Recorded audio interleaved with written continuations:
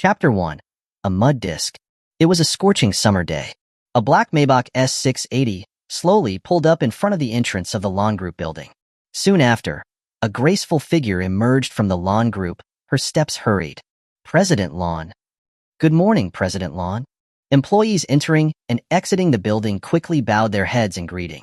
Lawn Yueshi, the universally acknowledged beauty of Hailan City, possessed not only stunning looks but had also single-handedly revived the lawn group from the brink of bankruptcy. However, in recent months, the once thriving lawn group was once again facing a crisis of collapse. Firstly, a certain product of lawn group's cosmetics brand was embroiled in a public relations disaster.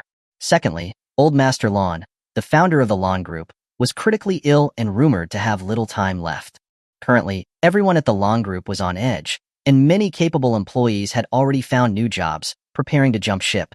Okay, I understand. I'll be back soon. Lawn Yueshi hung up the phone, and two bodyguards in black suits wearing earpieces opened the rear car door of the Maybach. But before she could get in, someone suddenly blocked the car door. Yeah, what took you so long? I've been waiting for you for ages.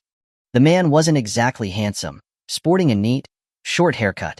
His features were regular, his eyes dark and bright, but the smile on his lips seemed carefree, even a bit roguish.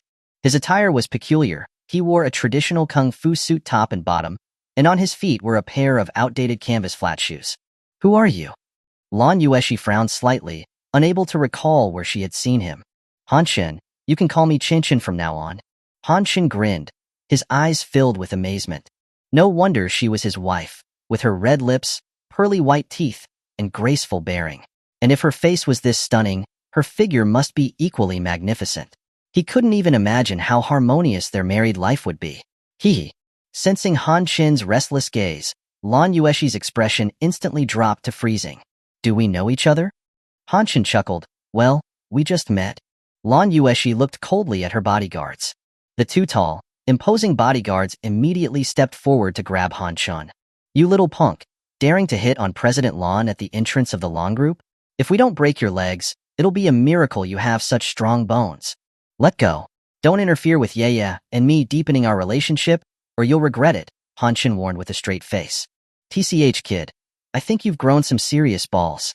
Today, your brothers are going to teach you a lesson so that you know how brutal we can be. The bodyguard's eyes hardened, their fists cracking as they clenched. Clack. Lawn Yueshi closed the car door and instructed the driver, go home. But before the words were even out of her mouth, someone pulled open the car door and plopped down next to her. Ooh, nice and cool. Hanshin pulled open his collar, enjoying the air conditioning. Lawn Yueshi was slightly startled, then took out her phone, warning calmly, I don't care who you are. Get out of the car now before I call the police. How deserving of being my wife. You're so imposing. Very good. But this is not the time to be throwing a tantrum. Let's go home and see the old man. His illness can't wait. Hanshin grinned. Who are you? What do you want? Lawn Yueshi's face was icy cold. This guy mentioned the old man's serious illness the moment he opened his mouth. He definitely had ulterior motives. Hanshin didn't answer Lawn Yueshi's question, but casually said, you have an unusual cold condition. Your hands and feet are always cold, and your menstrual cramps are extremely severe. But that's not the worst of it. The most serious thing is that each time the cold flares up, your body temperature drops by 1 degree. If you don't treat it as soon as possible, the next attack could take your life. How did you know? Lawn Yueshi's beautiful eyes were wary. Her cold condition was a secret, unknown to outsiders. She had never even met this man before. How could he know? Hanshin grinned. I just saw it.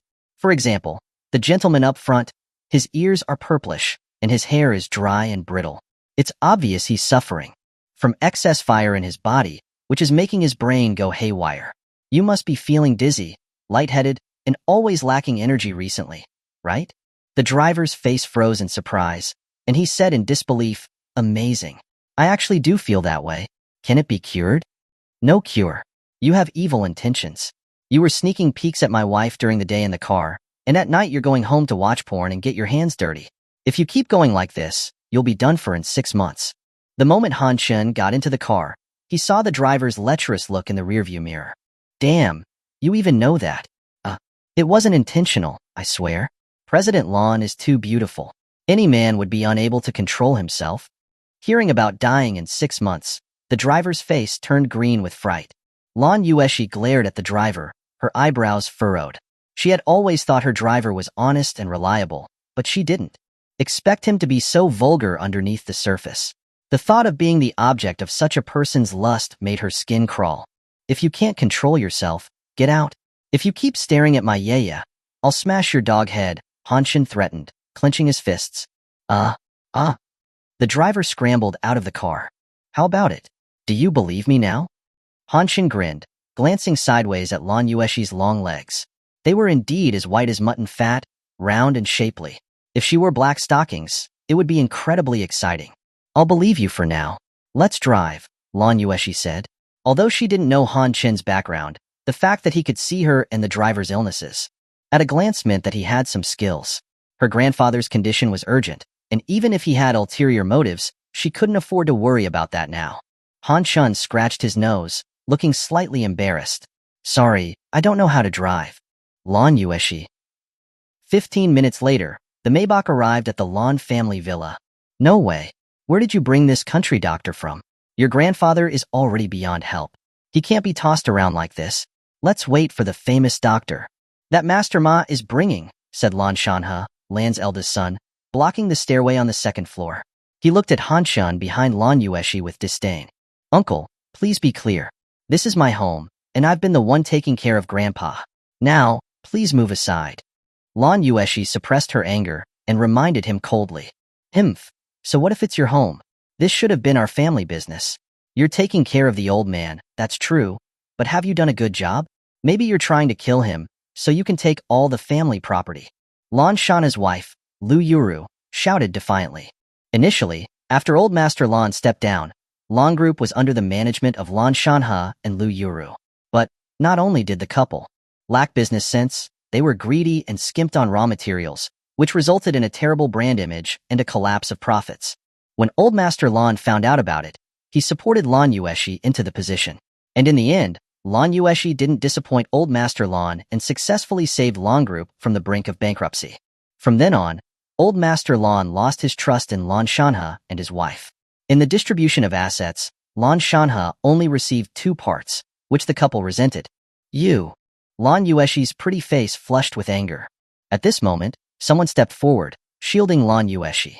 There's an old saying, those who fart are the first to know. When you open your mouth and say such malicious things, it seems like you had this planned out long ago. Maybe you were the ones who caused the old man's illness. You're spitting slander. Lu Yuru seemed to have had her thoughts exposed by Han Chun and looked flustered. Who do you think you are, talking here like this? Lan Shanhe put on the airs of being the eldest son. Who am I? I'm a real man who never changes his name. My family name is Wa. My given name is an Idai. Have you ever heard of it? Han Chun sneered. Warren Idai? What a stupid name. What an Idai? What an Idai? I'm your daddy? What the #hashtag? Lan Shanhe broke down in a second. Chapter 2. Young Master Ma. Just kidding, uncle. We are family.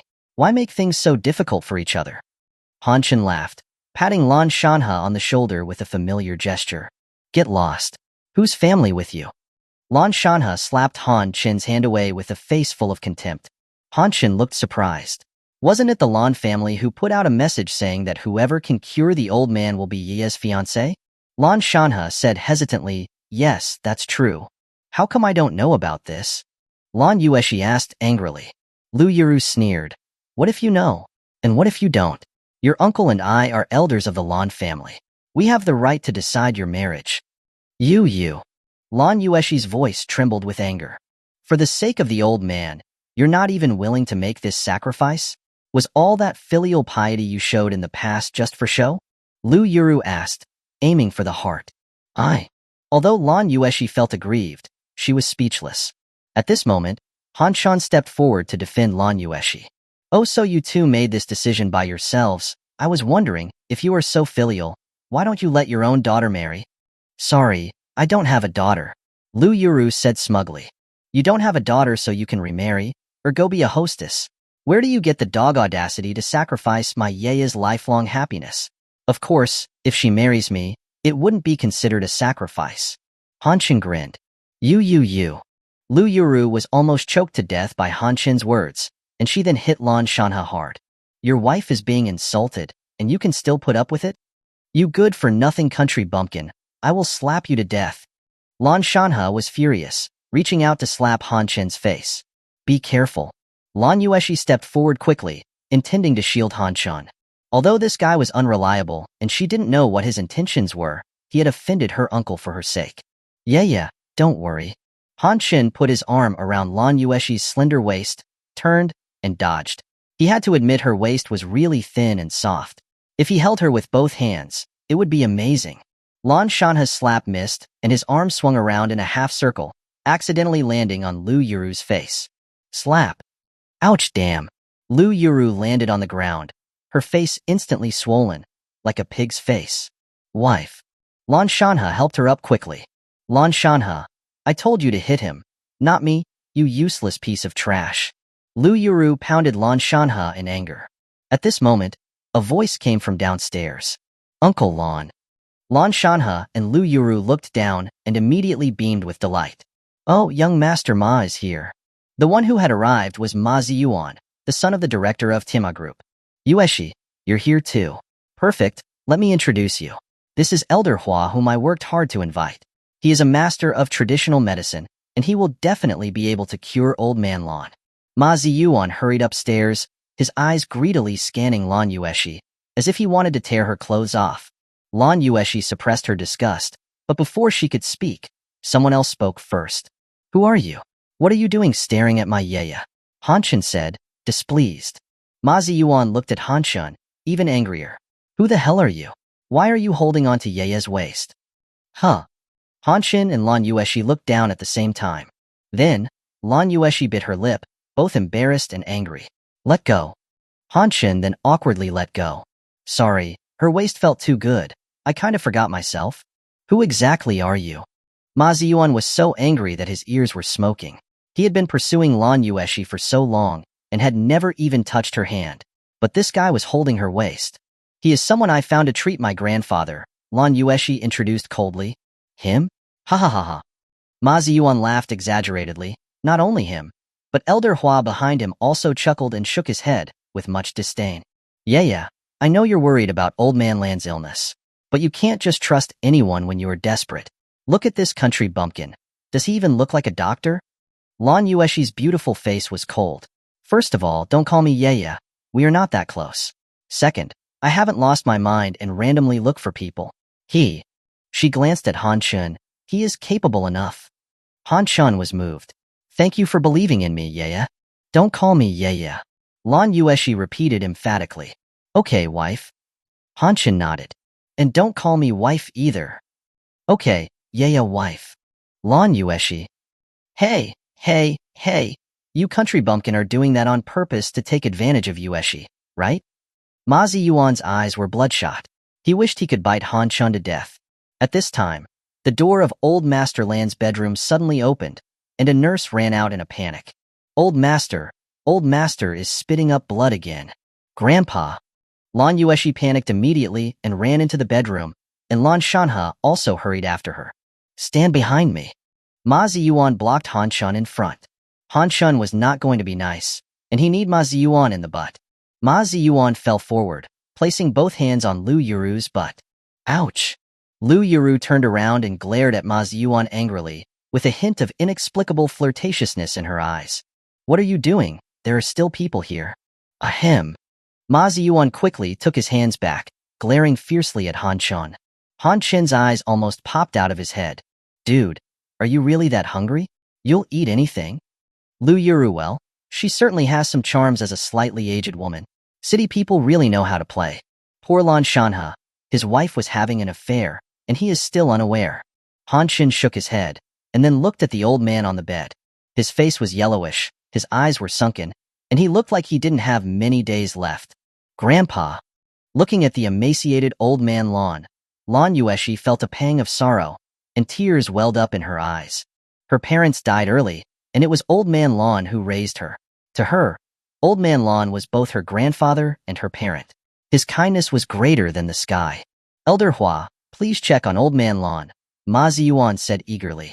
A woman was the most vulnerable when she was emotional. At this time, As long as he could give Lan Yueshi some hope, he would be able to win her over. No problem. Elder Hua stepped forward and gently took Old Man Lan's wrist, closing his eyes to feel his pulse. After a moment, he slowly opened his eyes and said calmly, Old Man Lan's condition is severe, but it is not untreatable. I happen to have the right medicine. Grind the herbs into powder, then take them with hot water. He will definitely wake up within an hour. Really? A look of hope appeared on Lan Yueshi's face. In recent days, she had searched for many famous doctors from China and abroad, but no one had been able to do anything for her grandfather. Of course it's true. Elder Hua is a master. Ma Ziyuan smirked, feeling smug. I don't believe you. Old Man Lan has a disease of organ decay. Taking medicine won't work at all. You're trying to kill him. Hanshin put a damper on things. You haven't even felt his pulse, and you can already see Old Man Lan's illness? You're just making up lies. Elder Hua rebuked sternly. Do I really need to check the pulse for this kind of disease? Hanshin sneered. Okay, since you are so amazing, show me what you got. Elder Hua made to leave, and Lan Shanha and the others quickly stopped him, and then scolded Hanshin. Shut your mouth. If you are so capable, why don't you go fly into the sky? Chapter 3. Shameless. In just a few words, the nurse had ground the medicine into powder and fed it into Old Man Lan's mouth with warm water.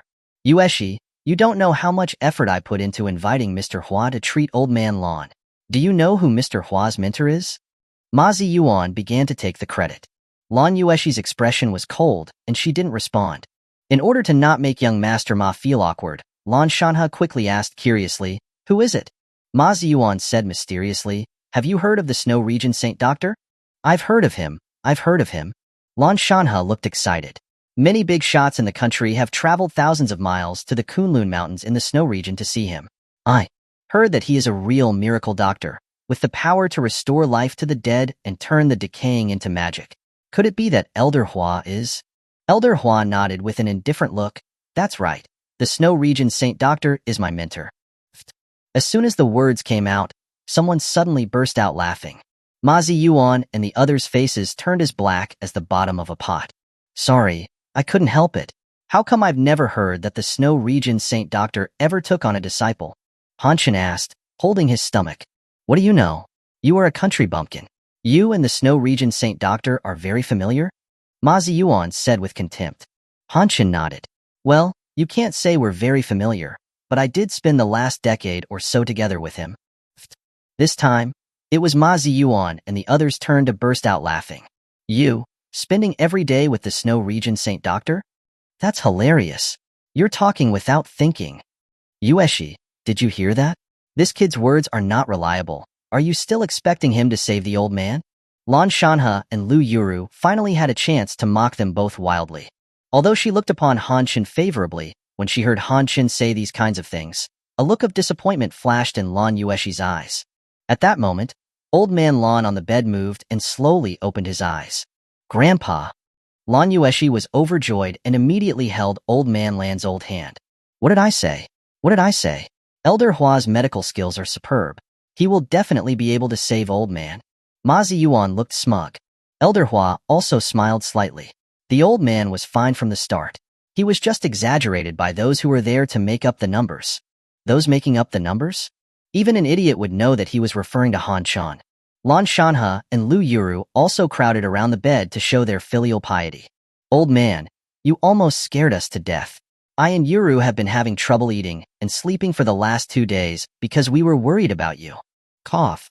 Before Lan Shengxiong could say anything, his face suddenly turned purple, as if he was suffocating. Dad, what's wrong with you? Lan Shanha saw that something was wrong, so he pushed Lan Yueshi away and went up to the old man. Suddenly, Lan Shengxiong vomited a mouthful of black blood, splashing it all over Lan Shanha's face, and then his body went limp and he fainted again.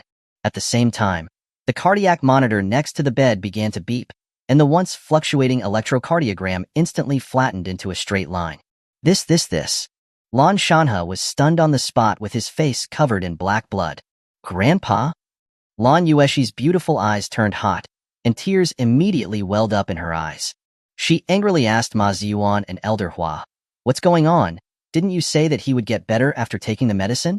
Ma Ziyuan pretended to be furious and grabbed Elder Hua by the collar. What's going on? Elder Hua panicked and was at a loss. I don't know. Tisich, move aside. I'll do it. At that moment, Hanshin pushed Ma Ziyuan and Elder Hua away and walked over to the bed. Kid, what do you want to do again? Lan Shanha yelled in anger. I'm saving him. If the old man dies, how can Yeya become my wife? Hanshun said calmly. Lan Shanha was furious. Save what? His heart has stopped. Don't you dare insult the old man's corpse. Hanshin ignored Lan Shanha and looked at Lan Yueshi seriously. Trust me, I can save the old man. In an instant, Lan Yueshi felt an inexplicable power from Hanshin's eyes. Okay. Lan Yueshi nodded. As long as you can save Grandpa, I will marry you. Lan Yueshi, are you out of your mind? Lan Shanha shouted wildly, but before he could finish speaking, he got slapped in the face and staggered to the side. Keep yelling, move away. Don't stop me from treating him. Hanshin grumbled and walked over to the bed, and then, without saying a word, he punched Lan Shengxiong in the chest. What the hell? I told you this guy didn't know anything. He's just treating him blindly. Lan Shanha barked, clutching his cheek. Even Lan Yueshi's face turned pale. But before anyone could ask, Lan Shengxiong on the bed suddenly spat out a mouthful of black blood, and the electrocardiogram began to fluctuate again. Hanshun turned his head and grinned at Lan Yueshi. Don't worry, that punch just forced out the stagnant blood in the old man's body. Next, the real treatment will begin. Having said that, he took a deep breath and moved his shoulders, back, and waist, then punched the old man in the abdomen. Oh my, da. For a moment, no one could see how many times the old man had been hit. They only saw that the old man was shaking wildly in bed, like he had been resurrected from the dead. Oh, my God, my father. Who would have thought that after death you would have such an ordeal? If you become a vengeful ghost, don't come looking for me. Find your most beloved granddaughter and this pretentious, annoying kid. Lu Yuru wailed, pounding her thigh. Ma Ziyuan also took the opportunity to lash out. Yueshi, do you see this as proper treatment? Lan Yueshi's pretty face was pale, and she ignored Ma Ziyuan. Although Hanshin's treatment looked like a mess, the fluctuations in the old man's ECG were becoming stronger and stronger. All done. After a chaotic beating, Hanshin finally stopped. Lan Shengxiong on the bed was unrecognizable. Black blood was coming out of his nostrils, mouth, and ears as if he had been killed. Seeing this, Lan Shanha thumped to his knees and began to cry out loud. Dad, you died so miserably. In the end, you still got beaten like this. Don't worry, I will avenge you. Lan Yueshi, look what kind of person you brought back. Lan Shanha took advantage of the situation, but as soon as he finished speaking, he was slapped hard on the head. You unfilial son, I'm not dead yet. Lan Shengxiong on the bed had opened his eyes at some point, and his dark and gray face had even taken on some normal color. His cloudy eyes were also much clearer. Dad, you're not dead? Lan Shanha's face was shocked. Why, are you disappointed? Lan Shengxiong glared at Lan Shanha. Yes, no, Dad. You're okay, that's great. Lan Shanha almost blurted out the truth. Grandpa. Lan Yueshi's pretty face was ecstatic, and she threw herself onto the bed, tears streaming down her face. Yueshi, I went for a stroll around hell, but I was too worried about you, so I came back. Lan Shengxiong gently stroked Lan Yueshi's smooth, dark hair, his eyes full of love and tenderness. This must be all due to Elder Hua. The medicine worked after all this time. Ma Ziyuan gave Elder Hua a look. Elder Hua nodded pretentiously. It does take some time for the medicine to take effect. Calculating it, it should be now. Just how thick is your skin to be able to say such a shameless thing? You are truly shameless. Hanshin exclaimed in amazement. Chapter 4, Troublesome Matters. That's hilarious. It wasn't Elder Hua's medicine that cured Old Man Lan. It was your chaotic punching? Ma Ziyuan said, full of disdain. Hanshin grinned and stared into Ma On's eyes, asking, how are you so sure it was his medicine that had an effect? Meeting Hanshin's gaze, Ma Ziyuan's mind went blank. Nonsense, I was the one who poisoned him. Elder Hua used the antidote, of course. Oh, so the fact that Old Man Lan was so sick was because you poisoned him, Hanshin said, as if realizing something for the first time. Ma Ziyuan realized he had blurted out something he shouldn't have, and quickly changed his tune. No, that's not true. I was just talking nonsense. If there was poisoning involved, someone must have cooperated with you from the inside. Han Chen's expression hardened, and his eyes swept over the two nurses who had been taking care of Lan Shengxiang with an intimidating coldness. The only people who would have had the chance to poison him were the ones who were taking care of Lan Shengxiang daily. Guilty and scared, the nurse who had poisoned him was already panicked at the exposure. Seeing Han Chen's terrifying eyes, his knees gave way and he knelt down with a thump. I was wrong. I shouldn't have poisoned the old man for money. Was it Ma Ziyuan who instructed you? Han Chen pressed on, asking coldly. Yes. The nurse looked at Ma Ziyuan, trembling. Hey, you don't go slandering people. Ma Ziyuan broke out in a cold sweat, clearly guilty. Slap. Lan Yueshi stepped forward and slapped Ma Ziyuan hard across the face. Ma Ziyuan, you actually hired someone to poison my grandfather. Yueshi, I was wrong. Ma Ziyuan covered his face and knelt down, begging for mercy. You can spend the rest of your life in prison. Without a shred of mercy, Lan Yueshi took out her phone to call the police. It's not my fault. Seeing that the situation had gone bad, Elder Hua turned and tried to slip away. Han Chen yawned and casually stuck out his foot, tripping Elder Hua and sending him sprawling. Lan family villa, first floor living room. Dad, we really didn't know Ma Ziyuan was poisoning you. Lan Shanhe and Lu Yuru were both kneeling in front of the coffee table, crying and sniffling as they tried to clear their names. Slap. Although old, Lan Shengxiang was not senile. He could see through the malicious intentions of Lan Shanhe and his wife and scolded angrily. You two can't tell good from bad, and you've brought a wolf into the house. Get out, and don't let me see you again. Dad, Get out. Lan Shengxiang glared and swept all the tea sets off the coffee table. Lan Shanhe and Lu Yuru trembled in fear and quickly scrambled up from the floor, slinking away with their tails between their legs. Before they left, however, they glared at Han Chen with vicious looks. Their plan had been perfect. As long as Ma Ziyuan could get someone to cure the old man, they would have been able to marry Lan Yueshi off to the Ma family, which would give them the opportunity to take over the Lan group. Now, not only had the plan failed, they had also lost the last bit of trust from the old man, all because of this little punk. Grandpa, don't be angry. You just got better. Don't get yourself worked up, Lan Yueshi said gently, trying to console him. Lan Shengxiang sighed. Those two useless things. After a change in expression, a warm smile appeared on his face, and he looked at Han Chen, who was happily munching on fruit. Thank you, little Han, for saving me. If not for your miraculous healing, this old life of mine would probably have been over. Han Chen grinned. No need to thank me. Just as long as the Lan family honors its promise. Promise? Lan Shengxiang was slightly taken aback and looked at Lan Yueshi, puzzled. Lan Yueshi did not explain to Lan Shengxiang. Instead, she made a serious promise to Han Chen. Although it wasn't my intention, don't worry, the Lan family stands by its word. I will honor our agreement and marry you. Lan Shengxiang immediately guessed the truth of the matter. Was it your uncle who made the decision again? It doesn't matter. Grandpa always wanted to marry me off anyway. Lan Yueshi forced a smile. The marriages of women in powerful families were never their own choice. They were just exchanges of benefits. Although Han Chen was unreliable, at least he was a man of his word, and he had stood up for her several times. That was enough. Unruly son. Unruly son. Lan Shengxiang's face was flushed, and he wished he could remove Lan Shanhe and his wife from the Lan family. But now was not the time to dwell on the matter of Lan Shanhe and his wife. He calmed down and gave Han Chen a kind smile.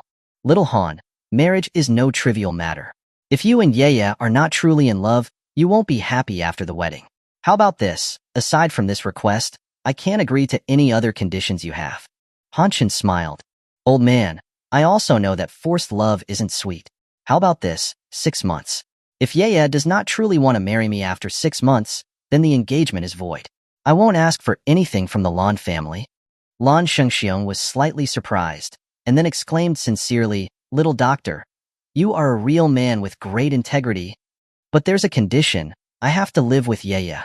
Han Chen raised his eyebrows at Lan Yueshi with a radiant smile. All right.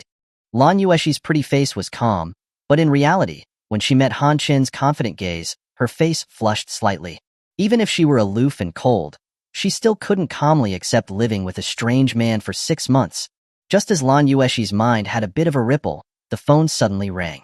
What? Okay, I'll be back at the company right away. After hanging up the phone, Lan Yueshi hurriedly said goodbye to Lan Shengxiong. Grandpa, there is an emergency at the company. I have to go back right now. After saying that, she walked out of the villa with a tap-tap-tap of her crystal high heels. Wife, wait for me. Han Shun slapped his butt and followed, very naturally sitting in the back seat of the Maybach. What are you doing here? Lan Yueshi was at a loss. My current status is your fiancé, and in the future, I'll be the one to inherit the Lan family. The affairs of the group are my affairs. Let's go. Han Shun said as if it was the most natural thing in the world. Lan Yueshi didn't have time to argue with Han Shun, so she drove the Maybach out of the villa. Only after the two had left did Lan Shengxiang take out his phone and dial a number. Hello, old friend. Yes, I'm fine now. I want to trouble you with a background check on a person. His name is Han Shun, around 20 years old, and just arrived in Hailan City. Yes, good, thank you. Everything about this little Dr. Han was still a mystery. Letting him be next to his granddaughter made him a little uneasy. The sun was blazing hot. The plaza in front of the Lan Group building was so hot that it was practically shimmering. Yet despite the heat, there were dozens of people gathered there. These people were holding signs saying Black Heart Enterprise and banners saying Give us back our looks, attracting the attention of reporters who had gathered to take photos. Lan Yueshi arrived in her car and was immediately surrounded as soon as she got out. Pay up, my face was ruined by your group's face cream. Yeah, pay up. If you don't pay up, we'll come here and make trouble every day. Not only pay up, but you also have to apologize on TV. We can't let more people get deceived. Yeah. The reporters also swarmed around her. President Lan, what explanation does the Lan Group have for this situation? President Lan, is it true that the Lan Group's face cream contains harmful ingredients? President Lan? Faced with so many sharp questions, Lan Yueshi couldn't possibly explain herself even if she had 100 mouths. She finally managed to rush into the company building with the help of a few bodyguards. After breaking through the crowd, Lan Yueshi realized that someone was missing beside her. So he's just another coward, she thought. Lan Yueshi felt a strange sense of disappointment in her heart, but she quickly shook it off and rallied herself again. She had survived alone for so many years. What was this? As long as you don't have unrealistic fantasies and expectations of others, you will never be disappointed. Keep going, Lan Yueshi. Chapter 5. Taking advantage of the situation. The August sun was blazing, and the air on the plaza in front of the Lan Group building was thick with heat. The group of protesters standing under the scorching sun were already feeling fried. At this time, someone thoughtfully brought over Wahaha mineral water, freshly taken from the ice chest. The cool water was refreshing to the soul. Come on. You've worked hard. Everyone take one. Don't be shy. Han Shun weaved through the crowd, handing out the icy water to everyone. Then he found a man with a face covered in sores and struck up a conversation. Bro, could you tell me a little bit about what's going on? Tell you what, said the man suspiciously. Bro, look at me. I haven't eaten in days. I'm about to die if I keep starving. Han Shun's expression was sincere. Even if you starve to death, it has nothing to do with me. Get out of the way. Don't interfere with my business, said the man before walking aside and raising his sign again. Bro, stop pretending. You're a man. What do you need face cream for? I'll tell you what, if you introduce me to whatever work is going on here, I'll give you half of what I make. Han Shun whispered. The man's ears perked up at that. He looked at Han Shun and said meaningfully, It's not that I don't want to help you, but this kind of job requires ruthlessness. Look at my face. All of these sores I scratched myself. But you do earn a lot. I make around 1,000 a day. That much? Han Shun was shocked. Of course. Without this kind of money, who would be willing to scratch their face up to blackmail the Lan Group? What I'm getting is even considered low. The women make over 2,000 a day. The man saw Han Shun hesitating and pretended to be impatient. Without the ruthlessness, how can you make money? Han Shun gritted his teeth. Okay, bro, as long as you introduce me to the person behind the operation, I'll give you half of the money I make. Hee, you kid are gonna go places. Remember, money is hard to earn, and shit is hard to swallow, the man said with a smug tone. Han Shun quickly gave the man an ice cream. Bro, eat. The protest continued for 2 hours, and the crowd dispersed for lunch. Follow me. The man took Han Shun through a few detours, and they finally arrived at a secluded alley. And it turned out that all the protesters who had gone home were there. What are you all doing here? Hanshin asked curiously. Don't talk too much, just wait. The man scolded him. A moment later, a black Buick van slowly drove up and stopped in front of the crowd. Whoosh! As soon as the back door slid open, two young men with dragon tattoos jumped out. Get in line. There's enough for all of you.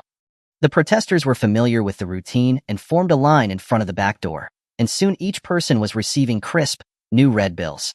Hey you! Your face is new. Where did you come from? A man trying to maintain order saw Han Shun following at the back of the line and immediately became suspicious and went over to question him. Bro, he's a newbie that I introduced. I guarantee that he's okay. The man with sores said, patting his chest to reassure them. You should have brought women. What's the deal with bringing a guy? How many men use face cream? Bringing someone like that here makes it obvious that someone is looking for a patsy to smear the lawn group. The young man said, dissatisfied. Before the man with sores could come up with a way to deal with the situation, Hanshin suddenly spoke up. Oh, my goodness, brother. Who says men can't use face cream? I take good care of myself, you know? Having said that, he used his dainty hand, with his pinky finger sticking out, to touch the young man's chest, then winked at him. I'll be damned. The young man was shocked. He felt like he had been electrocuted. His whole body broke out in goosebumps. So he's gay. That's kind of interesting. Someone like this might get people talking. How come I didn't think of that before? Old Gue, you're really something. At this time, a cold chuckle suddenly came from the van. Then a burly figure pushed past the protesters and stepped out of the back door. Tiger bro. As soon as the man with sores, Old Gue, saw this person, his face lit up with a smile. He was overly flattering, as if he wanted to kneel down and kowtow. He whispered a reminder to Hanshun. That's the boss paying us. Tiger bro. Alright, you kid. If you scratch your face up now, I'll give you 20,000 right away. And then for every day you make trouble in front of the lawn group building, I'll give you 3,000. Tiger bro looked at Hanshan with appreciation. Why are you just standing there? Thank Tiger bro. Old Gue said excitedly, reminding Hanshan. If this kid made 3,000, he'd be making 1,500. His life was getting more and more promising. Before Old Gue could finish calculating in his mind, Hanshan suddenly let out a shout, as agitated as he could get. Tiger bro? I never thought that I would meet you here. Tiger bro frowned. You know me? Hanshin covered his mouth shyly. Tiger bro, what are you talking about? Everyone in our circles knows you. The Steel Gate Tiger. You love multiplayer games. You're like the best in the gay community. What? After hearing what Hanshin said, the eyes of Tiger bro's two subordinates widened like saucers. Their jaws almost dropped to the ground. No one would have ever thought that Tiger bro, the big boss of this area, would have another side to him. The fact that he even made a name for himself in that circle. The Steel Gate Tiger? Wow, they couldn't even imagine it. The best of the gay community? How many battles had he fought to gain this title? The two underlings were shocked, not to mention Tiger bro. What are you talking about? You start making up things and I will kick your balls off. Hanshin grinned. What? You can smear other people, but others can't smear you? You know, I really hate hypocrites. I see you're deliberately trying to cause trouble. Tiger bro's eyes widened, and he threw a punch at Han Chin's face. But before his punch could even land on Han Chin's face, he OW, as he clutched his thigh and knelt on the ground. Han Chin rotated his ankle, his white teeth showing. I not only make trouble, I destroy balls. Why are you still spacing out? Get him. Tiger bro roared, clutching his balls in pain. The two underlings finally reacted and rushed to the car to grab their cleavers, charging towards Hanshan. But in the blink of an eye, the cleavers fell to the ground, and the two underlings, just like Tiger bro, were kneeling and holding their crotches, foaming at the mouth in pain. The protesters scattered and ran in fear. Lawn Group Building, President's Office. Lan Yueshi was frowning as she stared at her computer screen. The entire page was almost completely covered with negative news about Lawn Group. Black-hearted company, ruined faces, failed protests, corruption, Lawn Group's stock plummeting, on the verge of bankruptcy, etc. In just a few days, she had received countless termination calls. If things continued like this, the Lawn Group would have to declare bankruptcy. At this time, a phone call suddenly came through. Hello? Lan Yueshi had already prepared herself for bad news. President Lan? I'm Ma Yixing from the board of Tima Group.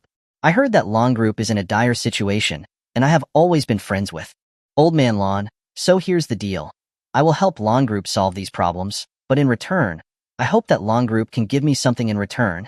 The voice on the other end was calm and composed. Although the tone was polite, there was a hint of a coldness. Lan Yueshi furrowed her eyebrows. What do you want? Ma Yixing laughed. My son has admired President Lan for a long time, and I hope that President Lan can give my son a chance. Also, I hope to co-develop the Lan family's ancient recipe with your family. Chapter 6. It's a debt he owes.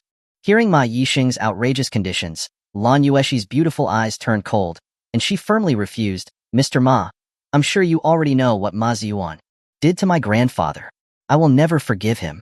As for the Lan family's ancient recipe, that is just a rumor. The Lan family has never had such a thing. As soon as Lan Yueshi finished speaking, wild laughter came from the other end of the phone. President Lan, the truth about my son has come out. That female nurse admitted at the police station that she was just making it up. As for the Lan family's ancient recipe, it doesn't matter if you don't admit to it. When you have nowhere else to turn, the Lan family will naturally hand it over. President Lan is a smart person. I don't need to say anything else, do I? The phone hung up. Lan Yueshi bit her red lips, her eyes filled with unwillingness. Ma Yixing was right. There was nothing she could do no matter how much she tried. Once the Lan group went bankrupt, the Lan family would be ruined. Everything would be divided up, including her. Dad, Mom, what should I do? Lan Yueshi was exhausted, sinking into despair. At this time, a carefree figure suddenly barged into the president's office. It was Han Xin. Wife. Lan Yueshi took a deep breath, used the back of her hand to wipe the corner of her wet eyes, and once again returned to her aloof, unapproachable demeanor. Enough, don't call me wife. The Lan Group is on the verge of bankruptcy. If you're here for the money, take what I can still afford now, just name a number. Don't worry, it won't go bankrupt. I've taken care of everything for you. Han Xin grinned. What things? Lan Yueshi didn't understand. At this time, a professional-looking OL secretary excitedly pushed open the door of the president's office. President Lan, the situation has reversed. What do you mean the situation has reversed? Lan Yueshi frowned slightly. The secretary didn't know how to explain, so she quickly handed her phone to Lan Yueshi. Lan Yueshi glanced at the phone and was immediately attracted by the eye-catching headline of a short video. Lan Group's face cream controversy reversed? Did someone pay for people to spread rumors about Lan's face cream? East Street Bar owner Lee, who is the Steelgate Tiger. Is this a perversion of human nature or a decline in morals? Let us investigate. Lan Yueshi curiously opened the short video and finally realized that someone had secretly infiltrated the protest in front of the Lan Group building and exposed the truth of the Lan's face cream scandal. Although the entire video was only a few minutes long and the view was rather hidden, it fully demonstrated the authenticity of the video. Especially at the end. When Li Hu and his men were enraged and pulled out their knives, they were very emotional and had terrifying expressions. In the short few minutes Lan Yueshi was watching, the original video, which had had only a few thousand likes, had already gained tens of thousands of likes, with a rapidly increasing number of comments. Flower blooms with wealth. I never thought that in this civilized society, there would still be such black forces operating. The person who filmed the video was very brave. Yea's mom. I knew it didn't make sense. I have always been using the Lan Group's face cream, and it works great. These people have no conscience. Dancing Rabbit. Woo, I was wrong. Before, I was following the crowd and blindly bashing the Lan Group, saying that it was a black-hearted company. I admit that it was the beauty of Lan's president that made me jealous. Barbie QED, East Street Bar owner Lee Hu. I've met him. I didn't expect he was gay. A comment followed. Steelgate Tiger LOL. Forgive me for laughing out loud like a pig. At the top of the comment section, there was also a search that everyone was using. How pretty is the president of Lan Group, exactly?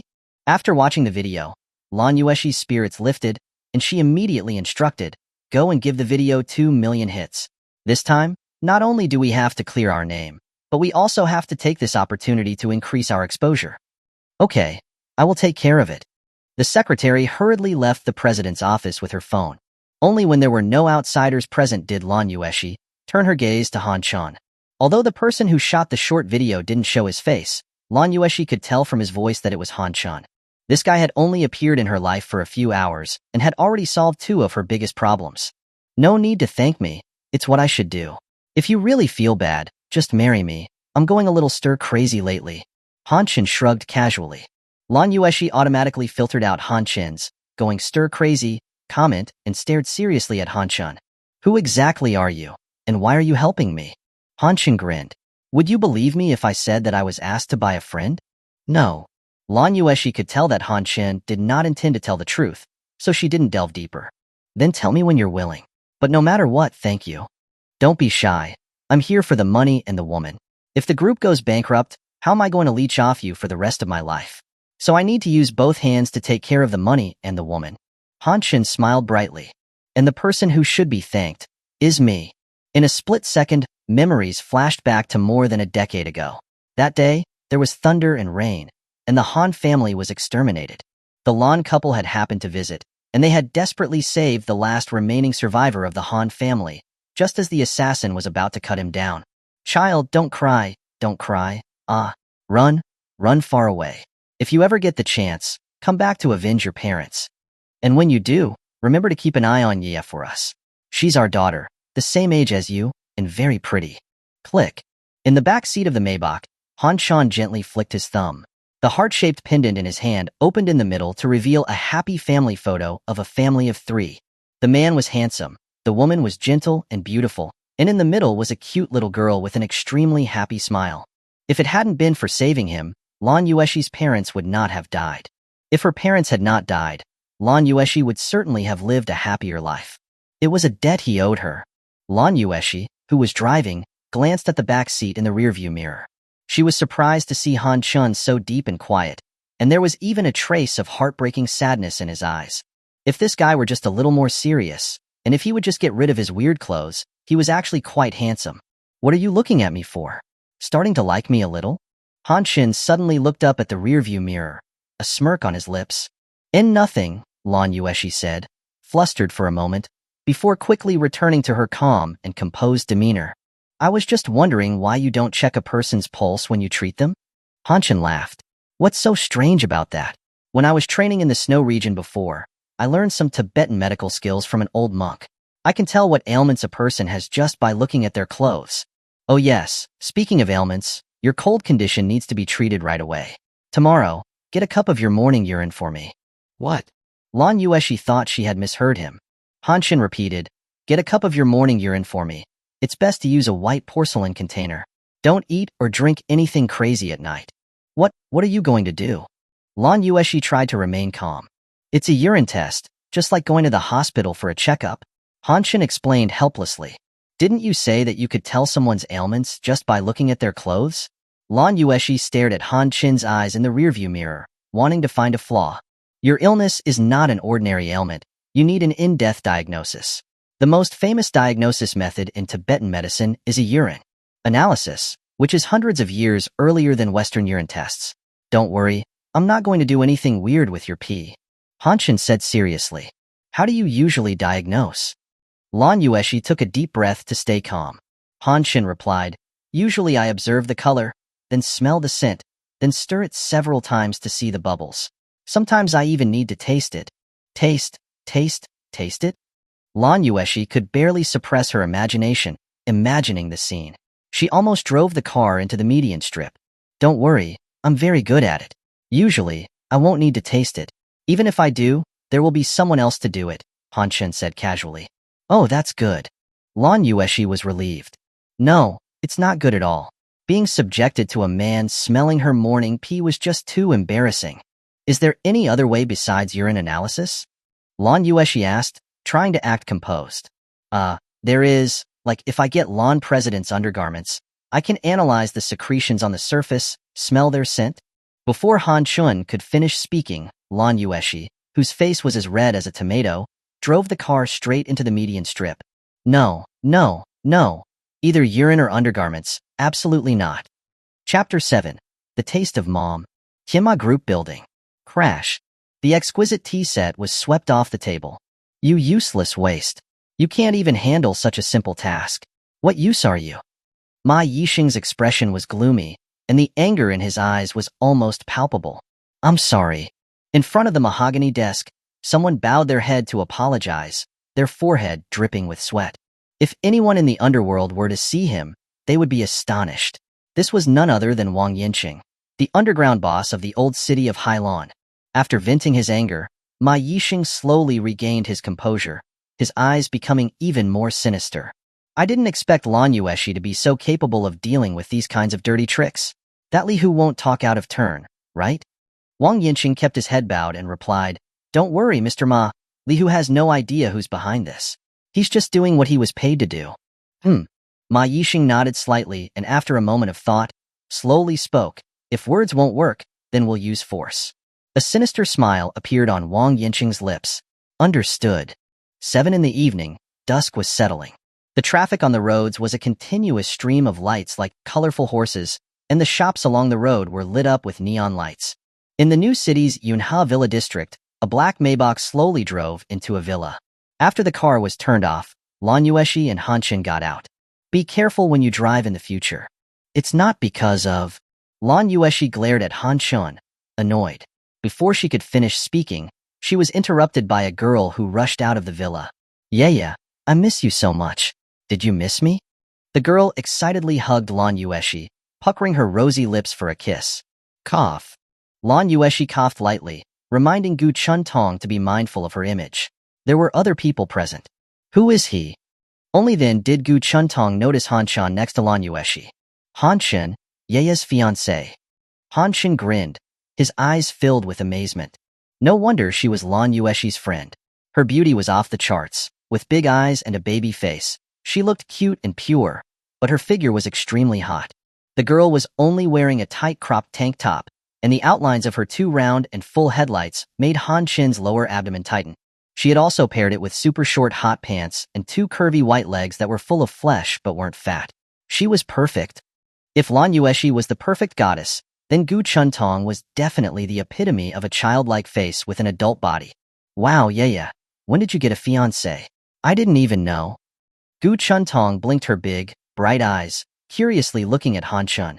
"It's too complicated to explain now," Lan Yueshi said helplessly. "This guy is ordinary, and doesn't even look as good as a strand of my brother's hair." Gu Chuntong crossed her arms, making her 2 headlights even fuller, as if they were about to burst out of the tank top.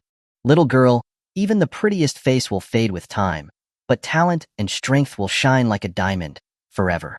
So, when you look at someone, don't just look at their appearance." Han Xin grinned. "What kind of strength do you have? I can't see it." Gu Chuntong pouted, obviously not believing him. Han Xin smiled. "Of course, my strength is very big and hard." "I feel like you're not saying anything good." Gu Chuntong wrinkled her nose, like a cautious kitten. Han Xin's eyes lit up. "You're not that stupid after all." "Hey, how dare you say I'm stupid?" Gu Chuntong waved her small fist and was about to jump on him. "All right, stop it, let's go home." Lan Yueshi stopped Gu Chuntong and entered the villa. "Where's Grandpa?" "When I came, Grandpa was just leaving. He said it was more peaceful in his place. He's not used to staying here with you." Gu Chuntong dragged Lan Yueshi far away from Han Xin and secretly made a face at him. Yeah, what do you want to eat?" "I'll cook." Han Xin ignored Gu Chuntong's provocation and went to the kitchen to put on an apron. "No need. Yeah and I are ordering takeout. Who wants to eat your food? It'll definitely taste horrible, right, yeah?" Gu Chuntong was full of hostility towards Han Xin. "Takeout is not sanitary. I'll make noodles for you." Han Xin opened the refrigerator and took out a few ingredients. "Oh, I caught you. Yeah, this guy is being a pervert. He said he'll make noodles for you to eat. He's taking advantage of you." Gu Chuntong said gleefully. "What do you mean by making noodles for me to eat?" Lan Yueshi didn't understand for a moment. Only when she understood Gu Chuntong's meaning did her pretty face turn red. Her beautiful eyes immediately glared at Han Xin in the kitchen. "I didn't mean that. Those who think dirty will hear everything is dirty." Han Xin shrugged. "You're the one who is dirty. Our Yaya doesn't want to eat the food made by a big pervert." Gu Chuntong forced Lan Yueshi to her side. Han Xin was too lazy to say more. He lightly smacked the cutting board, grabbed the knife, and neatly chopped a bunch of scallions with a few swift motions. Showing off. Yeah, there's a really good Western restaurant nearby. They deliver. Let's order some steak." Gu Chuntong picked up her phone and started ordering. "Oh, okay." Lan Yueshi inadvertently glanced into the kitchen, her mind wandering. Under the warm light, Han Xin was wearing a small apron that didn't fit him, which looked a little funny. Yet, when he was cooking, His expression was focused and serious, and he exuded a unique charm. Whenever she came back, the house was always cold and empty. Lan Yueshi didn't even bother to eat. But now, seeing Han Shin busy in the kitchen, she had an inexplicable appetite, and her heart felt warm. Soon, the takeout was delivered to the villa. Gu Chuntong took the takeout back, excitedly opening the boxes. Just the exquisite tableware that came with it was enough to cover a table. Yeah, come and eat. But before the two could even use their forks, Han Shun brought out a bowl of hot egg noodles, inviting Lan Yueshi to come and eat. Just a bowl of noodles. Who wants that? Right, yeah. Gu Chuntong scoffed, but smelling the aroma wafting over, she swallowed hard. Lan Yueshi was a little torn. There are things I will let you do, but there are some things you have to listen to me, Han Shin said without giving Lan Yueshi any room to negotiate. He strode to the sofa, bent down, and picked up Lan Yueshi in his arms. You, what are you doing? Lan Yueshi's beautiful eyes were startled, a faint pink blush quickly covering her face. She had always found it repulsive to be hugged by a man. She would find it extremely irritating just to be close to them. But now, she felt nothing but panic. Put me down. Feeling something was off, Lan Yueshi glared at Han Shin angrily, her ears red and hot. You have a cold condition. You can't eat cold food, let alone raw Western food.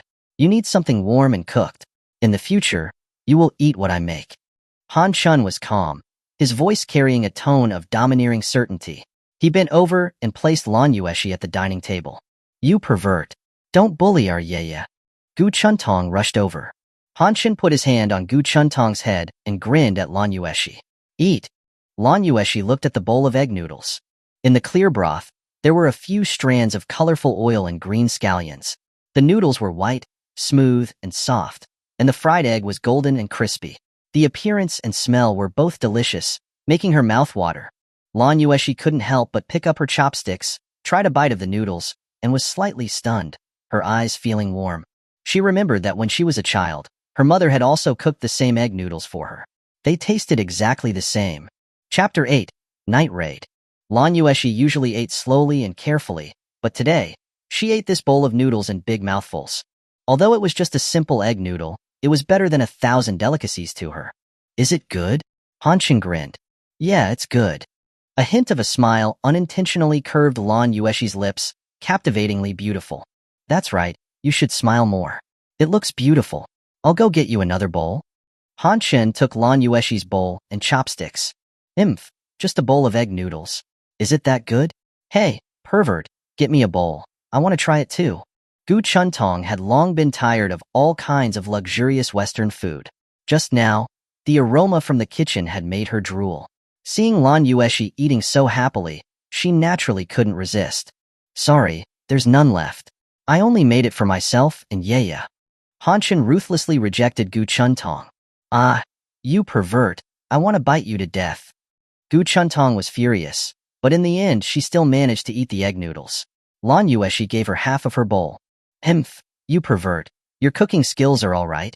Gu Chuntong licked her lips, a little unsatisfied, but after finishing, she started to flip the table. A grown man who doesn't have his own place is living at Yaya's place. Aren't you ashamed? But since Yaya has taken you in, I won't say more. We're staying upstairs, you just stay downstairs, and if you dare sneak up here at night, I'll break your legs. Gu Chuntong hugged Lan Yueshi's arm, waving her fist smugly. Hey lady, not only are you not going back to your own place, but you're also staying here to be a third wheel and interfere with other people's marital relationship. You're the one who should be ashamed. Han Shin had planned to spend some quality time with Lan Yueshi at night, but now it was all over. He's my fiancé, not my husband. Get your position clear, okay? Before you came to the Lan family, I was always by Yaya's side. You're the third wheel. Gu Chuntong stuck out her little pink tongue at Han Shin. Han Shin looked pitifully at Lan Yueshi. Wife. Lan Yueshi turned her face away.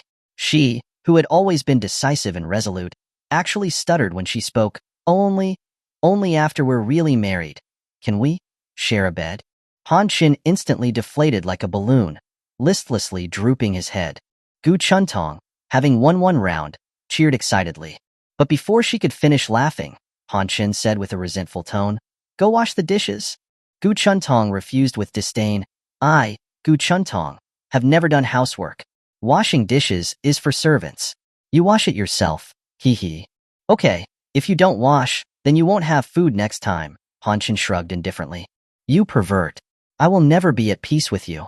Gu Chuntong glared at Han Chen in frustration and obediently went downstairs to wash the dishes. Night.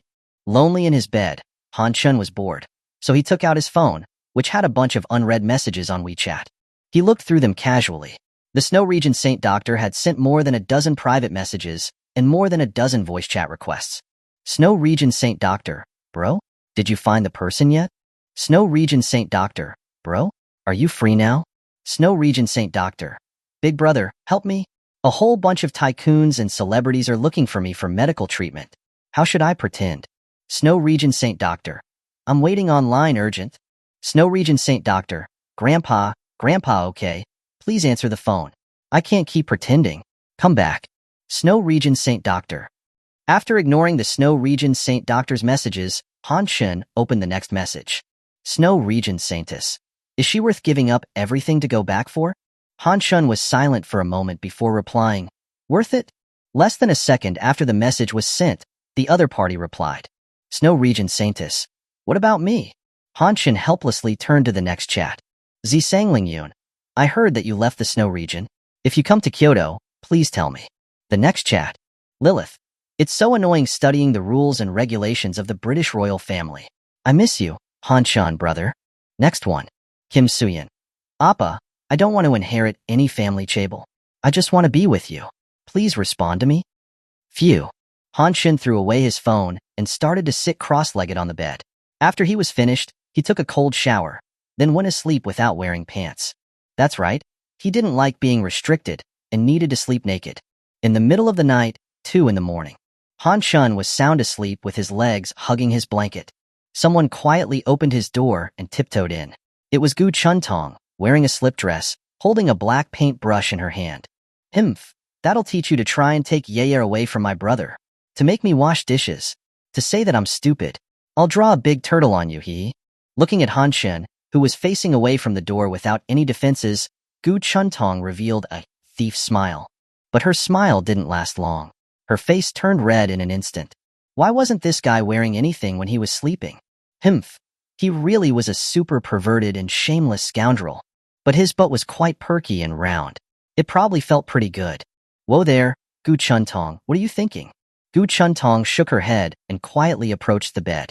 Using the moonlight coming from the French windows, Han Chen's strong back was fully visible. Gu Chuntong looked closely, covering her lips in surprise. She saw gruesome scars, like terrifying centipedes, crisscrossing Han Chen's shoulders and back. What had this guy experienced before? Gu Chuntong blinked her beautiful eyes, hesitating whether she should proceed. What if this guy had been a vicious criminal before? If she woke him up, wouldn't she be eaten alive? At that moment, Han Chen suddenly turned over and grabbed Gu Chuntong's white wrist, dragging her onto the bed. MMM. Before Gu Chuntong could even make a sound, a large hand covered her delicate red lips. She then met Han Chen's cold gaze. At that moment, Han Chen lost all of his usual lazy and carefree demeanor. His entire being was solemn and quiet, exuding a frightening chill, like a sharp blade that had just been unsheathed. Powerful, mighty, and unquestionable. Under such an aura, Gu Chuntong's mind even stopped working, not even thinking about resisting. She was completely weak and limp under the absolute oppression of this masculine aura. Her heart was racing, and she didn't dare make any movements. But what was embarrassing was that she was pulled onto the bed, and her big white legs had almost instinctively wrapped around Han Chen's waist. She was sitting in his lap, with something thick and hard underneath her, digging into her. Shuh. Han Chen made a shushing gesture, his eyes sharp. Gu Chuntong nodded obediently. I'm going out for a bit. Don't move around here, okay? Han Chen said in a low voice. Gu Chuntong blinked her big eyes, too scared to speak. Han Chen flipped over, put Gu Chuntong on the bed, and then, like a beast searching for food in the night, got out of bed naked and instantly disappeared into the darkness. Gu Chuntong lay nervously on the bed, not daring to move. As her mind started to work again, she suddenly thought of a question. Why am I listening to that pervert? She was about to sit up when she suddenly saw a few black shadows with shiny long knives walking past the French windows. Thump. She laid back down, covered her head with the blanket, and didn't even dare to breathe. Chapter 9. Crazy Person. The night was dark. 5 figures crouched, gathering at the entrance of the villa. "Wei, the surveillance is covered up. How should we do it?" A punk with a rooster comb hairstyle asked excitedly. The dirty work they had been taking on before was usually kidnapping old men or big fat pigs. But this time, they were going to kidnap Halen's #1 beauty, Lan Yueshi. He had seen her on TV before. She was as beautiful as a celestial being. Not to mention bringing her to bed. Just touching her a few times would not have been a waste of his life. "The 3 of us will go in from the front. The 2 of you will block the back, so that the girl can't run away by jumping out of the window." Wei was an experienced pro. He was wearing a ghost mask that he had bought online, his eye holes revealing a cold, cruel light like a beast. "Okay." The rooster comb and another guy went around the back. "Open the door." Wei signaled to the underling behind him. The underling took out a professional set of lock-picking tools and went forward to pick the lock. But before he could even do it, the villa door opened by itself. Huh. Wei and his 2 underlings half knelt at the door and looked up. What they saw first was a pair of muscular, hairy legs. Further up was what would make any man feel ashamed of their own masculinity. Further up was a man's cold gaze and a carefree smile. "Why are you giving such a big salute? It's not a holiday, get up." Han Chin's white teeth flashed menacingly. The 2 underlings looked at each other, then got up at the same time and slashed their knives. Bang, bang. Before they could even see what was going on, the 2 underlings were clutching their legs in pain and were kneeling on the ground, just crying. Bang, bang. Han Chin said nothing as he kicked them 2 more times. Whether they were kicked to death or just unconscious, either way, the 2 underlings immediately went silent. Wei was frozen on the spot with his knife, not knowing whether to cut him down or turn around and run. This guy was too damn weird. Showing up naked at the house of Halen's #1 beauty in the middle of the night. His moves were as fast as a ghost, and he was ridiculously strong. Was he one of them? Brother, since you've already succeeded, I'll be taking off, Wei said, his voice trembling. Han Chin picked at his ear with his pinky finger and said casually, "My wife is still sleeping. I hope that you can try not to scream. Otherwise, she might find out and misunderstand." Wei forced a strained smile and nodded understandingly. "Understood, brother." Bang! Before he could finish speaking, he was kicked in the stomach. The impact was so hard that it was like getting hit with a hammer. It hurt so much that he saw stars and threw up the dinner he just ate. Before the pain could subside, someone grabbed his hair and pulled his head up. "Who sent you?" Han Chin's gaze was like lightning, flickering with a dark and mysterious light. Wei met Han Chin's eyes and was instantly in a trance. He replied without thinking, "I don't know. We were just doing what we were paid to do. The person behind it didn't meet us, and even the phone calls were temporary." After replying, Wei passed out, as if he had overused all of his energy. Han Chin stroked his chin and began to ponder. He was quite cunning, and they couldn't find even one flaw in either attempt. Night. The small garden in the backyard of the villa. Behind some flowers and shrubs, the rooster comb and the other guy were hiding in the dark, covered in mosquito bites. Damn it. Did Wei succeed? Why hasn't there been any noise for so long? The rooster comb used both hands to scratch himself furiously. In just a short time, there were 4 or 5 big welts on his body, itching like crazy. Could it be that they've succeeded, and they're enjoying themselves upstairs? Did they forget about the 2 of us? The other underling said worriedly. Wouldn't that be something? The rooster comb was hesitant as he looked at Lan Yueshi's bedroom upstairs. What if it was true, and they were suffering down here while Wei and the others were enjoying themselves upstairs? Are there not many mosquitoes here? Why not come inside and sit? A naked arm suddenly fell on the rooster comb's shoulder. Nonsense, of course I want to go inside. You. Who are you? The rooster comb turned his head and looked beside him, and was immediately dumbfounded. A strange man was crouching beside him, naked as the day he was born, like a ghost, and his companion had already passed out on the ground. Their eyes met. The rooster comb was stunned for a moment, then forced a smile that was uglier than a cry. Bro, can you be gentle? It hurts. Sure thing. Han Chin pulled out a rolling pin from the kitchen, spat on his palms, and whacked the rooster comb on the head. Ah! The rooster comb cried out in pain and passed out completely. Lan Yueshi, who was usually a light sleeper, woke up. She got out of bed and opened the window, looking down. The moonlight was bright, and the garden was quiet. Someone was walking naked in the garden, with a look of ease and serenity on his face, as if he was one with nature. As if he had heard her opening the window upstairs, he looked up, and his gaze met Lan Yueshi's shocked and confused one. Who walks naked at night when they should be sleeping? He was a crazy person. Wife, it's very cool outside. Do you want to come down and take a walk? Hanshin waved. Thump. Lan Yueshi closed the window expressionlessly, thinking that she had just had a bad dream. 1, 2, 3, 4, 5. Hanshin threw each of the 5 men over the small garden fence, patted the non-existent dust off his hands, and went back into the villa. When he got back to his room, he couldn't help but laugh. Gu Chuntong, who had been fierce and aggressive before, was now curled up in the blanket, trembling in fear, not even daring to show her face. Click. Hanshin turned on the room light and quickly put on his pants. He then pulled the blanket away. Ah! Gu Chuntong closed her eyes in fear. Why are you screaming? If Yaya hears it, she'll think I did something to you. Han Chun crossed his arms, a wicked smile playing at the corners of his lips. Gu Chuntong opened her big, watery eyes and looked out of the French windows. Wow, what happened to those bad guys? Hanshin shrugged. What bad guys? The only bad person here is someone who doesn't sleep in the middle of the night and sneaks into a clean and innocent man's bedroom. A man who is even engaged. Are you talking about me? Gu Chuntong didn't understand for a moment. Hanshin shook his head. From now on, you shouldn't be called Gu Chuntong. You should be called Gu Chun Stupid. You pervert. I'm going to fight you. Gu Chuntong bared her claws and jumped towards Hanshin. Hanshin quickly put his arm around Gu Chuntong's soft waist, turned her around, and pinned her against the wall. Her full headlights were pressed out of shape. You, what do you want? Through the thin nightgown, Gu Chuntong could clearly feel the masculine heat radiating from Hanshin and his thick, hard muscles.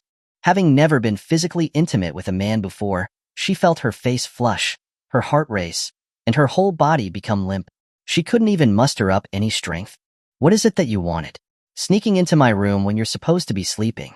Are you perhaps attracted to my manliness? Hanshin grinned, his gaze shamelessly sweeping over Gu Chuntong's full chest. This little girl was always opposing him. If he didn't teach her a lesson, she would be a pain in the butt. You pervert, don't be so conceited. The number of people who pursue me could line all the way to France.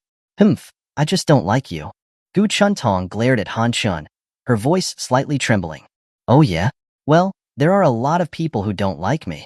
Usually, as long as they don't mess with me, I'll just let it go. But if someone takes the initiative to provoke me, I won't be soft-hearted. Hanshin smiled wickedly and looked at Gu Chuntong's watery eyes, his face inching closer. You, what do you want? Gu Chuntong nervously held her breath, her chest rising and falling rapidly, her heart beating faster and faster. A warning. Next time, there won't be an exception. The next second, Hanshin threw Gu Chuntong out of the room. You pervert, you?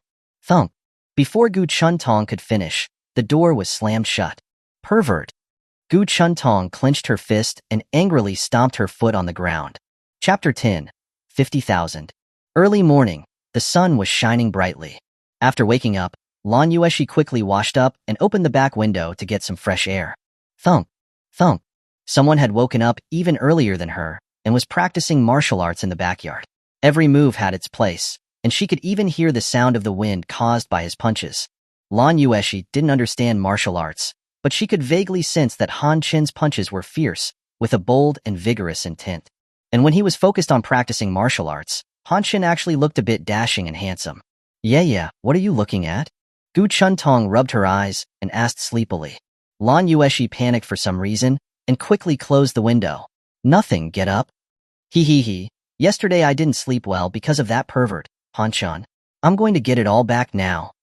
Gu Chuntong smiled, wickedly, jumped off the bed, and grabbed Lan Yueshi's chest with both of her hands. Tong, don't, okay. Don't blame me if I fight back. Yeah, I'm sorry, it's so ticklish, ha. Hanshin was a martial artist, and his senses were sharp. He couldn't help but smile as he heard the sound of 2 girls giggling coming from upstairs. Another beautiful day has started. Lan Yueshi usually didn't eat breakfast, which is why her stomach often ached. So Hanshin had thoughtfully prepared breakfast beforehand, including soy milk, fried eggs, and small fried dough cakes that he had made himself. This was the first time Lan Yueshi had eaten breakfast and felt happy. Not to mention Gu Chuntong. Although she had met Han Chun that morning like they were enemies, that didn't stop her from going to town on the food. You pervert. Are there any more fried dough cakes? I want more. Han Chun rolled his eyes at Gu Chuntong. If you want more, go home and ask someone to make it for you. I'm not specifically here to serve you. Emph, you don't know what's good. There are many people who want to serve me. Gu Chuntong glared at Han Chun fiercely. Stop talking nonsense and wash the dishes. Han Chun ordered casually. Gu Chuntong clenched her fist and gritted her teeth. Okay, you wait and see. One day, I will make you. Are you washing or not? Han Chun narrowed his eyes. I'll wash them. Gu Chuntong obediently started to clean the dishes. Chun, I'm going to the company. Remember to lock the door when you go out. After Lan Yueshi finished eating, she grabbed her bag and went to get in the car. Han Chun followed quickly. This time, he directly sat in the passenger seat, staring at Lan Yueshi the entire time without any restraint. She was beautiful, truly beautiful. Today, Lan Yueshi was wearing a white French long-sleeved shirt on top and a white horseface skirt on the bottom. The light, loose texture of the clothing perfectly matched her cold and ethereal temperament, which immediately gave off an air of high-class elegance. And her looks, there was no need to even mention them. Her thick, long hair was black and silky, with soft, attractive cloud-like curls at the ends. Her pretty face was white with hints of red, and the red had hints of pink. Her nose bridge was high, her red lips were plump and delicate, and beneath her dark, well-formed eyelashes were a pair of captivating eyes. Even her slightly furrowed eyebrows made her look stunning. And even though there was no artificial fragrance on her body, there was a hint of a faint orchid-like scent, which was refreshing to the soul. Wife, Han Chun chuckled. Lan Yueshi seemed to have already become used to Han Chun's address. You're so beautiful, Han Chun praised. As she was driving, Lan Yueshi's heart trembled. She had heard this kind of praise countless times. She should have been used to it by now. Don't distract me when I'm driving. Lan Yueshi's ears turned slightly red, and she deliberately kept her face cold. 10 minutes later, Lan Yueshi arrived at the Long Group building with Han Chun. After the reversal of the face cream incident, now was the best chance for the Long Group to take back the market. Lan Yueshi took a deep breath and slowly exhaled, preparing for a busy day. But when she arrived on the top floor, the little secretary came over, frowning. President Lan, Wang Qi is here again. Hearing this name, Lan Yueshi's eyebrows furrowed. Didn't I tell you to not let him come again? The little secretary lowered her head guiltily. He was saying things outside of the company, so? Okay, I understand. Lan Yueshi's pretty face was cold as she walked towards her office. Who is Wang Qi? Han Chun asked the little secretary curiously. The little secretary blinked. Who are you? Dummy, I'm your President Lan's fiancé. Call me son-in-law. Han Chun tapped the little secretary on her forehead. Son-in-law. The little secretary quickly called him that. She had been working by Lan Yueshi's side for so long, but she had never seen any man get so close to Lan Yueshi without making her annoyed. Yes, that's right. You're very obedient. Okay, who is Wang Qi? Han Chun asked with a smile. Wang Qi was Lan Yueshi's cousin on her mother's side. Although they were related by blood, their relationship had long become distant. When Lan Yueshi's mother was still alive, the siblings were close. After all, the Lan family was a large family. Lan Yueshi's mother was a renowned medical professor in the country, and her father was the successor that old man Lan wanted to support. Unfortunately, both husband and wife had died in the Han family massacre. Since then, the relationship with her relatives had become weaker. Her uncle's family saw her as a thorn in their eye, resenting her for taking the family property. Her aunt and uncle saw that she was alone without support, so they kept their distance from her. But after the old man supported her to become the head of the Lan Group, their relationships had become warmer again. Wang Qi was an unfilial son from Lan Yueshi's aunt's family. He liked to go to bars and gamble, but his family background was only wealthy, not enough to support such extravagance. So, Wang Qi often came to Lan Yueshi to borrow money. Although each time he would say it was just a temporary loan, she had never seen him pay it back. Over the last 2 years, he must have taken at least $1 million from her. Wang Qi's parents probably knew about this, but they had never said anything to stop it, and had never offered to pay back any money for Wang Qi. Wang Qi was a rogue. Whenever someone stopped him, he would just start making noise at the Lan Group building, mostly saying things like Lan Yueshi had forgotten her poor relatives. Damn it, This is outrageous.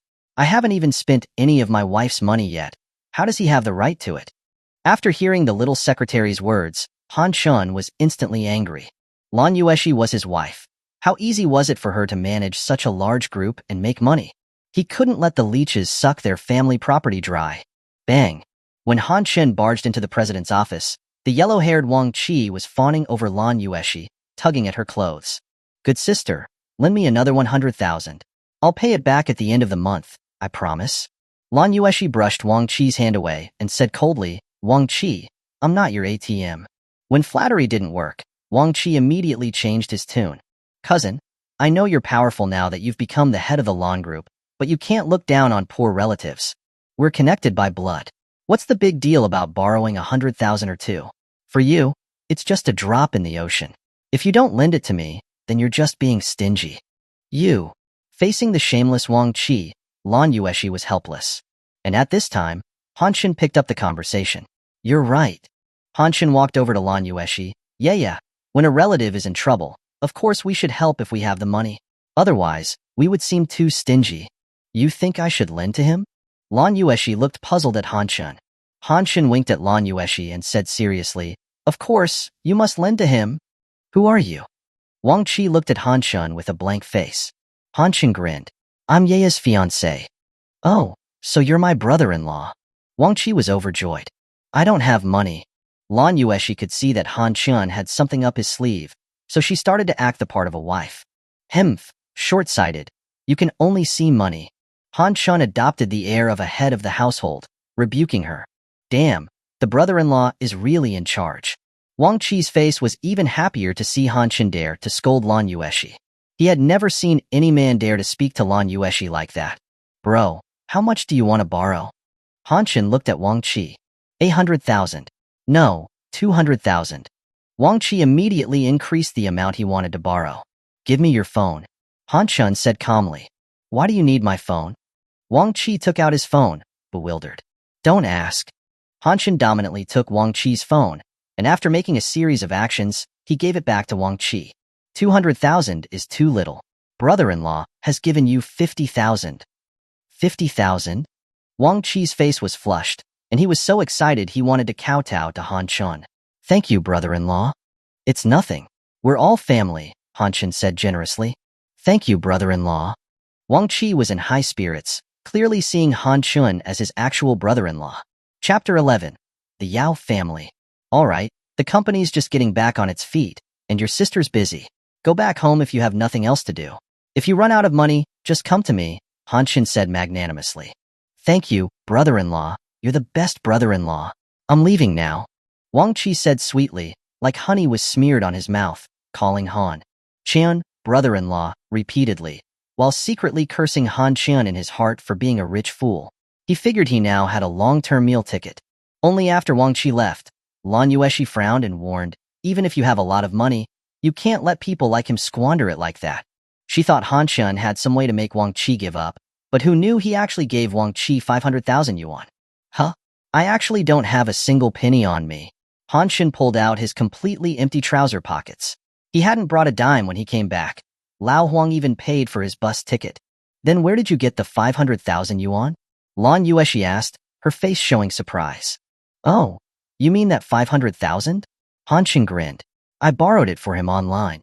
Yesterday, I saw an advertisement saying if you're short on cash, just borrow from them. The interest rates are low, and regular people can get credit lines of 100,000 or 200,000 yuan.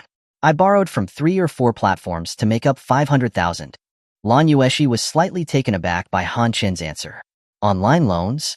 Han Shin nodded. Yeah. Really online loans? Lan Yueshi's usually cold and frosty face melted like ice and snow in early spring, and she couldn't help but chuckle. Hee, that's right. Smile more. You look so much prettier when you smile. Han Shin watched Lan Yueshi smile and also started to grin. At that moment, the secretary entered the office. President Lan, all the executives have arrived and are waiting for you to attend the meeting. Okay, I'll be right there. Lan Yueshi quickly calmed her emotions and returned to the serious demeanor of a group president. The secretary, however, looked at Han Shin with admiration. She had been by Lan Yueshi's side for so long, and she had never seen any Man, make Lan Yueshi so happy. This guy looked like a country bumpkin, but she didn't expect he had such skills in charming women. I'm going to be very busy today. If you get bored staying in the company, you can go out for a walk. This is my supplementary gold card.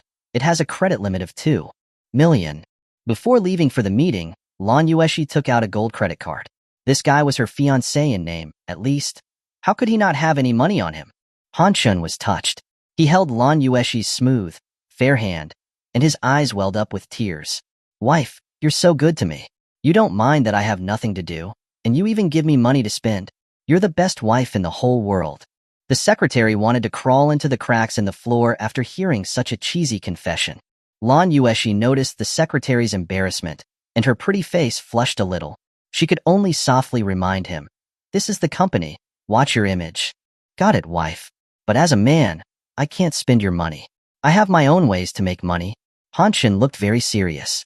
Don't take out any more online loans. Lan Yueshi's beautiful eyes looked solemn. Han Shun smiled mysteriously. Don't worry, wife. I'm not stupid. Just leave me alone and go get busy.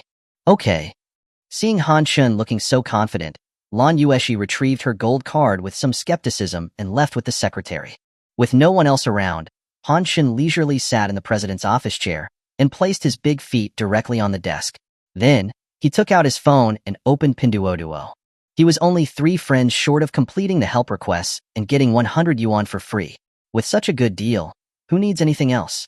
Han Shun tapped his phone and sent the Pinduoduo help link to all of his contacts. In just a few seconds, he got replies from his friends on his list. Snowy Saint Healer. Big brother, what's with this? I'll think of a way. Huh.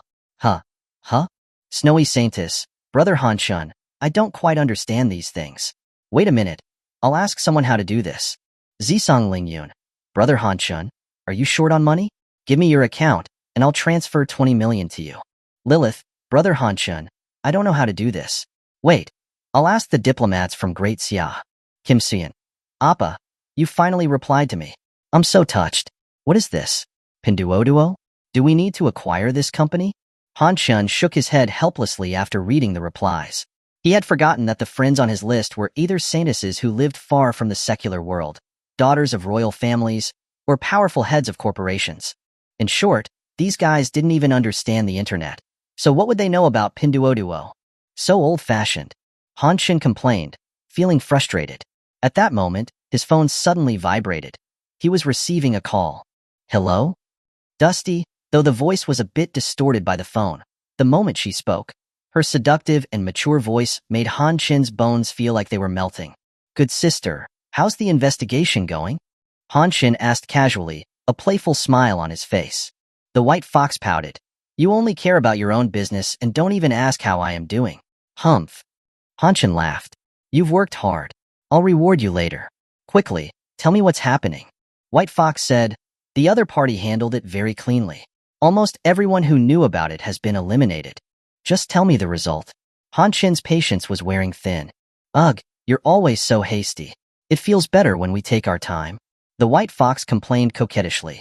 Just listening to her voice was enough to bring up erotic images and stir up a fire in his lower abdomen. The Yao family's patriarch, Yao Dasheng, seems to know something, but he's very alert. I'm afraid delving deeper will alert the hidden forces. The Yao family good. You leave the rest to me. Your next mission is to protect my wife, Lan Yueshi, when I am unable to do so. Han Shun instructed. The White Fox said sadly, I am also a woman. How can I have the strength to protect others? Besides, Lan Yueshi is your wife. What am I to you? All right, can I give you 2 extra days each month? Han Shun said helplessly. It's a deal. I will take good care of your yaya. The White Fox chuckled. Don't you dare touch her. Han Shun's brows furrowed slightly, and his voice dropped to a glacial, sharp edge. The White Fox's excitement deflated. Okay. Geez, I'm not going to eat her. After hanging up the phone, Han Shun slapped his butt and stood up. Let's go, to the Yao family. Tianma Group, top floor, board members' lounge. The heavy curtains blocked out almost all the sunlight. Ma Yixing sat in the executive chair, his face lost in the shadows. Wang Yinxing, the underground kingpin of Hailan City, stood trembling in front of the desk, a thin layer of cold sweat already coating his forehead. Give me a reason. Ma Yixing's cold voice echoed in the darkness. Wang Yinqing shuddered. It's because the young man by Lan Yueshi's side was too powerful. He doesn't seem like an ordinary person. So what if he's a martial artist who's entered the ranks? If a blade can't kill him, can a gun do it? Ma Yixing's gaze was cruel. Wang Yinqing dared not argue back. All right, I'll contact a hitman overseas right away. Wang Yinqing, don't disappoint me again. Ma Yixing stared coldly at Wang Yinqing in the darkness. Understood, understood. Wang Yinqing wiped the sweat from his forehead and nodded hurriedly. Chapter 12. Yao II. Steady wind, steady wind. Cicadas chirped incessantly in the willows along the river road in the new district. Han Xin rode a shared bicycle, and after circling half the riverbank's asphalt path, he finally found the entrance to the Yao family estate. Unlike the grand mansions of ancient times, the Yao family estate wasn't a large courtyard but an elaborately designed villa district. It was said that only the direct descendants of the Yao family were qualified to live there. Han Chen stood in front of the gatehouse, shading his eyes with his hand as he looked into the villa district. It was filled with lush trees and green grass, looking less like a residential area and more like a scenic tourist spot. No wonder it is one of the 4 major families of Hailan City, the Yao family. Beep beep. At that moment, a few hurried honks sounded from behind Han Chun. He turned around and saw a red Ferrari heading straight for the gatehouse entrance at a speed of over 100 miles per hour. A normal person would be so frightened, they'd be paralyzed, let alone be able to dodge it. Luckily, Han Chun was no ordinary person. He picked up the shared bike and bolted away, finally flying more than 6 meters with both the bike and himself. What the hell? Han Chun wobbled to his feet, wiped his nose, and found his hand covered in blood. The Ferrari braked abruptly to a stop. As the car door opened, a pair of long, pristine white legs emerged first, followed by a fair young woman with pink hair who bent down to get out of the car. Anyone who has dyed their hair knows that pink is hard to pull off. If not done right, you look ugly as sin. But this Ferrari girl perfectly pulled off this hair color. Her features were delicate, her skin was translucent, but her eyes were filled with the rebellious and arrogant look of a punk. Hey, a good dog doesn't block the way. Are you trying to stage a car accident? Yao Yao Yao crossed her arms and launched into her blame the victim routine. You hit someone like this, and you're still arguing? Han Chun wiped his nosebleed, annoyed. Don't even dream about getting money out of me. I won't give you a single cent. Move, don't block my way home. Yao Yao Yao smirked, bossy and overbearing. Han Chun smiled in anger. Just because you have a bit of money, you think you're so invincible, don't you? You lowly dog. Who are you calling invincible? Yao Yao Yao ground her teeth in anger.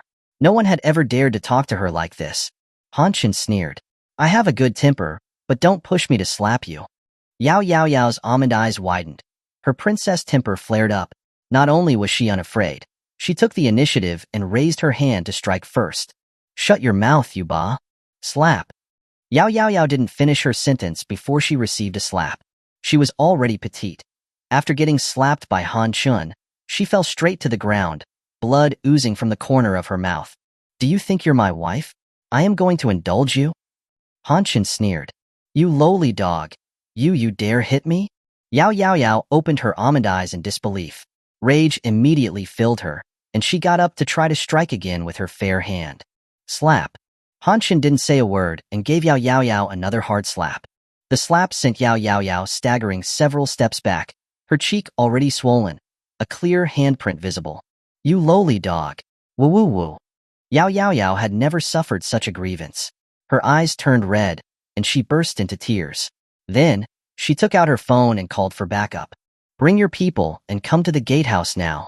Then, her almond eyes, full of hatred, turned to Han Chun. You lowly dog, just you wait. Han Chun's gaze was cold, and his aura was imposing. You've made a terrible impression on me of the Yao family. Your family better not be involved in what happened back then. Yao Yao Yao was terrified by Han Chun and took 2 steps back. Just then, 2 security patrol cars sped from deep inside the Yao family estate. After stopping at the gatehouse, over a dozen tall and muscular security guards got out, all carrying electric batons and riot shields. 2nd Mississippi. Security Captain Wang Chang's heart sank when he saw the handprint on Yao Yao Yao's face. Slap. Yao Yao Yao didn't say a word and slapped Wang Chang. Why isn't the gatehouse security on duty? If someone had been on duty, how could she have been bullied by that lowly dog? It was my fault. Wang Chang straightened his hat, daring not to voice any complaints. Beat him until I tell you to stop. The more ruthless you are, the better.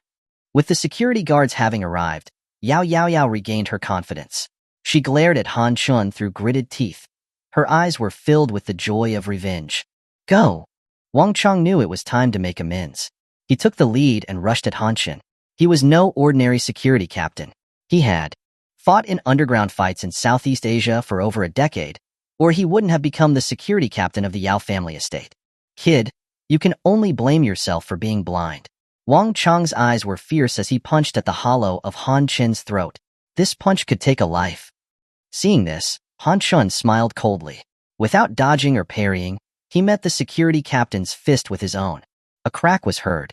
Before the security guards could see what happened, Wang Chong was lying on the ground clutching his bloody arm.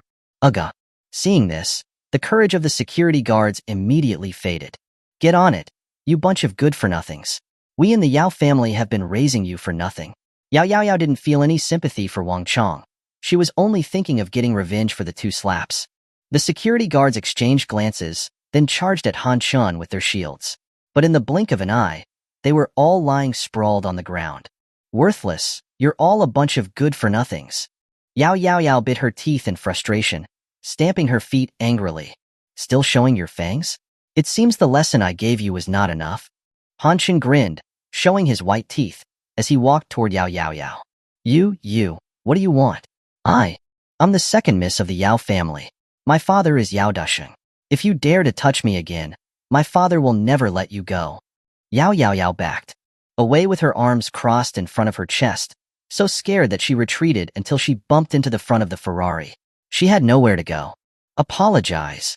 Han Chun looked down at Yao. His voice was unquestionable. In the face of Han Chun's overbearing arrogance, Yao's self-proclaimed dignity and rebelliousness completely collapsed. She burst into tears. I was wrong. I'm sorry. TCH, I thought you were much tougher. Han Chun grabbed the back of Yao's collar with one hand and dragged her into the driver's seat of the Ferrari. Then, he sat in the passenger seat. Drive. Where to? Yao asked timidly. Go find your father. Han Chun ordered casually. Why find my father? Yao trembled, still upset. Han Chun glared at Yao. Why are you talking so much nonsense? Drive. Why are you so mean? I was going to drive. Yao pouted her red lips as she complained. Slap. Han Chun raised his hand and slapped Yao directly on the face. Damn, still daring to give me attitude. Yao was slightly stunned. Then, tears quickly filled her eyes.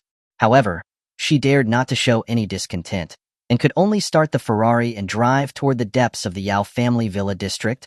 Chapter 13. A hard slap to the face. Yao family estate, the patriarch's private garden. This was a secluded spot where the patriarch could take a walk and meet guests. Outsiders rarely gained access. At this moment, in the garden pavilion, the patriarch of the Yao family, Yao Dusheng, was chatting happily with a young man. Although Yao Dusheng was over 50 years old and his hair was slightly gray at the temples, his eyes were not cloudy or dull. Instead, they were bright and intelligent. Like someone who had seen 1,000 sails pass by, his initial aspiration remained unchanged, showing the mature and steady aura of a family leader. The young man sitting across from Yao Dusheng wasn't an ordinary character either. He had sword-like eyebrows, star-like eyes, and was handsome and dashing. His sitting posture was as straight as a pine tree. The slight bulges at his temples indicated that he was a highly skilled martial artist. Thank you, Senior Brother Song, for honoring us with your presence. With Senior Brother Song in the Yao family estate, my heart is much more at ease. Ha. Yao Dusheng was getting up there in age, yet he called the young man Senior Brother without any trace of embarrassment. Junior Brother, you're too kind. Song Jiao was filled with confidence and arrogance. He accepted the title Senior Brother with calm ease. Please accept this check for 5 million yuan, Senior Brother. Yao Dusheng politely offered the check. What's this for? Even though Old Man Yao left the 7 Echo Fist sect a long time ago, in terms of seniority and strength, I should still call him Granduncle. Junior Brother is also a secular disciple of the 7 Echo Fist sect. The Yao family has also been funding the sect. Why do you need to give money for such a small matter? Isn't that too distant? Song Jiao quickly refused. Although that is true, I still hope you will accept this money, senior brother. Just consider it a tea fee for making this trip on my behalf. Otherwise, I would be too embarrassed to ask for your help next time. Yao Disheng understood the art of social interaction and insisted on giving the check back. Song Jiao originally intended to accept it, but couldn't be too direct. After hearing Yao Disheng's words, he finally took the check while shaking his head and sighing lightly. Since that's the case, I will respectfully accept your kind offer. Junior brother, rest assured. Whether it's because of our relationship or junior brother's kindness, I will protect the Yao family well. Then, thank you very much, senior brother Song. Yao Disheng quietly breathed a sigh of relief. He wasn't worried about someone who would take the money and do the job. He worried about someone who wouldn't take the money and wouldn't do the job. Just as the deal was made and the atmosphere was most cordial, a delicate figure came running from outside the garden. Father, your daughter has been bullied. Woo woo. Yao Yao ran into the garden pavilion and hugged Yao Disheng's arm, sobbing and complaining. Yao II was spoiled and willful, but she was naturally beautiful and petite. Her crying face, like a pear blossom in the rain, was truly endearing. For example, when Song Jiao saw Yao Yao, his eyes lit up immediately. He unconsciously tugged at his collar, wanting to attract the attention of the second miss of the Yao family. What trouble did you get yourself into this time? Yao Disheng knew his youngest daughter's temper well. She was always the one bullying others. It was unheard of for her to be bullied. His face turned grim, and he was rather impatient. Oh, father, it wasn't me who caused trouble. Someone bullied me. Look at my face, Wurwu. Yao Yao completely ignored Song Jiao's presence. She just kept hugging Yao Disheng's arm and acting spoiled. You really did, huh? Humph, it must be your fault. Yao Disheng looked at Yao Yao's cheek, where the handprint was still visible. Although he felt sorry for her, he didn't blindly protect her, even thinking that the other person must be in a much worse condition. Father, why are you taking his side? Yao Yao pushed Yao Disheng's arm away. At that moment, a cold laugh suddenly came from outside the garden. I asked you to show me the way, and you ran off on your own? You're useless. When Yao Yao heard the voice, she immediately hid behind Yao Disheng. Although she was scared to death, she still pretended to be tough. You lowly dog, my father is here. If you dare to touch me, I'll ask my father to arrange someone to take you out. Yao Disheng and Song Jiao turned their gaze. They saw a young man in a cloth training suit with his hands in his pockets. He strolled into the garden with a swagger. His calm and relaxed demeanor made him seem more at ease than if he were at his own home. Yao Disheng frowned slightly, feeling a bit wary. Song Jiao, however, scrutinized Han Chun from head to toe, and then revealed a look of arrogance and disdain. Are you Yao Disheng? Han Chun walked into the pavilion and asked directly. And you, young brother, are? Yao Disheng kept a smile on his face, but his eyes showed some displeasure. He was, after all, the head of the Yao family, one of the 4 major families of Hailan City. For a junior to dare to directly call out his name like that, it was truly a sign of disrespect. Who I am is not important. I have a few things to ask you. The others should leave first. Han Chin's voice was indifferent. You. Even after cultivating his composure for so many years, Yao Disheng couldn't take Han Chin's arrogance. Hmph, I didn't expect that as soon as I left the mountain, I would meet someone even more arrogant than me. Song Jiao slowly put down his teacup, his face filled with arrogance as he stood up. Han Chin glanced at Song Jiao indifferently. Before you left the mountain, did your elders tell you not to meddle in things, or you might die? Die? Hee. Song Jiao shook his head and laughed. Then, he calmly said to Yao Disheng and Yao Yao, you two, please leave the pavilion first. I'll take care of this person. Yao Yao looked at Song Jiao's confident look, and her beautiful eyes immediately showed affection. She clenched her fists, cheering for Song Jiao. Go. Beat him to death. Don't hold back. Yao Disheng glared at Yao Yao and instructed, Senior brother, please show him mercy. He is just ignorant. Leave him with his life. Han Chin grinned. No, show me all your strength. Beat me to death. Courting death. Seeing how arrogant Han Chin was, Song Jiao's eyes flashed coldly. He clenched his fist, as if firing a cannon, and punched toward Han Chin's chest. As he punched, the bones in his shoulder, back, and arm resonated, and 2 muffled thuds could be heard inside his body. This sound was the essence of the 7 echo fist. The more echoes there were, and the louder they were, the more pure and powerful the punch was. Boom. Han Chin stood still as if he didn't react at all. The punch landed squarely on his chest. Then, Song Jiao confidently withdrew his hand and closed his eyes, waiting for Han Chun to fall to the ground. He presented a posture of lofty arrogance. Although he only used half of his strength, it was enough to severely injure Han Chun's heart. Even if he was lucky enough to survive, he could only wait to die in a hospital bed for the rest of his life. Are you done showing off? Just as Song Jiao thought he had shown off his great power, an impatient voice interrupted his fantasy. Huh? Song Jiao opened his eyes in shock and realized that Han Chun was standing there unscathed. How was that possible? He was the most talented disciple of the 7 Echo Fist sect. Although he had only been practicing for 8 years, his fist technique had already reached 4 echoes. Logically speaking, half of his strength was enough to knock out an ox, let alone an inferior person like Han Chun. 2 echoes should have already been overkill. How could this guy be completely fine? If you're done showing off, then it's my turn. Han Chun grinned. Not giving Song Jiao too much time to think, he slapped him. Compared to the 2 slaps he gave Yao Yao, this slap was obviously amplified. The 5 fingers generated a loud whistling sound as they brushed against the air. Before Song Jiao could see what was happening, the wind from the palm made his face tremble. Slap. The slap sounded like a whip cracking through the air, loud and clear. Song Jiao's eyes rolled back, and he spun like a top, flying out of the pavilion and landing in the thorny bushes. No one knew if he was dead or alive. Yao Dasheng, who was watching from outside the pavilion, was stunned. Back in the day, the old patriarch had practiced in the 7 Echo Fist sect for 16 years and had achieved 5 echoes. When he left the mountain, he had no equal in Hailan City, laying the foundation for the rise of the Yao family. And Song Jiao was the most outstanding disciple of the 7 Echo Fist sect in the past century. Although he had been training for less than 8 years, he could already produce 4 echoes. Such a talented man had just arrived at the Yao family for half a day, and he got knocked unconscious with just a hard slap? Yao Dasheng went from shock to fear.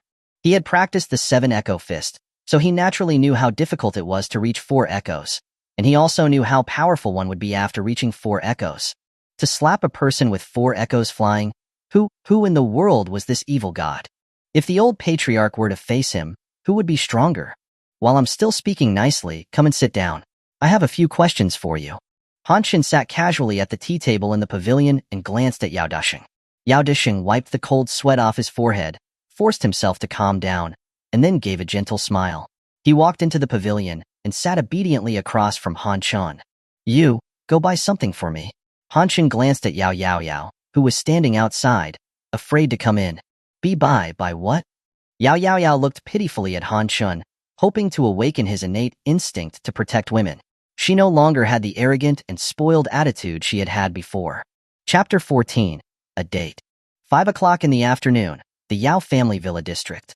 A large group of servants and security guards hurried towards the entrance of the patriarch's private garden, carrying large bags and small bags. In a short while, the once quiet garden entrance became crowded with people. Let me see what you bought. Yao Yao casually pointed at a security guard. The security guard, carrying the bag, bowed and moved closer to Yao Yao. Second miss, I bought sea base. Look. The bag was opened, and it was not only filled with water, but also had an external pump oxygen machine. At the bottom of the bag, there were 4 lively sea base. So many? Yao Yao's slender eyebrows furrowed slightly. The security guard quickly explained, Second miss, these 4 sea base are all different species. Look at the largest one. Its mouth is relatively pointed. This is a genuine flower sea base that is raised in seawater. This fish has firm and tender meat, higher protein content, and an exceptional taste. Look at the other one. Its head is wide and flat, and its mouth is the biggest. This is called a Songjiang sea base. It is now forbidden to catch wild ones. This one was raised by a friend of mine. This kind of fish has a longer growth cycle, and its meat is more delicate than that of the flower sea bass raised in the sea. And this one, it's a largemouth black bass, with a more delicious meat. The last one is a river bass. Those who like to eat sea bass know that the taste and texture of river sea bass are unique. Second miss, you just said you wanted sea bass, but you didn't specify which kind. So, I took the liberty of buying them all, and I also specially equipped an oxygenator to ensure the fish's activity. This will make the taste the best. After hearing the security guard's explanation, Yao nodded. You did a good job. I've made all the preparations so thoroughly. Let's see how you can pick fault with me. Second miss, what did you say? The security guard asked, stunned. It's nothing. You did great. I'll give you a bonus of 20,000 yuan this month. Yao Yao Yao praised him. Oh, thank you, Second Mississippi. The security guard instantly smiled, realizing that his efforts were not in vain. Second miss, look at the scallions I bought. Seeing that Yao Yao Yao was so generous, someone immediately volunteered. Holding a bunch of scallions, he excitedly introduced, Second miss, this is a tealing scallion, which I personally highly recommend. This kind of scallion is not only large, but also has long white parts. Most importantly, it tastes spicy, fragrant, and slightly sweet. Whether it is used in cooking or for dipping in sauce, it is very fragrant. This one is a long yao scallion. A long yao scallion is also called a chicken leg scallion. Second miss, take a look at whether the scallion's root looks like a chicken thigh. This scallion has a rich juice, a good flavor, less pungency, more sweetness, and is fragrant and palatable after chewing. It is definitely the best of the best. In addition, I also have Zhangqiu, Shouguang, and Wangquan scallions. They all have their own unique characteristics and can definitely meet the needs of various dishes. Second miss, let me tell you about them slowly.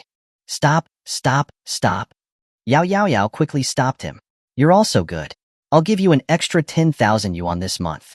Second miss, look at mine, look at mine. Second miss, take a look at the oil I bought. This is. In an instant, a large number of servants and security guards surrounded Yao Yao Yao. The entrance of the patriarch's private garden turned into a vegetable market. At 6 o'clock in the afternoon, Yao Yao Yao stood at the garden exit, as if she was a soldier about to be inspected. She stood up, straight, and various duplicate ingredients were placed all around her, and her face was filled with an expression of, just praise me. Finally, after a long wait, the culprit finally walked out, hands in his pockets. Did you buy the things? Han Xin asked casually. Yao Yao Yao flipped her pink hair and said proudly, Of course, all of these are. Han Xin glanced at the various ingredients on the ground, and his mind went numb. I'm just going to make steamed sea bass, not a Manchu Han imperial feast. Are you crazy? Yao Yao Yao puffed out her chest, unwilling to concede. You didn't tell me what kind of ingredients to use, so I had people buy everything. Humph. Instead of praising me for being diligent and responsible, you're complaining about me. I'm not going to play along. Do what you want. You are small, your chest is flat, and your temper is terrible. You're a spendthrift. Han Xin reached out and pinched Yao Yao Yao's slightly chubby cheek. Ah, it hurts, you lowly dog. Let go, woo-woo, father. Save me. Yao Yao Yao immediately gave up, tearfully asking Yao Dasheng, who was behind Han Xin, for help. Unfortunately, Yao Dasheng turned his face away, pretending that he saw nothing and heard nothing. Anyway, this youngest daughter of his was spoiled rotten. It's good to have someone to deal with her. I was wrong. Only after Yao Yao Yao yielded did Han Shan let her go. Then, he ordered, take the things and drive me back. Why should I drive you? Yao Yao Yao protested. Because you wrecked my shared bike and made me angry. Hurry up. If we go back late, I'll slap you. Han Xin walked ahead, hands in his pockets, not caring whether Yao Yao Yao agreed or not. Father, look at him. I'm not his servant. Why does he order me around? Yao Yao Yao bit her teeth in anger. All right, just bear with it. You know he's powerful. Stay away from him in the future. Yao Dasheng shook his head helplessly. No way. Is he more powerful than Grandpa and Sister? Later, I'll call Sister and have her come back quickly to get revenge for me. The thought of Han Chen getting beaten to a pulp made Yao Yao Yao couldn't help but feel happy. Who knew that Yao Dasheng's face would darken, and he would warn her coldly, don't cause me any trouble, and especially don't offend that person. Otherwise, not only you but the entire Yao family will suffer. Himph, you're afraid of him. I'm not. Yao Yao Yao stuck her tongue out at Yao Dasheng, picked up a few bags of ingredients, and chased after Han Chen. You. Yao Dasheng looked at Yao Yao Yao's back and sighed helplessly. Silly girl. It was the after-work rush hour, and the roads were crowded with traffic. A red Ferrari was arrogantly weaving through the traffic, maintaining the style of the second Miss Yao. Soon, the Ferrari stopped on the side of the road near the Lancy Group building. Thump. Just as Han Xin pushed open the car door and got out, he saw a familiar figure far away, getting into a black Bentley at the exit of the group building. The driver was a tall, slender, and handsome rich man wearing gold-rimmed glasses. After opening the car door for Lan Yueshi with a gentle and refined manner, he drove away. Slap. Han Shin, his face dark, sat back in the passenger seat of the Ferrari and pointed at the Bentley. Follow that car. Oh ho, so you like the most beautiful woman in Hailan City. So cliché. And it looks like your goddess is going on a date with someone else. Yao Yao Yao finally seized the opportunity to make a small protest. Han Shin glared at Yao Yao Yao and said nothing. V-room. Yao Yao Yao floored the gas pedal and turned the steering wheel hard. The Ferrari roared, its rear end swerving as it followed the Bentley. TCH, why so fierce? I was just joking. The second miss of the Yao family looked at Han Shun beside her, feeling both angry, afraid, and resentful. A strange feeling rose in her heart. How am I worse than that woman? You have no pity for me at all, but you care about her so much. Humph, you're blind. Chapter 15. I'll try it. The Heidelberg Music Restaurant was the most famous Western restaurant in Hailan City. Not only did it have Michelin 5-star chefs, who were originally imported, but you could also listen to elegant piano and cello music during the meal. It was very romantic. Gu Mingyao had booked a table by the window. It was already 6:30 in the evening. Dusk had settled, and the neon lights of the shops along the street were flickering. Pedestrians hurried on their way. Perhaps she rarely had time to enjoy tranquility and leisure. Lan Yueshi stared blankly at the street scene outside the window. Her profile was breathtakingly beautiful under the warm lighting of the restaurant. Her eyebrows were long and delicate, her eyelashes were thick and black, and her eyes, slightly cold, were as pure and flawless as thin ice under the sunlight. Gu Mingyao was captivated at first glance, nearly forgetting himself, but he still had some gentlemanly manners and didn't overstep. Yueshi, are you hungry? Do you want to order first? Lan Yueshi woke up from her reverie, withdrew her gaze, and smiled absent-mindedly. Let's wait for Chun Chun to arrive before ordering. After all, it's her birthday today. We have to see what she wants to eat. That guy was always like a clingy piece of gum. Why did he suddenly disappear? Forget it. He's just a nominal fiancé. Where he went has nothing to do with me. Looking at Lan Yueshi, who was close by and as beautiful as jade, Gu Mingyao, as the eldest son of the Gu family, one of the 4 major families of Hailan City, actually swallowed nervously. Then, he quietly looked past Lan Yueshi towards a table at the entrance of the restaurant. Old bro, go for it. There, Gu Chuntong was raising her pink fist, silently cheering for Gu Mingyao. She had sacrificed her birthday to create this excellent opportunity for her old bro. Go for it, bro. Don't wimp out. Gu Mingyao couldn't help but recall Gu Chuantong's instructions. Old bro, Yueshi is actually a cold on the outside but warm on the inside type of person. She seems cold and aloof, but in fact, she's very kind and vulnerable. She has been running the Lancy group by herself for so many years, and she's tired and lonely. Old bro, you're so handsome, so talented, and so rich.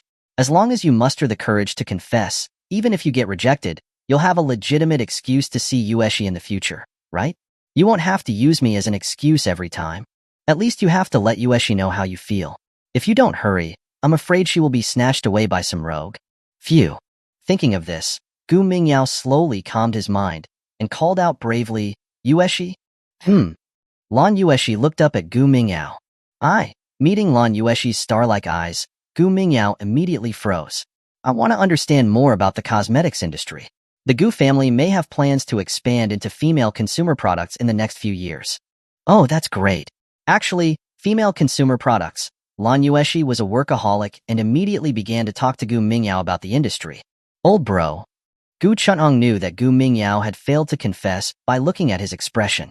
She immediately lowered her head in disappointment. At this time, she looked out of the window and saw a red Ferrari stopped by the road, and a familiar figure stepped out of the car. Ah, that rogue. Gu Chuantong's beautiful eyes widened immediately. No, I can't let him cause trouble. Then, she headed straight for the door. On the roadside, Han Shun got out of the car carrying the ingredients, and then he instructed Yao Yao Yao in the driver's seat, be good, so you won't get beaten. All right, I will definitely mend my ways. Yao Yao Yao was so angry that she was almost grinding her teeth. You lowly dog, apart from you, who would dare to touch a hair of mine? Just you wait. Sooner or later, I will make you repay it all with interest. Let's go. Han Shun kicked the car door closed. Chirp. The Ferrari's tires burned out, instantly speeding away 100 meters, leaving Han Shun alone, choking on the dust. Ahem, ahem. This little wildcat still needs to be trained more. She doesn't understand any manners. Hanshin patted the dust off his body and turned to look at the Heidelberg restaurant. He immediately saw Lan Yueshi sitting by the window. There was no way around it. His wife was just too dazzling. As for Gu Mingyao, he didn't even notice him. Wife, I'm here. Hanshin grinned and walked towards the restaurant with the ingredients. However, he had only taken 2 steps when someone suddenly grabbed his right arm, sinking into 2 soft, enveloping mounds. Rogue, you can't go in. Gu Chuntong held Han Chin's arm with a resolute face, determined not to let go, even if it cost her life. Chun, you! Han Chin looked impatiently at Gu Chuntong, and he almost had a nosebleed. Gu Chuntong was only wearing a pink halter top that revealed her back. The outline of her enormous breasts was extremely prominent. A deep and fair cleavage seemed to possess an infinite attraction, threatening to suck the eyeballs right out of their sockets. Below, she wore a denim A-line miniskirt, exposing her straight, long legs. They were as white and smooth as mutton fat. She wore orange-red thigh-high socks and white sneakers on her feet. This outfit, combined with Gu Chuantong's heavenly figure and cute, pure face, was simply the ceiling of pure seduction. What do you want? Hanshin looked down at Gu Chuantong's giant mountains with a ferocious stare. Nothing. In any case, you can't go in today. Gu Chuntong stared at Hanshin, refusing to give an inch. Let me guess, that white face inside is your brother? Hanshin grinned. Gu Chuntong asked in surprise, how did you know? Even a fool could see it. Let me go. Hanshin swung his arm. No, I can't let you disturb my brother and Yueshi. Gu Chuntong held on even tighter. The soft elasticity on his arm became more and more enticing, and Hanshin almost lost his mind. Then, he recovered and strengthened his spirit. You think you can stop me like this? Then, he dragged Gu Chuntong towards the restaurant. You can't go in. Seeing that she couldn't pull Hanshin back, Gu Chuntong could only wrap her long legs around Hanshin's legs and hug his waist tightly. However, her 2 breasts were now directly pressed against Hanshin's lower body. Hanshin almost rolled his eyes. Big sis, you're really going to be the death of me. Get down. Hanshin warned, his face dark as he lowered his head. No. Gu Chuntong puffed up her cheeks slightly, not budging at all. Good grief, you're sending your brother to steal my wife. If my wife runs off, you'll pay for it. Hanshin stared into Gu Chuantong's watery eyes. Hearing this, Gu Chuantong's eyes darted around, appearing both innocent and foolish. Okay, I'll make it up to you myself. She decided to agree for now to hold down this rogue. After that, she could renege. What could he do to her? Hanshin smiled, revealing his teeth. All right, I'll try to see if you're wet enough first. Then, he picked Gu Chuntong up and kissed her cherry lips with a tiger's bite. The taste was not bad. It was as chewy as jelly. Perhaps because she had applied lip balm, it tasted sweet. Gu Chuantong's beautiful eyes widened, and she was stunned. Inside the restaurant, Gu Mingyao had once again mustered his courage to confess to Lan Yueshi, but after his gaze inadvertently swept out of the window, his emotions suddenly went out of control, and he slammed the table and stood up. Chapter 16. Tragic. You rogue, what are you doing? Spit, spit, spit. After her brain rebooted, Gu Chuntong hurriedly pushed Hanshin away and vigorously wiped her cherry lips. I was just trying it out. Didn't you say you'd make it up to me yourself? Hanshin licked his lips, a mischievous grin on his face, looking as though he had not had enough. Gu Chuntong met Hanshin's bright eyes. Her face instantly turned red, like a ripe apple, looking so beautiful that it made people want to take a bite. Just then, Gu Mingyao rushed out like an enraged lion. Bastard!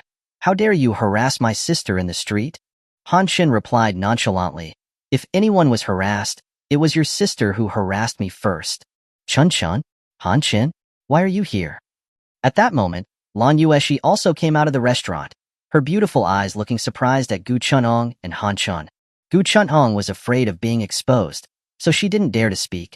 Hanshin looked at Gu Mingyao unhappily and explained, I saw you get into this guy's car, and I was worried that he would do something bad to you, so I followed you to take a look. No need to worry, we're friends. His name is Gu Mingyao. He is the eldest son of the Gu family, the future successor of the Gu family. Lan Yueshi introduced him. Gu Mingyao glared at Hanshin. I don't care who he is. What's important is that people are complicated. Even friends are not necessarily reliable. Hanshin went forward and naturally held Lan Yueshi's fair hand. It was slightly cool to the touch, smooth as grease. Lan Yueshi's expression changed slightly. She wanted to withdraw her hand, but when she noticed that Han Chun was staring at Gu Mingyao with hostility, she obligingly allowed him to hold her hand. Wife. Gu Mingyao stared at the hands of Han Chun and Lan Yueshi, unable to believe what he was seeing. He had been secretly in love with Lan Yueshi since he was a child.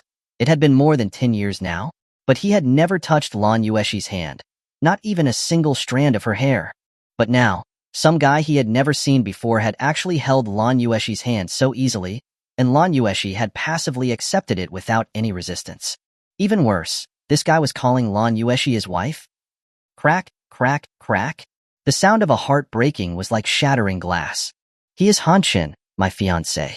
You just got back, and I haven't had a chance to tell you. Lan Yueshi did not hide anything and introduced them to Gu Mingyao directly. Fiancé? Why choose someone like this? Gu Mingyao's face was dejected, as if a certain belief in his heart had completely collapsed. Lan Yueshi turned to look at Han Shan beside her, and the corners of her lips curved into a smile. Perhaps it's because he happened to appear when I was most vulnerable and needed help. He repeatedly and unhesitatingly supported me and stood by my side without any second thoughts or concerns. Although she and Gu Mingyao were childhood sweethearts, Lan Yueshi only had the feelings of a good friend for Gu Mingyao. There was nothing else. As a woman, she had naturally sensed that Gu Mingyao had feelings for her. That's why she had been looking for a suitable reason to dispel Gu Mingyao's thoughts. Now that she had Han Chun, it was the perfect opportunity to clear things up. Wife, don't worry. I will always support you and protect you like this in the future. Han Chun was touched beyond words. Oh, I see. I'm sorry. I'm feeling a bit unwell. I'll go back first.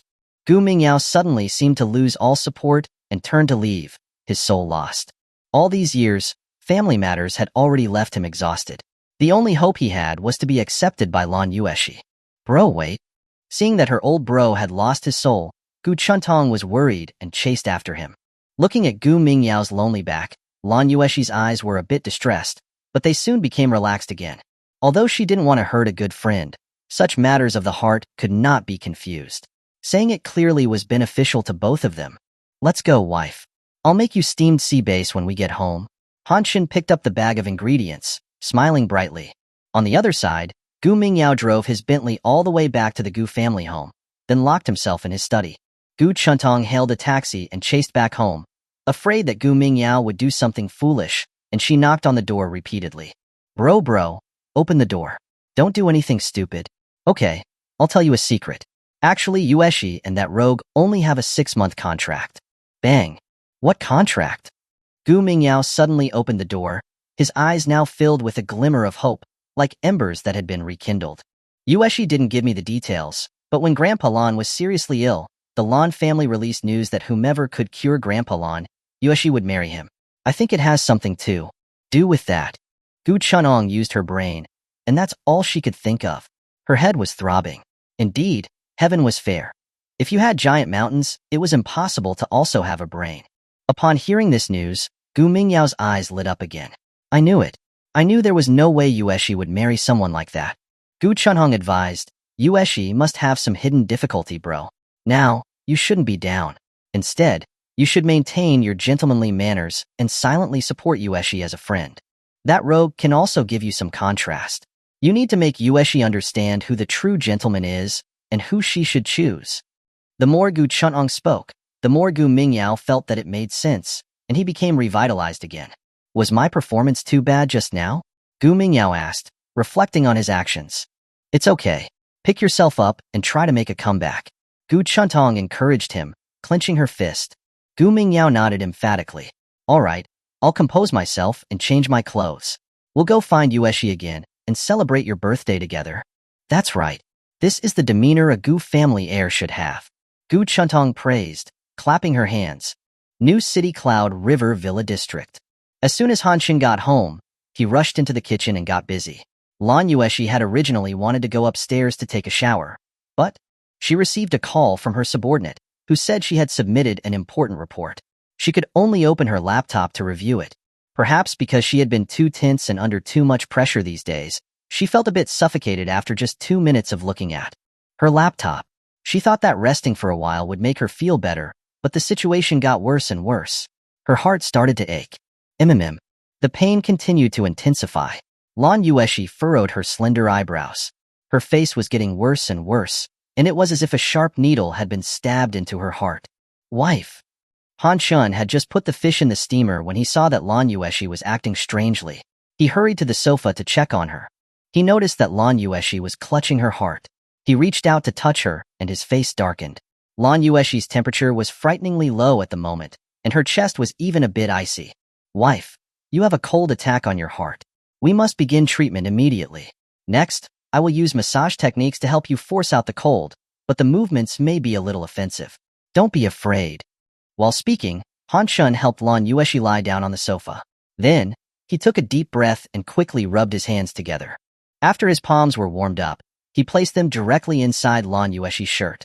Slowly, he massaged her sides from her waist up. Lan Yueshi's beautiful eyes widened, filled with shame and anger. However, the pain in her chest and her whole body was too weak. She could not resist. She could only let Han Chin's large hands massage her from her waist all the way to her chest. After just one massage, the stabbing pain in Lan Yueshi's chest was reduced, and her beautiful eyes could not help but show surprise. This guy is really treating my illness. But the way he was treating her was indeed a bit embarrassing. Almost all of her upper body, except for her vital areas, was touched. Moreover, Han Shun was straddling her at this moment. As he massaged her, his face kept coming closer. Han Shun was completely different now than he had been normally. His face was serious, and his eyes were focused and bright, showing not a trace of lewdness. This guy, a warmth filled Lan Yueshi's heart. It was as if she was seeing Han Shun again for the first time. Wife, I'm going to increase the intensity. Get ready. Noticing Lan Yueshi's gaze, Han Shun grinned. His voice was a bit dark and sexy. Then, he doubled the heat in his hands. The sudden heat made Lan Yueshi unable to help but groan.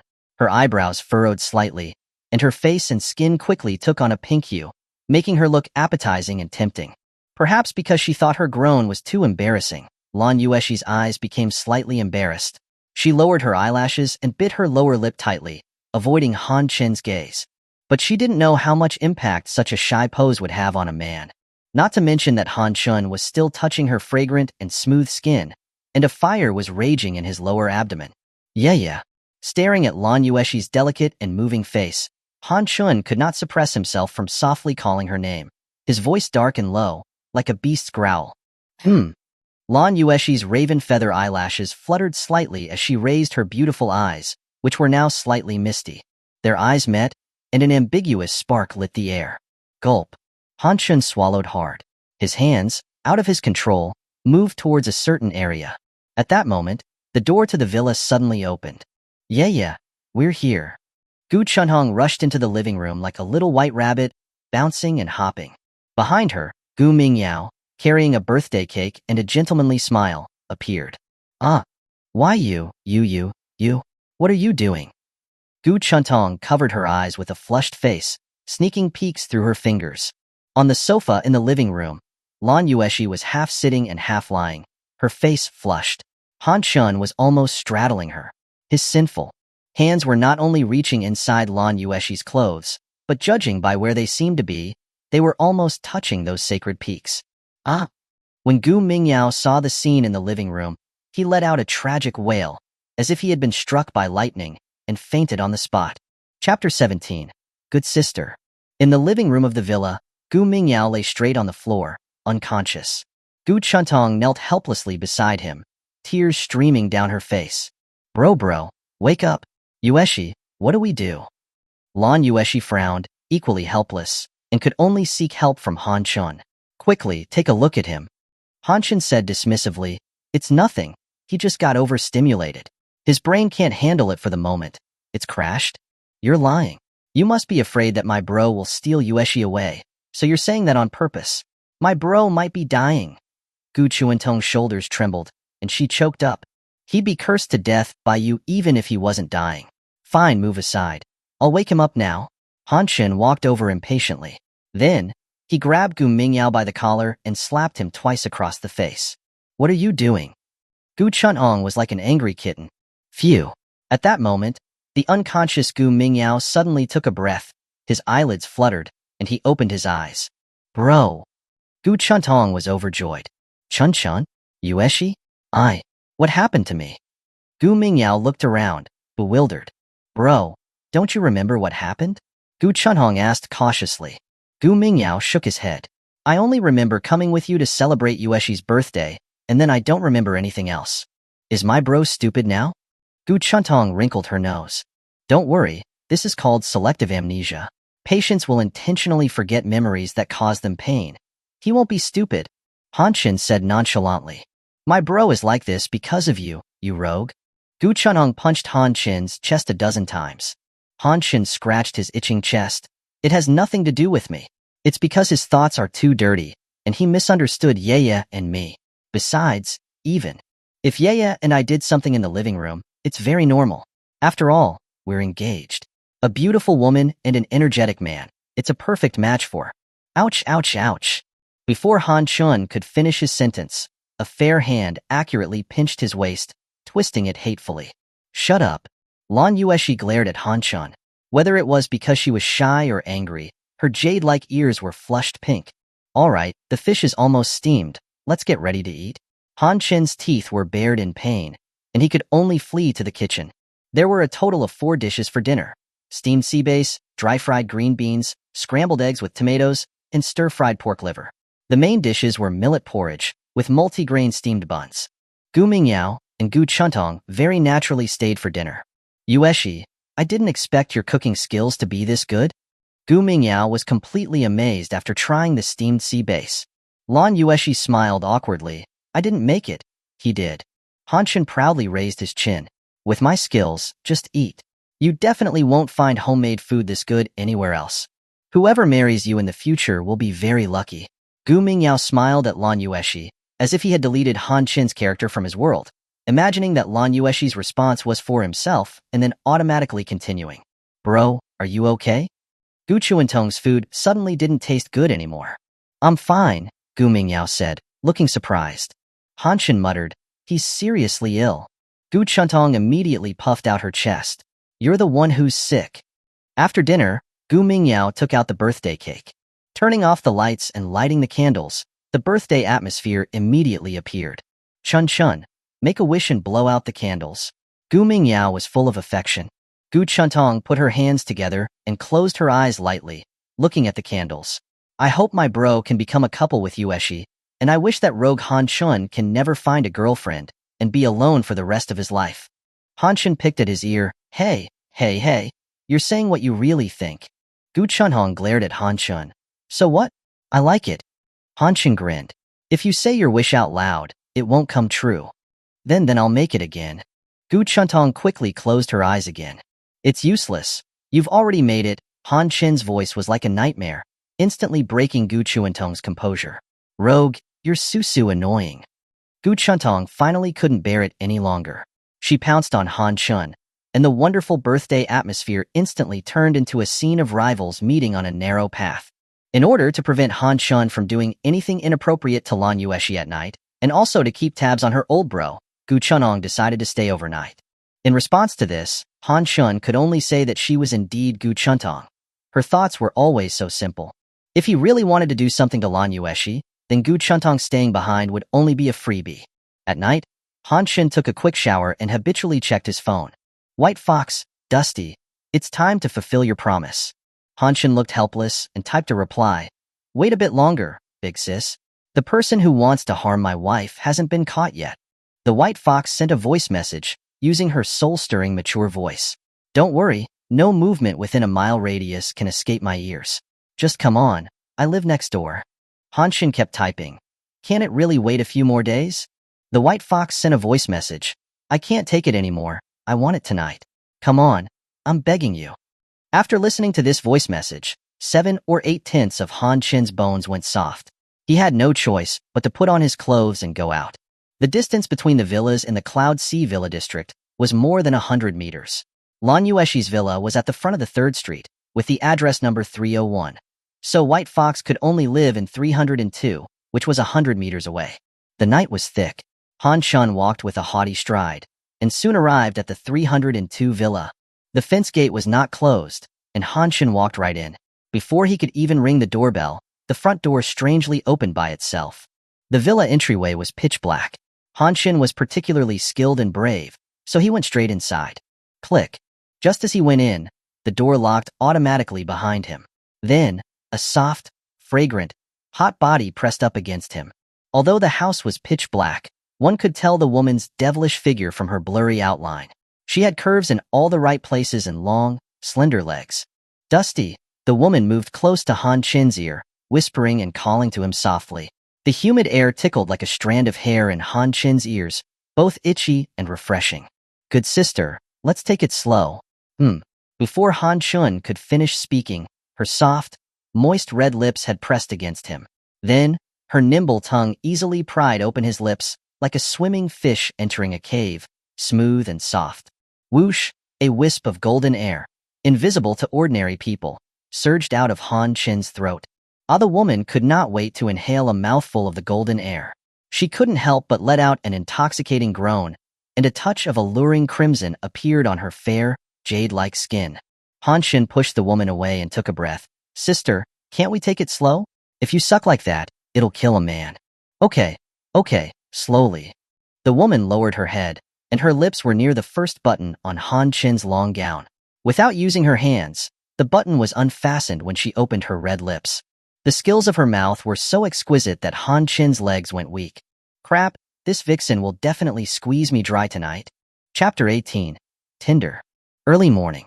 With a swish, the curtains were drawn open, and the bright morning light shone into the bedroom. Lan Yueshi stood by the window, taking a deep breath of the fresh air. The corners of her lips slightly upturned, and she felt more relaxed than ever before. In fact, most mornings, she woke up feeling even more tired. Thinking about the only difference between last night and other nights, it must have been, Lan Yueshi couldn't help but recall the embarrassing moments with Han Shin on the sofa the night before, and her cheeks warmed up slightly. She looked down at the backyard. The garden was empty. Chun, it's time to wake up. Oh. Gu Chuntong rolled over in bed, her long, fair legs hugging the blanket tightly. She muttered in her sleep, Rogue, I hate you. Washing up, putting on makeup, and getting dressed took a full half hour. Lan Yueshi glanced at the time and hurriedly walked down the stairs, the heels of her shoes clicking on the floor. It was cold and quiet downstairs, and no one was in the kitchen. Can't he even keep up his enthusiasm for 2 days? A strange disappointment arose in Lan Yueshi's heart. Then, she picked up her bag and opened the car door in the yard. Just as she sat down in the driver's seat, before she could even start the car, a weak and hoarse voice suddenly came from behind. Wife. Lan Yueshi screamed in fright and turned her head, seeing a man with sunken cheeks, dark eye sockets, and a wasted appearance sitting in the back seat. He looked like a dried corpse that had just crawled out of a tomb. Who are you? Lan Yueshi frantically took out her pepper spray. Wife, it's me. Han Shin said weakly. Han Shin? Why have you become like this? Are you okay? Lan Yueshi looked closely and finally recognized Han Shin. I'm fine. I'm just a little weak. I'll be fine after resting. Don't be in a hurry to leave. I'll make you breakfast. Eat it before you go. Han Shin opened the back door of the car and staggered out, but he was close to buckling before he had even taken a few steps. Be careful. At that moment, a pair of fair hands suddenly supported his arm. Like this, you're still going to make breakfast? Go rest first. Lan Yueshi slightly furrowed her eyebrows and, without saying anything more, helped Han Shin back into the house. Don't worry. I'm fine. Cough, cough, cough. Han Shin grinned, then began coughing. You lie down. I'll go make you some porridge. Lan Yueshi squatted down to take off Han Shin's shoes, then helped him lie down and carefully covered him with a blanket. Looking at Lan Yueshi, who was no longer aloof and full of tenderness, Han Shin's heart warmed. He smiled foolishly. Wife, you're so good to me. This is just to thank you for your help to the Lan family. Lan Yueshi's face was first flustered, then immediately returned to her usual coldness. However, her slightly red cheeks made her look a bit cute. I'll go make porridge. You wait? After speaking, she quickly left the room. Once she arrived at the kitchen, away from Han Shin's gaze, Lan Yueshi panicked and clutched her heart racing like a deer. Strange, why am I so nervous? After taking a few deep breaths, Lan Yueshi slowly calmed down, and then began looking for ingredients in the refrigerator to prepare the porridge. Although the technical difficulty of making porridge was not very high, it was definitely a big challenge for Lan Yueshi, who had never cooked before. Add water, add rice. It seemed like she added a little too much rice, but it probably didn't matter. That's right, that guy looked like he was exhausted. Add some red dates and goji berries to replenish his blood and energy. No, the porridge looks too plain. Cut some purple sweet potato and put it inside to add color. Add some white sugar, some honey, and some ketchup. Would the taste be better? Finally, a pot of weirdly colored and strangely flavored porridge was made. Lan Yueshi felt a sense of failure that she had never experienced before. She could only grit her teeth and serve a bowl to Han Chun by the bedside. Get up and drink the porridge. Oh, I don't have any strength. Can you feed me, wife? Han Chun took advantage of the situation and began to act cute. Oh, okay. Lan Yueshi sat on the edge of the bed with the bowl, scooped up a spoonful, gently blew it cool, and then fed it to Han Chun's mouth. Han Chun was focused on watching Lan Yueshi's tender expression, and he didn't notice the color of the porridge. He took a bite. In an instant, Han Chun's face changed from white to red, from red to purple, from purple to green. It looked like he had eaten a mouthful of broken glass. He had to force his throat to swallow it down. Is it tasty? Lan Yueshi watched Han Chun's eyes expectantly, feeling nervous. Han Chun squeezed out a smile. It was yummy. Want more? Lan Yueshi suddenly breathed a sigh of relief and quickly scooped up another spoonful. Han Chun shook his head. I don't want more. My appetite's not good. Oh, then how are you feeling? Lan Yueshi put down the bowl and asked with concern. Han Chun grinned. With my wife's care, I feel much better. Lan Yueshi let out a breath. Then I'll go to the company first. I'll come back to check on you at noon. After saying that, she was about to leave. Ouch, my head suddenly hurts so much. Han Chun clutched his head and pretended to be sick. What's wrong? Are you okay? Does your head hurt? Lan Yueshi reached out and gently placed her hand on Han Chun's forehead, her face filled with worry. It hurts. Han Chun frowned, looking pained. Then shall I rub it for you? Lan Yueshi took off her high heels, knelt on the side of the bed, let Han Chun rest his head on her lap, and then gently rubbed his temples with her fair hands. Today, Lan Yueshi was wearing a loose, mature-style satin white shirt and a black tight-fitting pencil skirt. Her two rounded, straight, long legs were covered in a pair of sheer black stockings. Resting on such a pair of legs with black stockings, looking up at her face that could move anyone's heart, and having a pair of fair hands gently rubbing your temples, what was it if not the ultimate enjoyment? Does it still hurt? Perhaps it was because she saw that Han Chun was sick, but Lan Yueshi's tone was much gentler than usual. Much better. Resting on Lan Yueshi's lap, Han Chun's saliva almost dripped out when he spoke. But the happy time was always short-lived. A head that Han Chun least wanted to see suddenly popped up at the door. What are you doing? Gu Chuntong squinted her eyes, like a little fox that pretended to be smart, but was actually very silly. Thump. Lan Yueshi pushed Han Chun's head off her lap and said nervously, He's not feeling well. I'm taking care of him. He? Not feeling well? This rogue is looking so vibrant and healthy. He clearly wants to take advantage of you. Gu Chuntong saw through Han Chun's intentions at a glance. When it came to competing with Han Chun, her IQ seemed to have instantly increased to 160. Vibrant and healthy? Lan Yueshi looked at Han Chun, surprised. She saw that Han Chun, who had just been as withered as a corpse, with sunken cheeks, and looked like he had been overdoing it, had now fully recovered, and he even looked more energetic than before. Han Chun grinned at Lan Yueshi. Thank you for your care, wife. I've already recovered. Although he had been squeezed almost dry of his energy by the vixen last night, he was still a pure young marshal. God who was 1 in 10,000. His recovery was explosive, and the and soft energy that was fed back to him by the vixen could also regulate his excessive young energy, making him even stronger. What did I say? Gu Chuntong was smug. Shut up, Chun Chun. Rogue, you're the one who's dumb. I'm going to fight you. Chapter 19. Testing the Waters. With Gu Chuntong causing trouble, Han Chun couldn't pretend to be sick any longer. He could only honestly go to the group with Lan Yueshi. At noon, Han Chun thought that Lan Yueshi would eat lunch in the group cafeteria as usual. Who knew that Lan Yueshi would suddenly ask him to go out to eat with her? Grandpa's old friend has come, and he wants us to go meet him. At the dinner table, don't talk nonsense and behave yourself. Lan Yueshi, knowing that Han Chin's personality was unruly, instructed him along the way. Don't worry, wife. I'm best at making old people happy. Han Chin assured her, patting his chest. I'm not joking with you. Grandpa's old friend is not an ordinary person. Lan Yueshi said helplessly. I understand, wife. Seeing how serious Lan Yueshi was, Han Chin's face turned serious. Mainly, he wanted to reassure her. A dozen minutes later, the two arrived at the famous Haoxing Grand Hotel in Hailan City. Haoxing Grand Hotel was the first five-star hotel in Hailan City. Not only was the food delicious and of good quality, it also had a certain historical significance, witnessing the rise and fall of countless large families in Hailan City. In recent years, Hailan's economy had boomed, and there were now 5 or 6 five-star hotels in the city. But only Haoxing Grand Hotel had remained popular. It was said that the owner of Haoxing Grand Hotel was also not an ordinary person. They had roots in Kyoto, a wide range of connections, and were friends with many wealthy businessmen in Hailan City and the heads of large families. Therefore, many of the older generation with real power in Hailan City liked to eat there. Miss Lan, Old Master Lan, is in the number 8 private room in the Chinese restaurant. As soon as Lan Yueshi and Han Chun entered the hotel, a greeter enthusiastically came to lead the way. Looking at the resplendent hotel lobby, Han Chun looked like a country bumpkin who had never seen the world.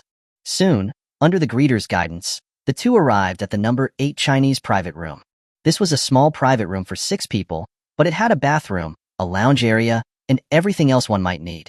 At the moment, Lan Shengxiang was sitting on the sofa in the lounge area of the room, chatting happily with a stranger. That old man was about the same age as Lan Shengxiang, in his early 60s. Although his hair was slightly gray, his eyes were bright and clear as if he was a newborn baby. His stature didn't seem to be particularly tall, but his speech had a brisk and decisive air, making it seem that he was not an ordinary person. Standing behind the old man was a young man with sword-like eyebrows, star-like eyes, and a handsome face. He was even more handsome than Song Jiao. From the 7 Echo Fist sect, he stood straight behind the 2 old men, and there was a hint of arrogance in his eyebrows. His face was stern.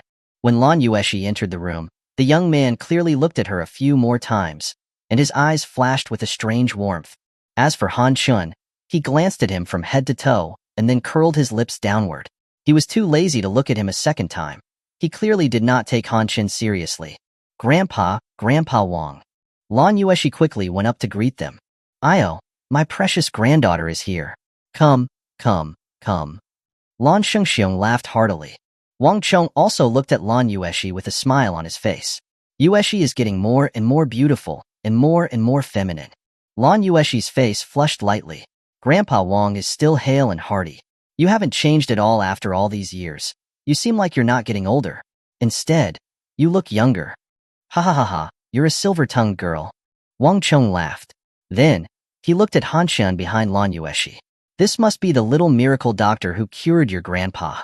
Yes, his name is Han Chun. Thanks to him, Grandpa's illness was cured. Lan Yueshi said with a smile. Han Chun grinned. It's nothing, just a small illness. As expected, young people are heroes, ha. By the way, girl, have you met Li Chong yet? He's my last disciple. Wang Chong introduced the young man behind him. Lan Yueshi looked up at Li Chong and gave a slight smile. Li Chong's eyes were a little eager. I heard from my master long ago that Miss Lan is as beautiful as a celestial being. Now, I see that it is true. For men and women of the same age to praise each other like this, with Li Chong staring so intently, Lan Yueshi felt a little awkward. That's a must. My wife is the most beautiful woman in the world. At this moment, Han Chun suddenly stepped forward and grabbed Lan Yueshi's hand. Lan Yueshi lightly tried to pull her hand back, but when she felt Han Chun's attitude was firm, she let Han Chun hold it. Emph! You took advantage of your kindness to force Miss Lan into this marriage contract. You're truly cunning. Wang Chong glanced at the hands of Han Chun and Lan Yueshi, which were tightly clasped, his eyes filled with jealousy. Huh? When old man Lan was seriously ill, everyone became a shrinking turtle. I cured him, and now I'm going to marry Yeya as my wife, but now everyone is opposing it. What were you doing before? Han Chun didn't hold back at all. You? Wang Chong's eyes turned cold and he was about to speak, but Wang Chong sternly cut him off. Shut up. Then, he looked at Han Chun. Young man, don't be so hot-tempered. He seemed to be suppressing Wang Chong, but in fact, he was using his seniority to reprimand Han Chun. Damn it. Han Shun curled his lips into a sneer and was about to speak when his hand was suddenly gripped by Lan Yueshi. Lan Yueshi did not speak. She just turned her head and gave him a sincere look, signaling him not to say anything more. Fine, for my wife's sake, I'll let this old guy have his say. Han Shun suppressed his anger. All right, let's sit down first. Waiter, bring the food. Lan Shengxiong beckoned everyone to sit down. Sorry for letting you feel wronged. Lan Yueshi knew Han Chen's personality and quietly apologized to Han Shun after sitting down. Han Chen grinned. With my wife saying that, no amount of grievances are grievances, but you have to give me a kiss to compensate me. Thump. Lan Yueshi's fair cheeks flushed. She stepped on Han Chen's toes with the heel of her high-heeled shoe. Don't talk nonsense anymore. Han Chen's face turned red. The subtle movements of the two of them, as they flirted with each other, naturally didn't escape the notice of the others. Wang Chong stared at Han Shun, a faint red light in his eyes. How could such a person become Lan Yueshi's suitable match? The dishes were brought to the table one after another. After a few small glasses of wine, Wang Chong looked at Han Chen and asked, when old Master Lan was seriously ill, I happened to be out of town and couldn't come back. Although I didn't see the symptoms with my own eyes, I have a general understanding of his illness. His illness was not easy to cure. I've heard that little friend Han cured him with a simple move, without even prescribing medicine. So your medical skills must be superb. May I ask who you learned from? Are you trying to find out about his origins? Han Chen smiled. You probably wouldn't know even if I told you. He. I know most of the famous doctors in the country, Wang Chong said confidently. Han Chen put down his chopsticks and replied seriously, Bu Cang Sheng Long. Wang Chong was taken aback. He looked at Lan Shengxiao. The two of them looked puzzled, clearly not having heard of the name. Indeed, we've never heard of it. My master is quite low-key. Not many people know him. Except for me, his disciple, not many people know his name. Han Chen looked indifferent. What did I say? I told you wouldn't know. Why ask? Humph, low-key? That's just a nice way of saying that you're not well known. Li Chong sneered. Han Chen smiled as he looked at Li Chong's disdainful expression, but he was too lazy to say anything more. No matter how much you praise a dragon in front of ants, they will not understand the greatness of the dragon, because the two are not on the same level. Perhaps my knowledge is not enough. That's right, little friend Han. These days I've been feeling that my blood and energy are running. Hi, could you do a simple diagnosis for me, so that I can also find the root of the illness? Wang Chong smiled, like a cunning old fox. Han Chen grinned. Sorry, I have 3 no's. I don't look at people who are in a bad mood. I don't look at people who are wearing black clothes, and I don't look at people who have black moles on their face. When Wang Chong heard this, his old face stiffened. He was wearing all black today, and he had a black mole with hair on his left cheek. That was clearly targeted at him. Fortunately, Lan Shengxiang was present. He hurried to mediate. Well, little Dr. Han, can you make an exception for me? He also gave Lan Yueshi a look. But Lan Yueshi realized that her grandpa was getting his old friend to feel out Han Chen's background, and deliberately ignored him. Instead, she was protecting Han Chen. You set the rules, so I won't force you. Han Chen's heart warmed, and he smiled. All right, for my wife's sake, I'll make an exception today. Come on. If this saint doctor treats you, you should be laughing, you old bastard. Chapter 20. What a coincidence. A private room in the hotel. Wang Chong extended his right hand, placing it beside the dining table. His old face was placid, even more relaxed and at ease than Han Chen, the one who was supposed to be taking his pulse. Didn't you say you could diagnose a patient with just one look? Lan Yueshi asked in a hushed voice. Han Chen grinned. This old geezer's illness is pretty serious. Gotta feel his pulse. Upon hearing Han Chen's words, Wang Chong's brow furrowed slightly, his old face showing displeasure. He had practiced martial arts for over 40 years. His body was strong and robust. How could he possibly have a serious illness? He'd see about this kid's blathering after the examination. He wouldn't hold back then. Ahem.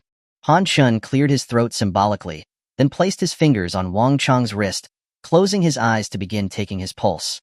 Seeing Han Chen enter his diagnostic mode, a cunning glint flickered in Wang Chong's eyes. He immediately began to stimulate his internal energy, causing his meridians to tremble. Beneath his sleeve, a small, visible bulge appeared along the inner side of Wang Chong's arm and moved gradually towards his wrist, heading for his pulse. If an ordinary physician were taking his pulse, This force of internal energy would instantly numb their fingers. Kid, you talk so slick. You're about to get a rude awakening. In the blink of an eye, the bulge of energy reached his wrist meridian and exploded with a sudden jolt. Bang! The energy burst was precise and fierce. Heh? Wang Chong sneered, secretly glancing at Han Chun. Han Chun seemed oblivious, maintaining his posture with eyes closed, his face devoid of any expression. Huh, he can endure, and is a pretty good actor. If he had any real skill, he would have countered the shock with his own internal energy. This charade is nothing but a sign of weakness. Question mark. Sitting beside Wang Chong, Lan Shengxiang shot him a questioning look. Wang Chong, believing he had gotten a measure of Han Chun, shook his head slightly towards Lan Shengxiang. A trace of disappointment washed over Lan Shengxiang's old eyes. Previously, he had asked a friend in the capital to investigate Han Chun's identity. The friend had exerted great effort, but failed to uncover any information about his background or origins. Left with no alternative, Lan Shengxiang had to enlist the help of another friend from the martial arts world, Wang Chong. This probing was not malicious. He simply wanted to see if Han Chun was a martial artist, and if he had any real power.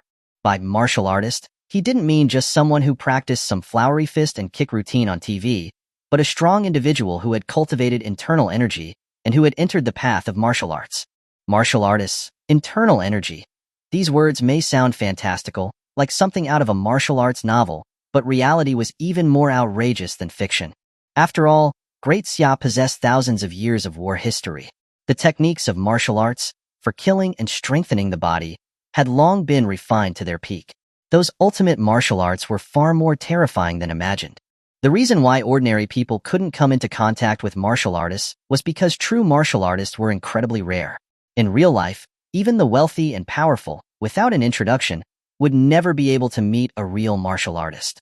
But martial artists were not that far removed from the lives of ordinary people. In contemporary society, any family that had passed on its legacy for hundreds of years and continued to thrive would likely have a martial artist supporting them from the shadows.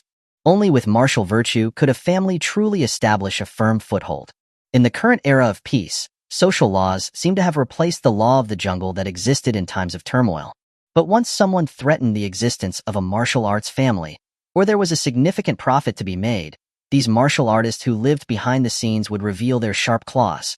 The Lan family had moved in from another area, and was only able to enter the ranks of the wealthy in Hailan within a few decades because of Lan Shengxiang's early reputation. Now, however, his cultivation had been all but destroyed due to old injuries. The Lan family was in urgent need of a trustworthy martial artist to guard their fortunes. His old friend Wang Chang's disciple, Li Chong, had a known background and was of a similar age to his granddaughter Lan Yueshi. He was, without a doubt, the best choice for them right now. As for Han Chun, the Lan family was certainly in his debt. However, even if Yueshi agreed to marry him after 6 months, the two of them wouldn't be able to protect the Lan family's assets. Without being a martial artist, without the power to dominate the rules of society, one could not gain a foothold. This was a lesson learned with blood and tears. That was why Lan Shengxiang was so disappointed after discovering Han Chun was not a martial artist. The young man was very kind to Yueshi. If he were a martial artist, as long as he did not have any malice towards the Lan family, Lan Shengxiang would agree with both hands. What a pity. Himph, turns out he's just a mortal. Li Chong, seeing the exchange of looks between his master Wang Chong and Lan Shengxiang, couldn't help but sneer. He was, of course, aware of what old man Lan and his master were thinking. They, the master and disciple, lacked money and resources, while the Lan family lacked a martial artist to watch over them. A marriage alliance was the perfect solution. Truth be told, before he had met Lan Yueshi, he had looked down upon the notion. After all, he had cultivated internal energy at such a young age and had entered the ranks of martial artists. To marry a common woman would be an insult to his status. But after meeting Lan Yueshi, he no longer felt that way. The reason was simple. Lan Yueshi was simply too beautiful, and that ethereal and aloof temperament of hers was incredibly alluring. Just the thought of sharing intimate moments with such a woman made his heart burn. Lan Yueshi acutely sensed the intense gaze of Li Chong, and a feeling of disgust rose within her. It's really strange. Han Chun often looks at her like that, but she had never felt disgusted or annoyed. Lan Yueshi pondered. Maybe the difference was that Han Chun had always been frank and open about it, and his eyes didn't have the sleazy, malicious look that these people had. Ahem. While Li Chong was lost in his fantasies, Han Chen suddenly withdrew his hand with a composed and knowing look. So, what do you think, young friend Han? Wang Chong asked with a touch of sarcasm, lacking the previous politeness. Han Chen grinned. You are, to put it mildly, quite ill. You are the one who's... Li Chong's eyes widened. He was about to retort, but was stopped by Wang Chong with a slight gesture. Wang Chong picked up his teacup, took a sip, and asked, What do you mean? Han Chen smiled. Your pulse is agitated, indicating too much young fire. Try not to watch too many films. Most importantly, don't have greedy desires that you shouldn't, and don't think about things that are not yours. Hmph, utter nonsense. Wang Chong said, his face darkening as he placed the teacup back on the table. Even Lan Shangxiong felt this was absurd. While martial artists had strong young essence, Wang Chong was over 60 years old. He had likely had all the sex he wanted. Who would be watching films at his age? Kid, how dare you slander my master? Are you looking for a fight? Li Chong's eyes narrowed, his gaze hostile. The master and disciple were both aggressive, but before Han Chen could say anything, Lan Yueshi stood up. You were the ones who sought medical help first. Han Chen only agreed to do you a favor. Regardless of his diagnosis, whether you believe it or not, you shouldn't treat him like this. Hearing Lan Yueshi defend him so fiercely, Han Chen felt a warmth in his heart. His lips curled into a smile. Grandpa, we're finished. Goodbye. Having said that, Lan Yueshi grabbed Han Chen's large hand, turned and left. You. Lan Shengxiong's face was flushed with embarrassment as he hastily got up and followed after them. Only Wang Chong and Li Chong were left sitting at the table, their expressions unpleasant. Let's go. Lan Yueshi was also angry at her grandfather, and not only did she not stop but directly pushed open the door of the private room and went out. Outside the room was the corridor of the Chinese restaurant's private rooms. As soon as Lan Yueshi pulled Han Chen out, they were met with a large group of people. Han Chen recognized the person in the lead. It was the head of the Yao family, Yao Dasheng. And those following behind him were not some unknown figures either. They were the elites and powerful figures of Hailan City. Yao Dasheng? Lan Shengxiong's expression shifted slightly as he hurried out of the private room. He immediately wore a kind and humble smile. While the Lan family had established quite a large business in Hailan, they were not even in the same league as the Yao family. Moreover, behind the Yao family stood a true martial artist, the seven-strike fist demon, Yao Taizhan, Old Man Yao. In the martial artist circle in Hailan City, Old Man Yao's name was not only well known, it was revered. Hurry, let's go greet Master Yao. The door of the private room was wide open. Wang Chong saw Yao Dasheng too, and quickly led his disciple Li Chong out of the room. The Yao family had a deep connection with the seven-strike fist school. Old Man Yao had even apprenticed in the school. And Wang Chong? He was just a martial artist who had learned through unorthodox methods. He might be able to act tough in front of the Lan family, but compared to the Yao family, he was nothing. Yueshi, let Master Yao pass first. Don't offend him, Lan Shengxiong told his granddaughter, as he took a step to the side. He bowed his hands to Yao Dasheng, Master Yao. Old Man Lan. Yao Dasheng nodded slightly, acknowledging his presence. At this point, Wang Chong stepped forward, acting as if he was very familiar with the Yao family. Ha, Master Yao, is Old Man Yao in good health? Intentionally asking about Old Man Yao was his way of showing that he was also a martial artist. Thank you for your inquiry, the old man is doing well. Yao Dasheng replied, his tone rather aloof. There were often people like Wang Chong, who, thinking they had some skill, would immediately ask after the old man, as if they were on familiar terms. The truth was, in front of the old man, they wouldn't even be worth a glance. Ahem, I am Wang Chong, of the spiritual monkey fist. This is my disciple. Wang Chong, seeing that Yao Dasheng didn't seem to pay him any attention, revealed his origins. Unfortunately, Yao Dasheng didn't waste even half a second on him. He walked directly toward Lan Yueshi. Before he even reached her, his face broke into a wide smile. Ah, Mr. Han, what a coincidence. I didn't expect to run into you here. Chapter 21. The Thugs. Well, Mr. Han, what a coincidence. I never expected to run into you here.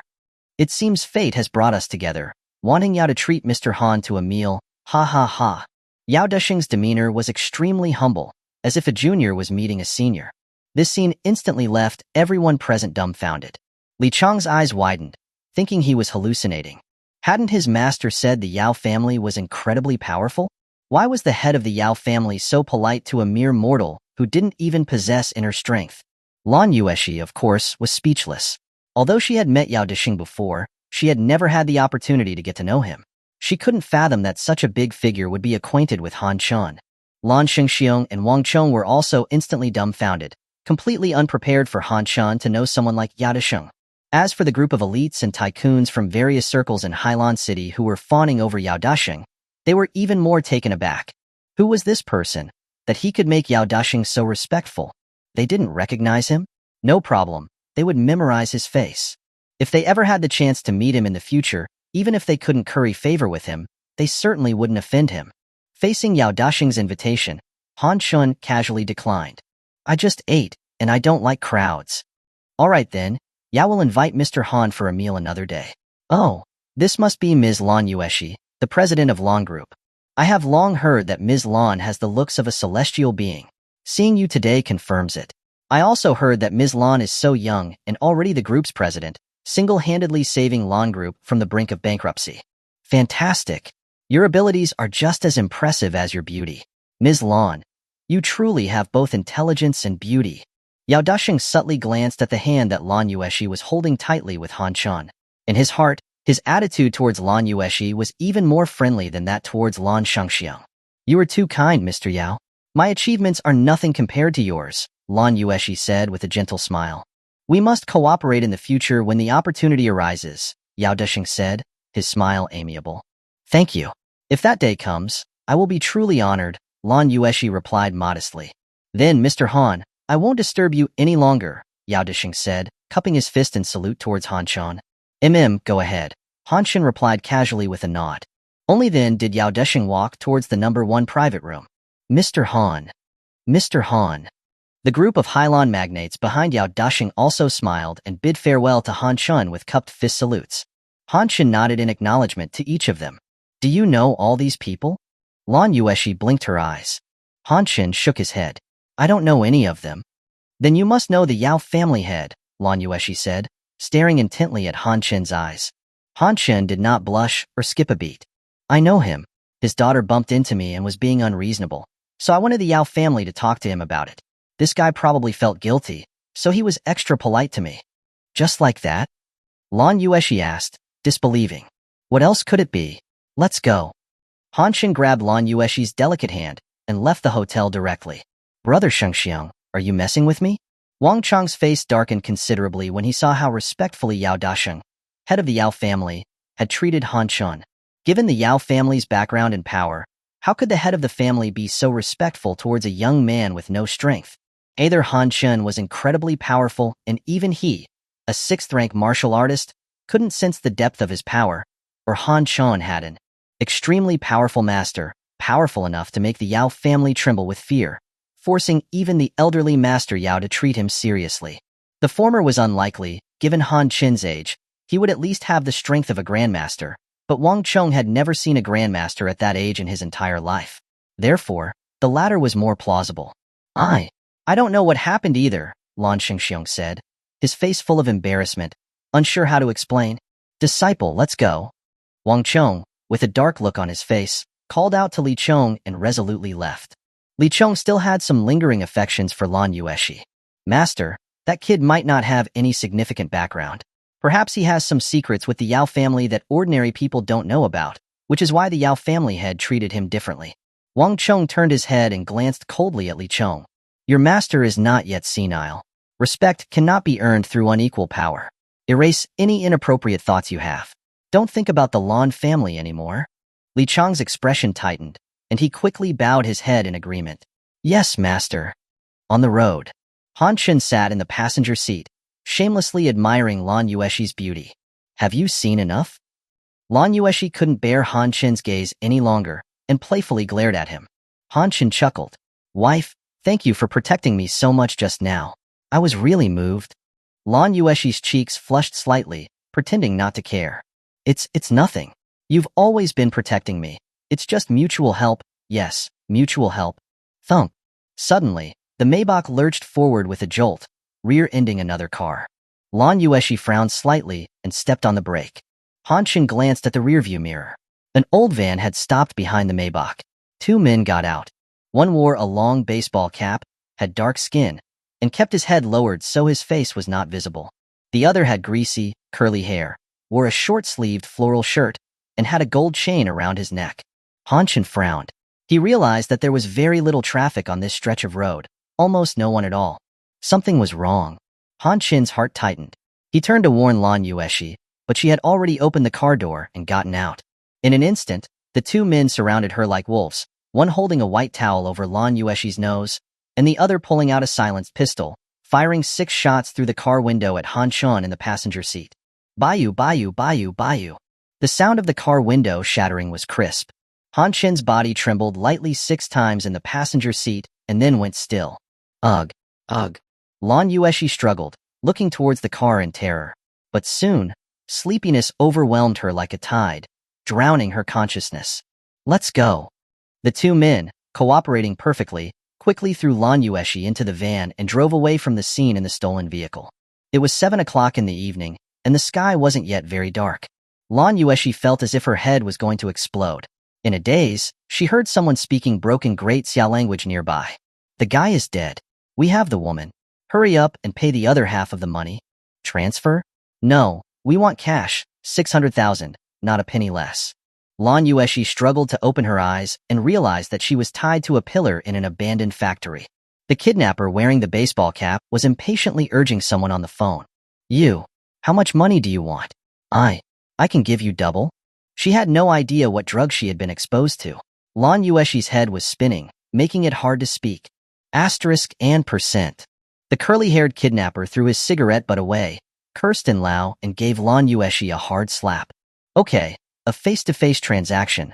Money for the goods? The baseball cap man hung up the phone and walked over to Lan Yueshi along with the curly-haired man. And percent, Y percent, dollar asterisk and dot. The two kidnappers chattered for a while before displaying malicious smiles on their faces. Wsh, what are you going to do? Lan Yueshi felt a bad premonition. The two kidnappers greedily stared at Lan Yueshi's curves, revealing lewd smiles as they reached out. Lan Yueshi bit her lower lip hard, the metallic taste of blood filling her mouth. Her eyes became icy and resolute. Even if she died, she would never let these two kidnappers take any pleasure from her. Chapter 22. The Ace of Spades. The night was quiet in the outskirts of the city.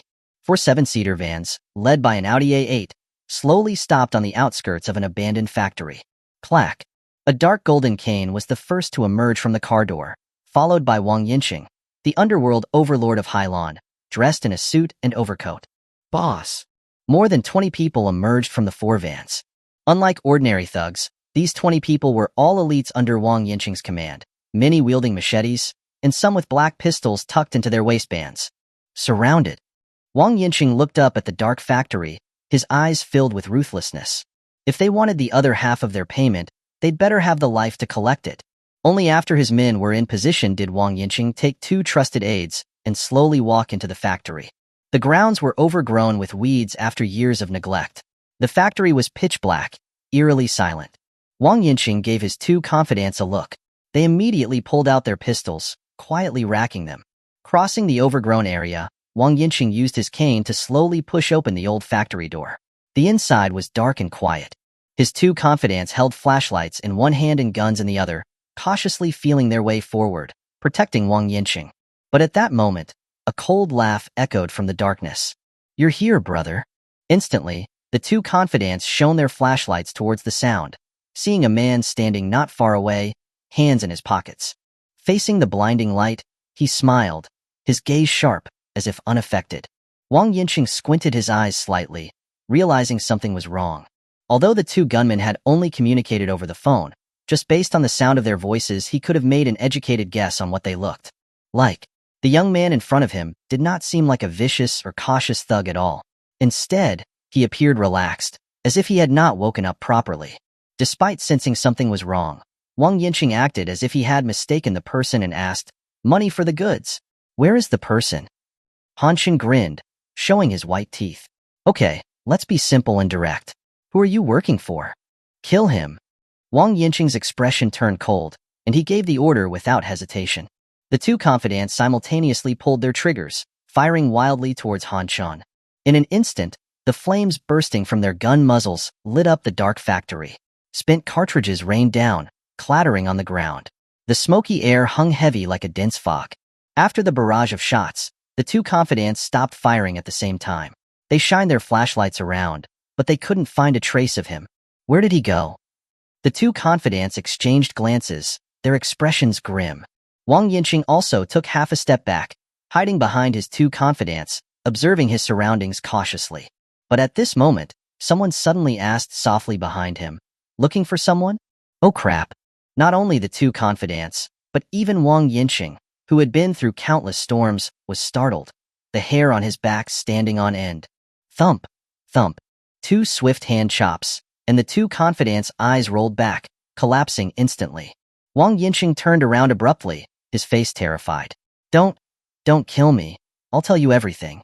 Han Chen grinned. "I can guess. You're going to try and lie to me, while waiting for your men outside to come and back you up, right?" Wang Yinqing's eyes narrowed slightly, revealing genuine fear in their depths. What was this guy? So young, yet so terrifyingly skilled, and his level of strategy and shrewdness was also overwhelming. "Don't bother waiting. I've already taken care of your men outside," Han Chen said casually. Wang Yinqing forced a ghastly smile. "Friend, I surrender. Don't kill me. You want to know anything, just ask, and I'll tell you everything." Han Chen stared into Wang Yinqing's eyes, a cold smile playing at the corner of his mouth. "You don't need to tell me. I'll ask myself." Huh. Before Wang Yinqing could understand what he meant, his mind suddenly went blank the instant he met Han Chen's gaze. He lost all sense of self. "Who are you working for?" Han Chen asked in a cold voice, a strange golden light flickering in his eyes. Wang Yinqing's gaze was vacant. "Ma Yisheng. Why did he kidnap my Yeye, my wife?" Han Chen asked again, his face emotionless. Wang Yinqing answered automatically. "I don't know." Han Chen stroked his chin, lost in thought. It seemed Wang Yinqing was just doing a job. If he wanted to find the real answer, he would have to ask Ma Yisheng himself. "Take me to see Ma Yisheng." "Okay." Wang Yinqing turned around blankly and walked towards the factory exit. Han Chen changed into a coat belonging to one of Wang Yinqing's confidants and followed. At 11 o'clock at night, the Audi A8 parked on the outskirts of the abandoned factory started up and slowly drove towards the old city of Hailan. Compared to the new city, the old city had long lost its former prosperity. Even at 11 o'clock at night, the traffic and foot traffic on the streets were sparse.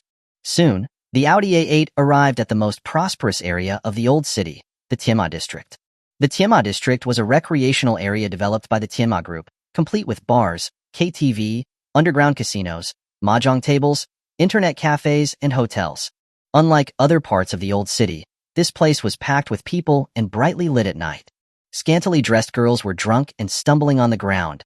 Two groups of people were fighting in front of an internet cafe, and flamboyant women were soliciting customers on the side of the road. Wang Yinqing parked the car in front of a bar called Ace of Spades. A valet immediately came up to assist with parking. "Is Mr. Ma here?"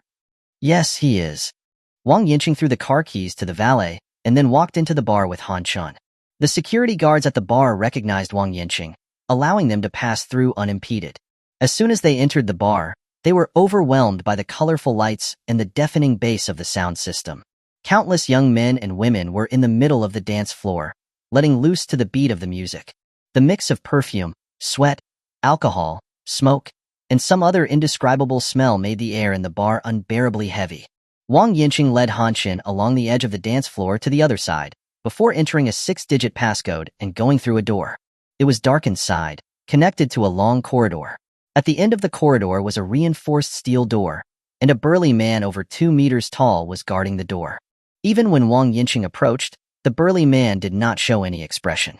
"The boss doesn't want to meet you." "I have an emergency," Wang Yinqing replied woodenly, like a puppet. The burly man's face contorted slightly, noticing something was amiss. But at this moment, a fist appeared from behind Wang Yinqing without warning, slamming into the burly man's abdomen. Thud. This fist did not appear powerful, but was as heavy as a charging truck. The burly man's eyes went wide, and he spat out a large amount of blood, his spleen having already burst. He would not live long. "His fingerprints will unlock it," Wang Yinqing stated blankly. Han Chen grabbed the burly man's hand and pressed it onto the fingerprint lock. Click. The lock opened automatically. Although the burly man's face was full of resentment, he had no strength to stop them, continuously spitting out blood as his spleen failed. Chapter 23, Woman. Past the fingerprint-locked steel door was a lounge. The furnishings were very luxurious. However, Wang Yinqing's steps did not stop there. Instead, he walked into the innermost room of the lounge. The room was not large. There was nothing inside except for a staircase leading down. Wang Yinqing entered the staircase expressionlessly and went down. Han Chen followed closely behind. There were spotlights on the walls of the staircase, so it was not dim, and it was also very warm inside, with a hint of moisture. After several flights of stairs, they reached the bottom. There was a whole different world here, like an underground residence. There were several rooms, and in the very center was a hot spring pool of 100 square meters, with steam rising from the water. At this very moment, a naked, enormously fat body was soaking in the pool, none other than Ma Yixing. As Wang Yinqing led Han Chen to the side of the hot spring pool, Ma Yixing sensed something, but he was covering his face with a hot towel and hadn't seen who it was. Have you thought it over? If you have, come down and serve me well.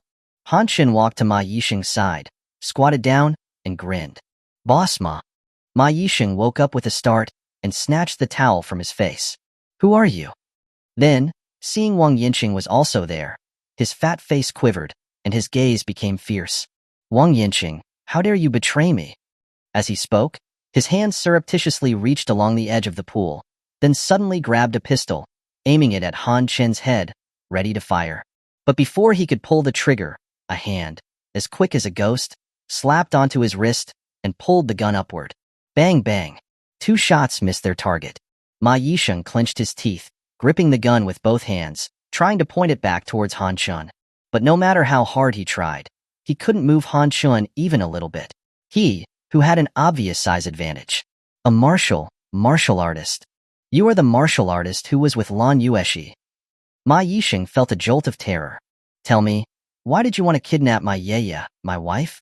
Han Chen's gaze was icy cold, and a strange golden light flashed in his eyes. Because. Ma Yixing's expression wavered, and he almost blurted out the answer. But at that moment, the sound of a gunshot suddenly exploded. It turned out he had unconsciously pulled the trigger. Ma Yixing instantly regained his senses, feeling like his head was splitting open. Han Chen thought it a pity. After all, the soul inquiry technique could only be used once on an ordinary person. If he forcefully tried to use it a second time, Ma Yixing would probably turn into a complete idiot. Tell me, why did you want to kidnap my Yaya, my wife? It wasn't me, it was. Ma Yixing pretended to answer, then suddenly released the pistol with his right hand, catching it with his left. Snap.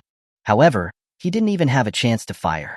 Han Chen effortlessly snatched away his pistol. Ma Yixing's expression changed drastically.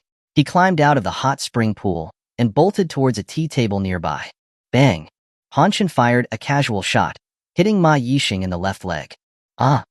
Ma Yixing cried out in agony and collapsed onto the ground, but he still kept crawling towards the tea table. It seemed there was something there that could save his life.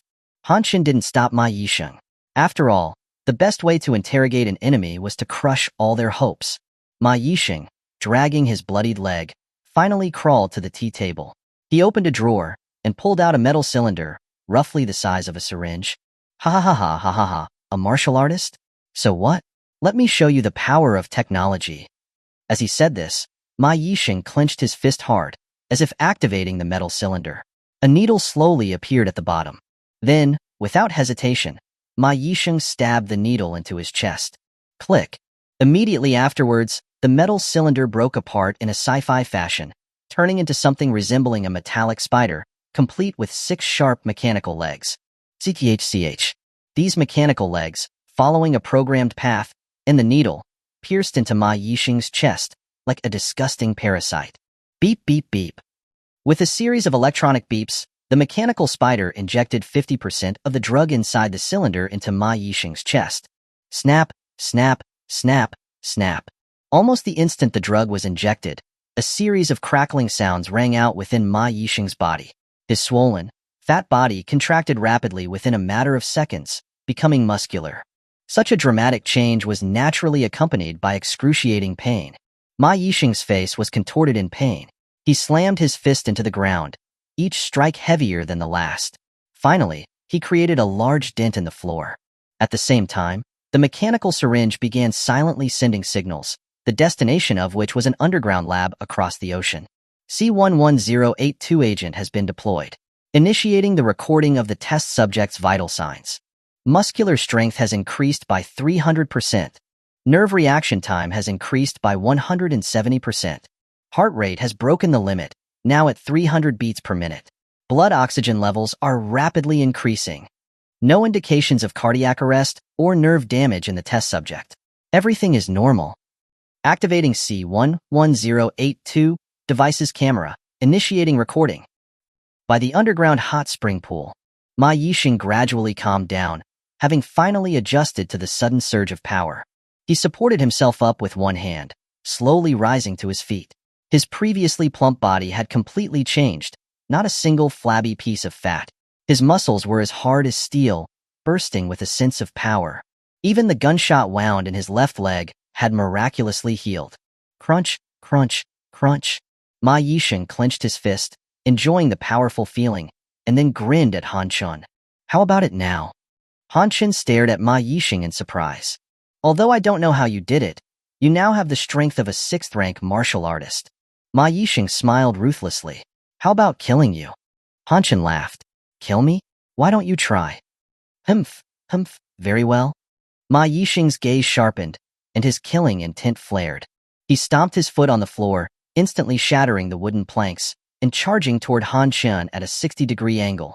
His speed was extremely fast. In almost an instant, Ma Yixing was right in front of Han Chun.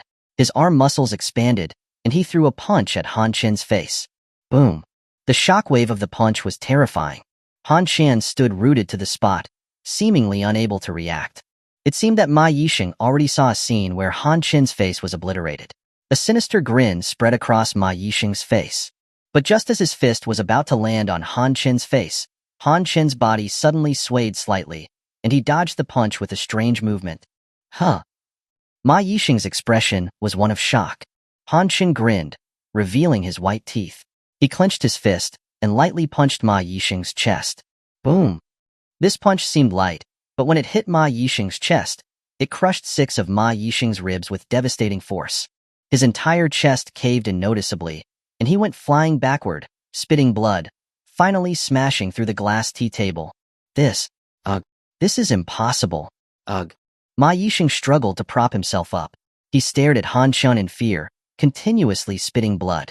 Han Chun walked slowly towards Ma Yixing, looking down on him. Now, tell me, why did you do all this to Ye? Ma Yixing stared at Han Chun in terror, his entire body trembling uncontrollably. Just as he was about to speak, his eyes suddenly widened, his face full of excruciating pain. Han Chun frowned slightly. Then, Ma Yixing seemed to have exhausted all his physical potential. The skin on his body shriveled rapidly, and his eye sockets began to sink. In just a few seconds, his body was left as only a thin layer of skin, his bones and organs having melted away. Click, click, click. The mechanical spider syringe, without a host, crawled about haphazardly. The camera at the top was continuing to record Han Chun. What is that thing? Han Chun stepped on and crushed the syringe. He knew he should have held back his punch a little. Now, the person was dead. He couldn't ask anything. Ma Yixing, I promise you, as long as you... At that moment, someone walked out of the room. Han Chun turned around, instantly stunned. A woman, a completely naked woman, with skin as white as snow, full and curvy, with a mature charm. And she was stark naked. The woman was clearly surprised by Han Chun's presence. Her beautiful face showed a hint of shock, and she quickly wrapped her arms around her chest. Unfortunately, while the top was covered, the bottom wasn't. Who are you? Chapter 24. Jiang Cixi. Jiang Cixi was a woman who had seen the world, so after a moment of panic, she quickly calmed down. This was Ma Yixing's most secluded and heavily guarded place. Even Wang Yinqing needed to notify him in advance to come in. But now, Ma Yixing had disappeared without a trace, and a pool of bloody human skin lay by the hot spring pool. Besides that, the only people left in the underground hot spring room were Wang Yinqing and this unfamiliar young man. And Wang Yinqing also looked rather strange. His eyes were dull, his expression wooden. He didn't even show the usual greedy desire for her naked body, as if he had become a human puppet. As for the young man in front of her, although he looked ordinary on the outside, He exuded a sense of ease that controlled the entire scene. This was a sign of absolute confidence in his own power. He seemed to be captivated by her curves, but there was a hint of chilling coldness hidden in the heat of his eyes. He was considering whether or not to silence her. Don't kill me. I'm not one of Ma Yixing's people. After organizing her thoughts, Jiang Sisi immediately knelt on the ground. Why should I believe you? Han Chen grinned, letting his gaze sweep shamelessly over Jiang Sisi's body. Jiang Sisi answered without hesitation, my name is Jiang Sisi, and I am the woman of Zheng Wang, the owner of Haiwei Entertainment Company in the Old City. Zheng Wang was a big shot in the old city of Hailan before. You can ask any friend in the underworld, and they'll know. A big shot before? Han Chen raised an eyebrow. Jiang Sisi nodded lightly, tears welling in her eyes as she said with sorrow and indignation. During the development of the Tianma district, Zheng Wang had a dispute with Ma Yixing. Ma Yixing secretly colluded with Wang Yinqing, a subordinate of Zheng Wang, to betray him. After Zheng Wang died, I could only escape with my daughter.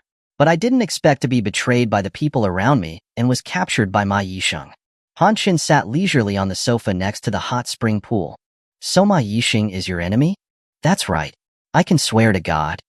Jiang Sisi raised her face and met Han Chen's eyes. Deceiving him would not benefit her at all.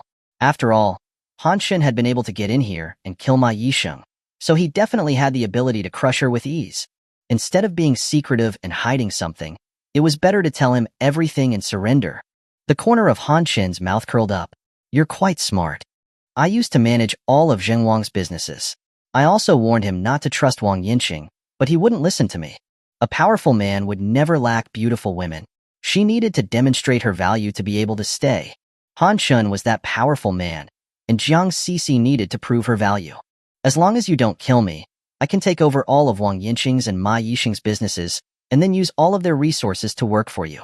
Jiang Sisi wasn't boasting. Zheng Wang still had a group of loyal subordinates.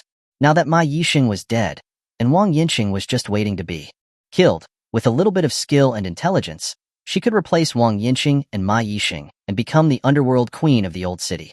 If only the man before her would spare her life. Sounds very tempting, Han Chen said, the corners of his mouth curving upward. It's not just tempting, it will be just as good in practice. As she spoke, Jiang Sisi pushed up her buttocks and crawled towards Han Chen, without any shame or pretense. She had been powerless to resist Ma Yixing, and she was even more powerless in front of Han Chen. If so, she might as well shed her dignity and try to please him. As long as you give Sisi a chance, Sisi will definitely satisfy you. Jiang Sisi curved her lips, her eyes filled with flirtatious intent. Her knees moved forward again, until she was kneeling between Han Chen's legs, her rosy lips slightly parted, as if implying something. Okay, then let's see how you do. After a moment of thought, Han Chen nodded in agreement. Ma Yixing was just a mortal, but he knew about the existence of martial artists, which meant there was a bigger backer behind him. Maybe the kidnapping of Lan Yueshi was ordered by that mastermind. If so, he would leave a lure and wait for the big fish to bite. He would see who the mastermind was and what their purpose was. While Han Chen was thinking, a look of determination flashed in Jiang Sisi's eyes, and she reached out her slender white hand to unbuckle Han Chen's belt. What are you doing? Han Chen asked, a look of astonishment on his face. Don't worry, I will definitely perform well. Jiang Sisi raised her face, full of flirtatious charm, looking at Han Chen with a gentle, obedient look. The perform well, I meant wasn't this, lady? Well, since there's already been a misunderstanding, he might as well roll with it. Let's go. Han Chen closed his eyes, both expectant and nervous. But just as Jiang Sisi was about to act, the phone in Han Chen's pocket suddenly rang. Damn it, why now? Han Chen, his face full of unsatisfied resentment, pulled out his phone. Hello? Chen Lang, if you don't come back, your woman will be dead. Huh. Han Chen didn't have the time to test Jiang Sisi's skills. He quickly pulled up his pants and rushed out. You remember my phone number 166 ******** 22. If you encounter any trouble, call me. Oh, okay. Before Jiang Sisi could react, Han Chen had disappeared. Thump. As soon as Han Chen left, Wang Yinqing fainted. Even if he woke up later, he would be an idiot. But Jiang Sisi didn't give Wang Yinqing a chance to wake up. She picked up the gun on the floor and fired several shots at Wang Yinqing's head. Only when she was sure Wang Yinqing was beyond dead did she suddenly kneel on the floor, burying her face in her hands and crying. In order to save her life, she had forced herself to remain calm. Now that her enemies were all dead and Han Chun had left, she could finally vent her grief, anger, and fear, revealing her weakness as a woman. But in just a few minutes, Jiang Sisi regained her composure.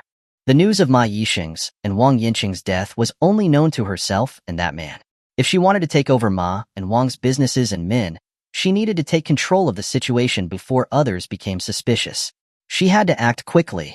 After a moment of contemplation, Jiang Sisi had a general idea of what to do. She then picked up Wang Yinqing's phone and dialed a familiar number. Wang Yinqing, how dare you call me? Xiaohu, it's me. Sister Jiang? Sister Jiang, are you okay? Sister Jiang? Xiaohu, now is not the time to reminisce. I have a very important task for you. New City, Yunhe Villa 301, a bedroom on the second floor. When Han Shin rushed back, he saw only Lan Yueshi curled up in a corner, her arms tightly wrapped around her knees. Her body was shaking and her face was as pale as paper. Yeah, Han Shin called softly, immediately coming closer. But at this time, Lan Yueshi had lost awareness of the outside world. Her eyes were tightly closed, her long, delicate eyebrows were slightly furrowed, and her face was full of pain. This was a symptom of a complete outbreak of her cold syndrome. Lan Yueshi must be continuously sinking into a cold and dark nightmare. Yeah, don't be afraid. Seeing Lan Yueshi's suffering, Han Chun felt a pang of heartache.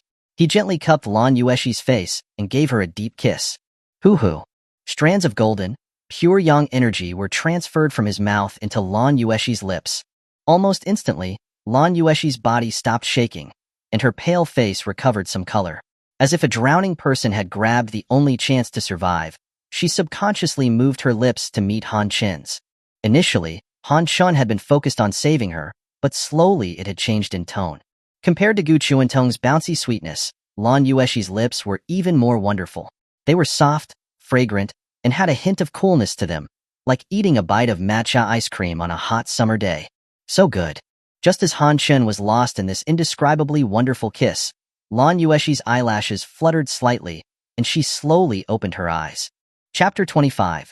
Shangguan Traditional Medicine Shop. Lan Yueshi's beautiful eyes widened, and she subconsciously pushed Han Chun away. Plop.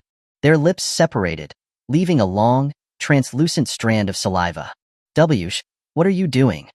Lan Yueshi said, both ashamed and annoyed. Han Chun explained with a serious face. Wife, don't be angry. Just now your cold syndrome flared up. I had no choice but to kiss you in order to save you. When he got to the end, he lowered his head shyly, like a young girl who hadn't yet left her maiden's room. Cold syndrome. Lan Yueshi's pretty face froze. She instantly remembered everything. In the abandoned factory, when the two foreign thugs were about to attack her, Han Chun, who had been shot 6 times, miraculously appeared and saved her. He then stayed behind at the factory to wait for the mastermind to show up. And after returning home, because she was worried about Han Chun's safety, she became restless and uneasy, which triggered her cold syndrome. You're okay, right? Lan Yueshi's pretty face was slightly flushed. Luckily, the bedroom was dark, so it was hard to see her blush clearly. Han Chun patted his chest and grinned. I have to be okay, but your cold syndrome needs to be treated as soon as possible, or it will only get worse. Then tomorrow morning Just the thought of Han Chun needing her morning urine to diagnose her illness made Lan Yueshi's ears turn hot. No need. Any bodily fluid will do. I've already tasted the symptoms. The corners of Han Chun's mouth curled into a smile, which was a bit roguish. Bodily fluids? Lan Yueshi thought of the strand of saliva, and her delicate, beautiful ears turned instantly red. She couldn't help but scold him. You're vulgar. All right, I'm vulgar. Now you get some rest. I'll go buy some medicine for you tomorrow. Han Chun readily accepted Lan Yueshi's scolding. He then put his hands in his pockets and turned to leave. Thank you. Just as he was about to walk out of the bedroom, a soft thank you sounded from behind him. Why are you being so polite? We'll be sharing the same bed soon. By the way, if you're afraid sleeping alone, I can stay here and keep you company. After all. Before Han Chun could finish speaking, the bedroom door slammed shut. If you need me, call me anytime. Han Chun shrugged and went downstairs helplessly. Only after the sound outside the door completely disappeared did Lan Yueshi lean against the door and slowly sit down on the floor. Before, when she had returned from the abandoned factory, she had been restless and uneasy. She constantly felt that there might be dangerous people breaking into her house and attacking her. She was exhausted but couldn't rest. But now, just thinking that Han Chun was downstairs, she felt a strange sense of peace. Although he always acted flippant, whenever he appeared, he gave her a sense of security. Thinking about all of this, Lan Yueshi's eyelids drooped. She fell asleep. Perhaps due to mental exhaustion, Lan Yueshi woke up unusually late the next day. She opened her eyes and saw that it was already 9:30 a.m. She quickly got out of bed, washed her face, and got dressed. After putting on her makeup and changing her clothes, she hurried downstairs in her high heels, only to find a note left by Han Chun on the dining table. Wife, I've gone to buy medicine. Breakfast is in the kitchen. Keep warm and make sure you eat everything. I'll check when I get back. After reading the note, Lan Yueshi grabbed her bag and hurried out. But a few seconds later, she turned around and rushed into the kitchen, packing up the breakfast to bring with her. When it came to food, that guy never joked around. Who knew what would happen if he came back and found out she hadn't eaten? Huh. Lan Yueshi, when did you start caring so much about a man? That guy is only living with you temporarily as part of a contract. You'll part ways after 6 months. Could it be that you? I'm just hungry and want to eat breakfast, that's all. Yes, it's that simple. Lan Yueshi slammed the car door shut, started the car, and drove away from the villa. The morning light was bright. In a traditional Chinese garden filled with ancient charm, a person walked quickly through the corridor and stopped in front of a study. Grandfather, Ma Yisheng is dead. The study was silent. A moment later, the sound of a book being flipped was heard. When did it happen? An old voice asked calmly. 16 minutes past midnight today. That's the time they recorded, but they didn't provide the video footage from the device. So, Ma Yixing used the drug and was killed? Yes. Wang Yinqing went into the Ace of Spades bar last night and hasn't been seen since. There's a high probability he's also dead. Now, a woman named Jiang Sisi is gathering the underground forces of the old city. She's the woman of Zheng Wang, a former big shot in the old city. Looks like a big fish has swum into Hailan City, and it won't be easy to deal with, the old man sighed softly. Grandfather, it's not hard to catch this big fish, the young man said confidently. What do you want to do? The old man asked. The young man replied, it's simple. As long as we catch Jiang Sisi, we can find out where the big fish came from. After listening to him, the old man's voice deepened. Foolish. Do you think the other party left Jiang Sisi for no reason? If he had the ability to deal with a Ma Yixing who was drugged and still dared to leave bait, it means he's very confident in his own strength. If you move against Jiang Sisi, you'll go from being behind the scenes to being in the spotlight, from a chess player to a chess piece. The young man asked, confused, then, how should we kill this big fish? Don't worry about him for now. The Yao family is the main focus now. Yao Tai's Han is about to return. The old man slowly closed his book. Okay, grandson understands what he should do. The young man sat kneeling outside the study, nodding slightly. The sun grew hotter. Hanshin rode a shared bike, following the Gouda map to a traditional Chinese medicine market. What? Fire spirit root? I've never heard of it. What fire spirit root? You wouldn't be reading too many novels, would you? There's no such herb. Go. Don't delay my business. You can ask at Shangguan Traditional Medicine Shop. If you have money, the Shangguan family can get you anything. Shangguan Traditional Medicine Shop? Han Xin opened the map and furiously pedaled the shared bicycle, almost setting the pedals on fire. Finally, he found the Shangguan Traditional Medicine Shop. As expected of a place recommended by medicine dealers, the shop looked very high-end. Even the pillars at the entrance were made of fine sandalwood. The couplet on the pillars read, Upper scroll, inherited the ancient art of Xuanqi. Lower scroll, all rely on the power of herbs. Hanshin raised his eyebrows, finding it a little interesting. After locking up the shared bike, he walked into the Shangguan Traditional Medicine Shop. It wasn't like the traditional Chinese medicine shop he had imagined. The Shangguan Traditional Medicine Shop did not have tall medicine shelves and drawers. Instead, it was laid out like a bank, with only a few windows in the hall and a large rest area. However, the rest area here was much better than that of a bank. The sofas were all made of genuine leather, and there were even fruit platters on the coffee tables, filled with expensive fruits. The customers sitting in the rest area waiting for their turn were all well-dressed, and you could tell at a glance that they were all wealthy. This was Han Chin's first time visiting such a high-end traditional Chinese medicine shop. He didn't know the procedure. He saw a few women wearing cheongsams standing by, chatting softly, and went up to them. Excuse me. If I want to buy medicine, which window should I line up at? The cheongsam-wearing receptionist had actually noticed Han Chin a long time ago. Although their job was to receive customers, when facing a loser who was clearly broke, no one was willing to move a muscle. After all, everyone who came to the Shangguan traditional medicine shop was a member of the upper class, either wealthy or powerful. Instead of serving such a loser, they might as well go and serve a few customers in the rest area. If they were to be spotted by a wealthy man, their fortunes could turn around in an instant. Chapter 26, Zhao Yongjiang. Han Chin had asked with good intentions, but the receptionists acted as if they hadn't heard him. Look at my manicure. Isn't it beautiful? It is. Where did you get it done? I want to get it too. Let me tell you. Han Chin frowned slightly, and his lips pressed down in displeasure. How do I buy medicine here? Can you please tell me? Seeing Han Chin was as dense as wood and didn't understand, the woman who had been showing off her manicure and being praised by the other receptionists said impatiently, "Take a number and wait." Han Chin looked around. He didn't know where the number dispenser was, so he asked again, "Where do I get a number?" Lin Lily pointed impatiently to the dispenser not far away. "Over there." "Thank you." Han Chin politely said thank you and turned to leave. But then Lin Lily added, in a nasty tone, "Blind and broke. Even if he takes a number, he won't be able to afford anything." She knew Han Chin had just turned his back and could still hear her, but she still didn't lower her voice, as if she wanted Han Chin to hear her. The receptionist chuckled. Han Chin paused for a moment.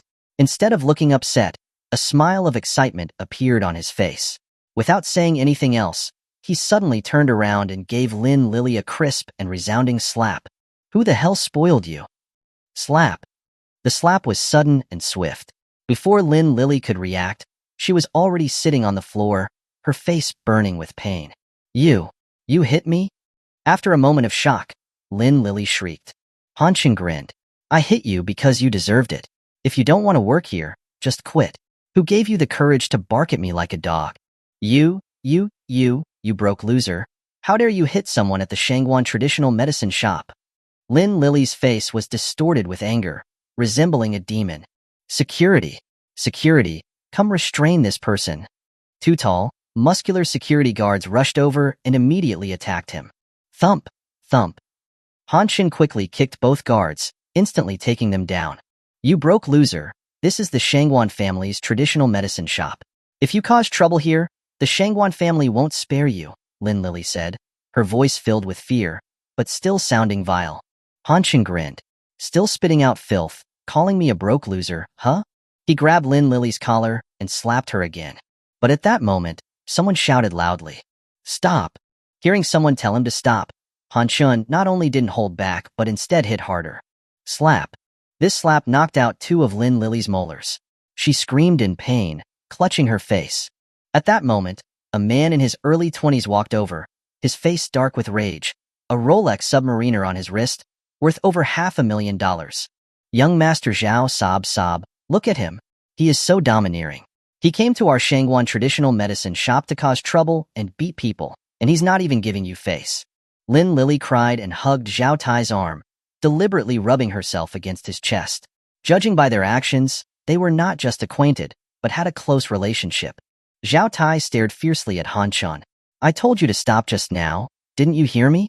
Han Chin impatiently cleaned out his ear. "Why should I?" Hearing this, Zhao Tai sneered in anger.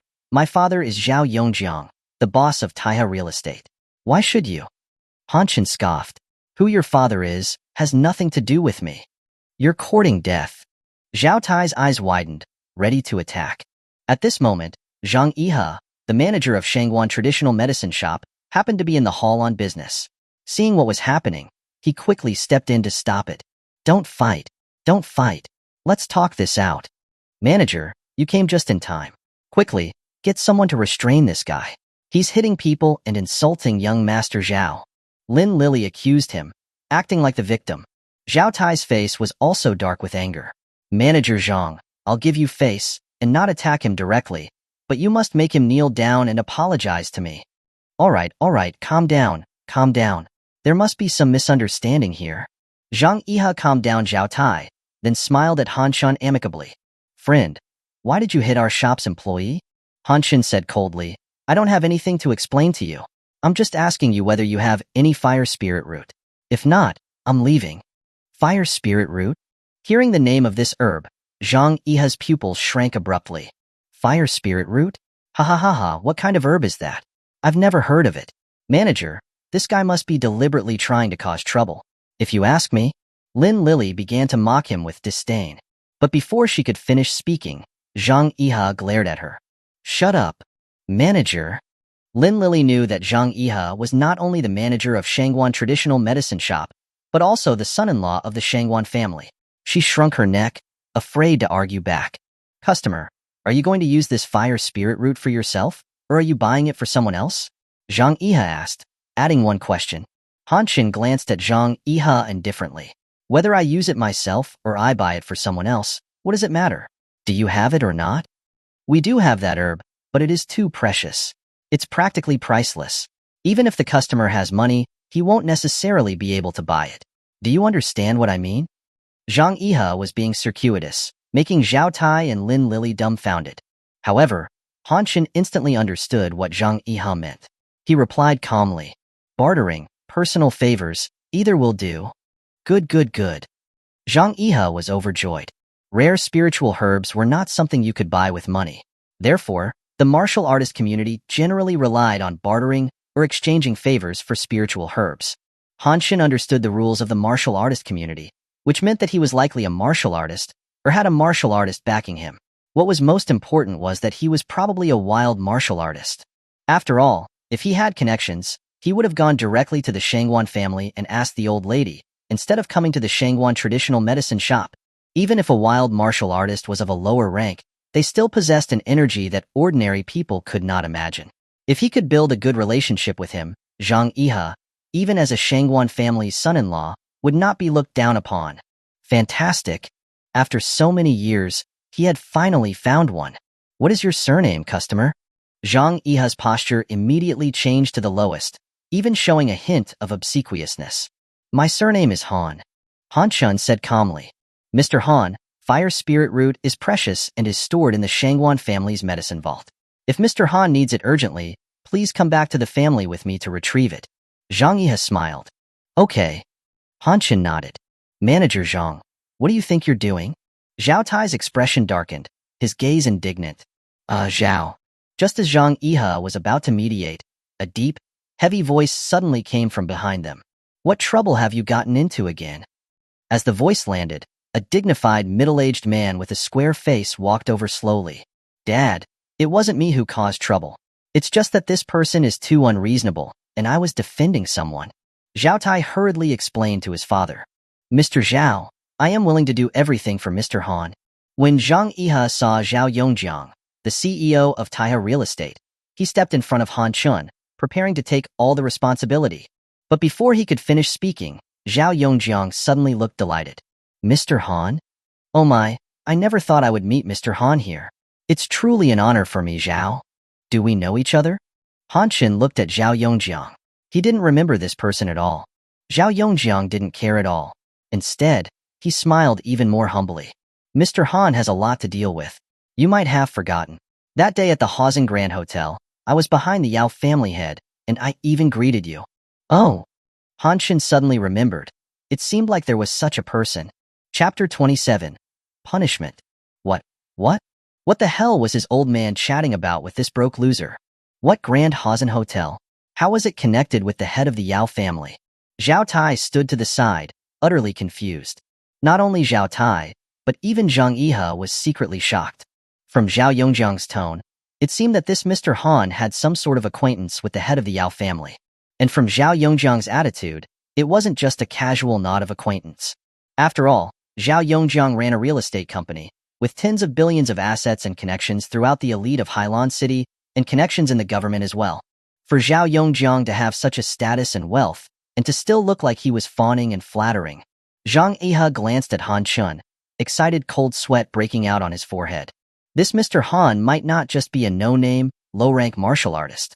He might be a high-rank martial artist whom even the Yao family had to treat with caution.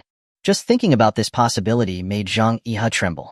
If he could befriend a high-rank martial artist, then even within the Shangguan family, he would have absolute authority. He must not miss this opportunity. Mr. Han has come to the Shangguan traditional medicine shop to buy medicine? Okay, today whatever medicine Mr. Han buys will be on my Zhao Yongjiang's tab. I also beg Mr. Han to forgive my son's blindness and for offending you. Zhao Yongjiang was a master of social skills. Through Zhao Tai's offense, he quickly tried to win Han Qin's favor and pull them closer. Sometimes it's like that. Misunderstandings and conflicts aren't necessarily troublesome. If handled properly, they could open up new connections. You don't need to pay for my medicine. Han Qin's eyes drooped slightly as he spoke indifferently. Hearing this, Zhao Yongjiang's heart sank slightly. After all, a person who even the head of the Yao family, Yao Dasheng, had to greet with a smile, wouldn't have much of a temper, trying to be important just because he knows the head of the Yao family. At this moment, Zhao Tai muttered to himself. Perhaps he was afraid that Han Qin had some amazing background, so he didn't dare to speak loudly, but he was still heard by both Zhao Yongjiang and Han Qin. What a helpful assist. Zhao Yongjiang's eyes lit up. Without another word, he turned around and slapped Zhao Tai across the face. You unfilial son. Zhao Tai had never expected his father's sudden greeting. He staggered backwards several steps, blood trickling from the corner of his mouth, which made Lin Lili tremble in fear. Dad? Zhao Tai clutched his face and looked at his father, Zhao Yongjiang, fearfully, his voice trembling. How dare you speak impudently after offending Mr. Han?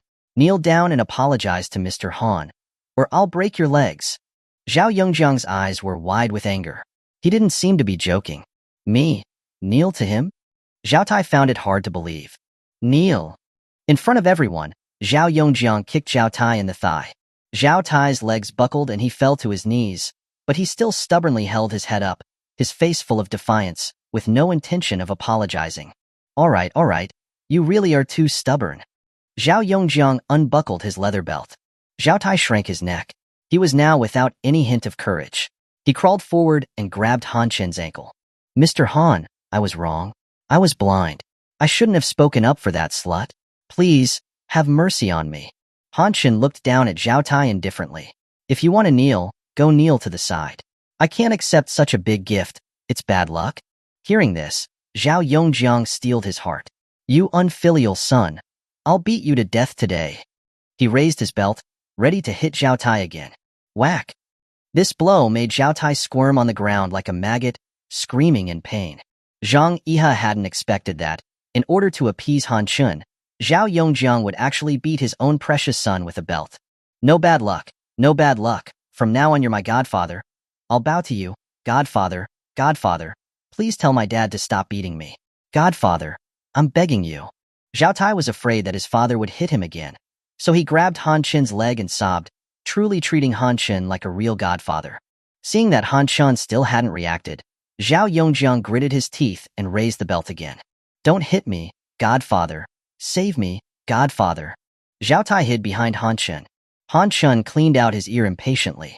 All right, stop acting out a tearjerker in front of me. Zhao Yongjiang immediately lowered the belt, smiling. I'm not acting. I'm just trying to make Mr. Han feel better. Forget it, Han Qin said casually. Thank you, Mr. Han, Zhao Yongjiang said, relieved. As long as he didn't make an enemy out of him, it would all be good. Then he glared at Zhao Tai. Thank you, thank you, godfather. Zhao Tai grinned and immediately bowed to Han Qin on the spot. Seeing that her wealthy benefactor had knelt down, Lin Lili was terrified. She hurried to kneel down beside Zhao Tai. Lily, I was blind. Please forgive me, godfather. After speaking, she also acted pitiful and scared, glancing at Han Qin with a hint of seduction. Didn't people say that big shots like to take on goddaughters? She considered herself pretty good looking, so she could definitely make her godfather happy. But before Lin Lili could finish fantasizing, Zhao Tai kicked her away with a side kick. Get out of here, you slut. What do you think you are to be trying to get close to my godfather? Lin Lili rolled more than twice, her hair disheveled, looking as pathetic as a stray dog. Young Master Zhao, you slut. If it weren't for you stirring up trouble, how would I have offended my godfather? I'll kill you. Zhao Tai was looking for a way to vent his anger. At this moment, Zhang Yihe stepped forward. Young Master Zhao, don't be angry. She's one of the employees of the Shangguan traditional medicine shop. I'll deal with her.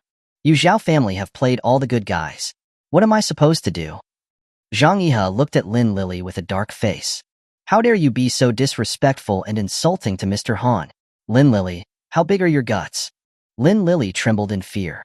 Most of the receptionists in the Shangguan traditional medicine shop were contracted workers who were forced to work there due to various family issues. Like maids in ancient families, if they offended their masters, there were countless ways to make their lives miserable. Resign? The millions of dollars in damages for breach of contract would be enough to drive anyone to despair. Compared to Zhao Tai, Lin Lili was more afraid of Zhang Yihe. Manager, I was wrong. From now on, you don't need to be at the front desk anymore. Go clean the bathrooms. Zhang Yihe's expression was cold. Clean the bathrooms? She was so young, so beautiful. She wanted to find a rich benefactor in the lobby to redeem herself. Manager, I was wrong. I was wrong. Lin Lili crawled to Zhang Yihe's side, pleading with him. Don't beg me. Zhang Yihe kicked Lin Lili away. Lin Lili realized what she should do and hurried to beg Han Chun, but Zhao Tai was acting like a mad dog. She hadn't even gotten close when she received 2 slaps to her face. Get lost. Don't dirty my godfather's trousers. Zhao Yongjiang grinned. All right, this stupid son is not totally hopeless. Chapter 28. Exchanging Medicine. Someone, take her away and don't let her offend Mr. Han's eyes. Zhang Yihe waved his hand. 2 security guards immediately stepped forward and dragged Lin Lili away by her arms. Mr. Han, I was wrong. As long as you're willing to forgive me, I'm willing to do anything you want. Lin Lili screamed and struggled like a shrew. After punishing Lin Lili, Zhang Yihe bowed slightly to Han Chun. Mr. Han, shall we set off? Let's go. Han Chun nodded slightly. Zhang Yihe hurriedly cupped his fist in salute towards Zhao Yongjiang and Zhao Tai. Mr. Zhao, young Master Zhao, I'll take Mr. Han to get the medicine first. I won't accompany you any longer. All right. Since Manager Zhao is in a hurry to help Mr. Han, you should go quickly. Zhao Yongjiang cursed Zhang Yihe, calling him an old fox. This wasn't about being in a hurry, this was clearly about preventing them from interacting further with Han Chun, in case they took his opportunity to be of service. Mr. Han, farewell. Godfather, farewell. Seeing Han Chun move to leave, the father and son hurriedly said goodbye with smiles. Only after Zhang Yihe left the traditional medicine shop with Han Chun did Zhao Yongjiang finally breathe a sigh of relief. Dad, Zhao Tai said, feeling a little ashamed, seeing how his father was so relieved. Zhao Yongjiang glared at Zhao Tai. How many times have I told you not to be so arrogant outside? There are always people more powerful than you. If you really offend a true dragon, not only you, but the entire Zhao family will be in trouble. Zhao Tai felt lingering fear. Dad, what's the background of this Mr. Han? Zhao Yongjiang shook his head. I don't know, but even the head of the Yao family, Yao Dasheng, treats him with respect. He's definitely not simple. Also, look at that Zhang Yihe. He almost knelt down and licked this guy's shoes. Although the Shangguan family is dominated by women and the men are weak, that Zhang Yihe is very smart. Then will he remember the offense I made? Zhao Tai's mind started working, and he broke out in a cold sweat. Zhao Yongjiang glanced at Zhao Tai. Based on his status and power, he certainly won't hold a grudge against you. If you have a brain, then you should take this godfather seriously. Even if I fall, with him around, you can still walk around freely in Hailan City. Zhao Tai's face brightened. Dad, don't worry. The Shangguan family was one of the 4 major families in Hailan City. Their family business was mainly based on exporting traditional Chinese medicine. They owned hundreds of traditional Chinese medicine planting bases all over the country. In this era where Western medicine was dominant, traditional Chinese medicine had long declined, which also caused the domestic Chinese herbal medicine industry to become sluggish. In the early years, the Shangguan family was going downhill year after year. The last head of the Shangguan family, seeing that the clan was heavily in debt, took his lover and absconded with the clan's money, leaving his wife, Li Qizhen, with a huge mess and countless debts. No one believed that a woman who had married into the family would be able to handle the crumbling Shangguan family. But Li Qizhen had created a miracle. She traveled to Beijing alone to seek financial support, borrowing over $10 million to stabilize the situation, and then actively looked for sales channels for traditional Chinese herbs. Knowing that Chinese medicine and herbs were declining in China, She turned her attention to overseas markets and found wealthy businessmen in Japan. Although Great Xia and Japan had old grudges, Japan was far better than Great Xia in terms of the inheritance of traditional Chinese medicine. The Japanese had a lot of faith in traditional Chinese medicine and its effects. Li Qizhen immediately finalized orders for billions of dollars of Chinese herbs with the Japanese businessmen. Since then, the Shangguan family had opened up the overseas market. Later, Li Qizhen studied the Shangguan family's traditional medicinal herb cultivation experience day and night and created many unique ways to cultivate traditional Chinese medicine, which made the Shangguan family's herbal medicine quality and effectiveness far superior to similar products in the market. Their traditional Chinese medicine products had a firm grip on the top spot of the market, which made the Shangguan family increasingly prosperous. Because the Shangguan family was on the verge of bankruptcy, anyone in the family who had power ran away with the money, leaving behind only the old, the young, and the women. Therefore, after the revival of the Shangguan family, Li Qizhen set a rule that the Shangguan family would not keep men, only women. They would not marry out, only take in a son-in-law. If a man from the Shangguan family wanted to start a family, he had to leave the family. With this prerequisite, the Shangguan family developed a family style where women were strong and men were weak. Zhang Yihe, as the son-in-law of the third branch of the Shangguan family, naturally didn't have any real power. Although he was nominally in charge of the Shangguan traditional medicine shop, in reality, he was working for the women of the family. Not a single penny went into his own pocket. Usually, he couldn't even move spiritual herbs like fire spirit root, which would take decades to cultivate, without first asking permission, much less spending a few $100s. But Zhang Yihe had agreed to Han Chun without any hesitation and was full of confidence. Although he didn't have fire spirit root in his hands, the Shangguan family had given him a gift when he married into the family. It was a golden leaf, cultivated by the Shangguan family, and it was 50 years old. And the dowry of Lu Maofeng, the son-in-law of the second branch, was a fire spirit root of 35 years. In terms of value, a 50-year-old golden leaf was far more valuable than a 35-year-old fire spirit root. He would use his golden leaf to exchange for Lu Maofeng's fire spirit root. Given Lu Maofeng's shrewdness, he would definitely agree. However, this matter needed to be done as soon as possible. He must never let his wife know, or she would not agree.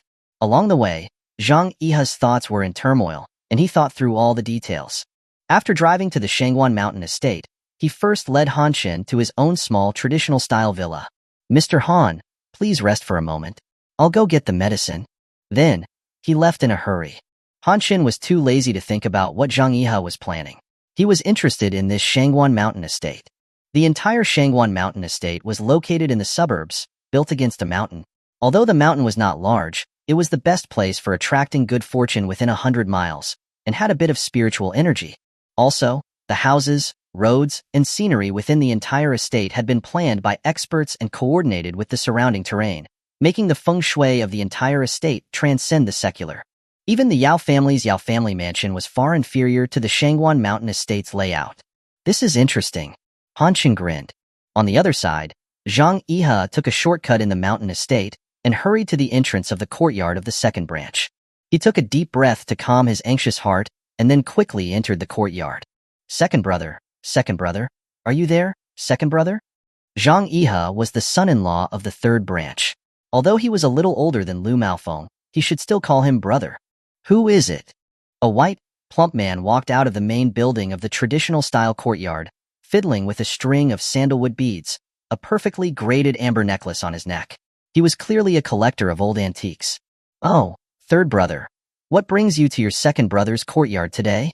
Lu Maofeng took off his black sunglasses, glanced at Zhang Yihe, and became wary. They were all clever people. They all knew that no one came uninvited unless they had a purpose. Zhang Yihe approached with a smile, deliberately revealing a hint of urgency. When coming to ask for a favor, if you didn't reveal any urgency, they would be suspicious. "Second brother, I have something to discuss with you." "Oh, my brother, just say it. What are we? Why are we being so formal?" Lu Maofeng replied with a fake smile. "I want to use my 50-year-old golden leaf to exchange for your 35-year-old fire spirit root," Zhang Yihe said directly. "What?" Lu Maofeng thought that his ears were playing tricks, and he was instantly stunned. Chapter 29. Aunt Shui. "You want to use your 50-year-old golden leaf to exchange for my 35-year-old fire spirit root?" Lu Maofeng adjusted his small sunglasses his eyes wide as he stared intently at Zhang Yihe, trying to figure out what kind of medication Zhang Yihe had taken to make him act this way. Although Golden Leaf and Fire Spirit Root were spiritual herbs of the same level, one was 50 years old, and the other was 35. Even a fool would know that the older a spiritual herb was, the higher its value. Who would want to use a high-grade spiritual herb to exchange for a lower-grade one? That's right. I'll use my Golden Leaf to exchange for your Fire Spirit Root. Zhang Yihe nodded seriously and then explained, I have an urgent matter, otherwise I wouldn't be taking this loss. Are you going to exchange or not? Lu Maofeng chuckled. Don't rush. Let me think about it. Third brother, it wouldn't be that the rank of Fire Spirit Root is about to go up a level, and you knew this secret information beforehand, so you specifically came to me to exchange it, right? Zhang Yihe frowned. Second brother, when have I ever been unfair to you? Besides, if I know any secret information, wouldn't you know it too? Lu Maofeng twirled his prayer beads and said with a smile, That's true, but what urgent matter do you have that makes you willing to take such a big loss? Zhang Yihe shook his head and sighed helplessly. It's like a child without a mother, a long story. Actually, it's not necessarily a Fire Spirit Root that I need. Something with similar effects would also work, like the Crimson Blood Ganoderma that the 5th branch has. But after all, they only have similar effects and are not the same kind of herb, so there will be some differences. Hearing that the Crimson Blood Ganoderma from the 5th branch could also be a substitute, Lu Maofeng immediately agreed. That's right. The Fire Spirit Root and the Crimson Blood Ganoderma are not the same thing after all. Although their effects are similar, there is a big difference in their effects when combined with other herbs. Second brother, are you going to exchange or not? You definitely won't suffer any losses from this, Zhang Yihe guaranteed, patting his chest. I know this is a sure profit, but you see, my wife is too strict, and she manages everything so tightly.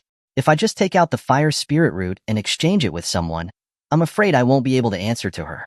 The more urgent Zhang Yihe was, the more hesitant Lu Maofeng became, fearing that there was some trick involved and he would suffer a loss. Zhang Yihe sighed helplessly. Well, I have no choice. I'll go ask my 5th brother then. He then turned to leave without hesitation. Seeing this, Lu Maofeng panicked and quickly grabbed Zhang Yihe. Third brother, why are you in such a hurry? Let me discuss it with my wife for a day or two. Zhang Yihe shook his head. No, it's difficult for second brother, and I'm in a hurry, so I'll just ask the 5th branch to exchange instead.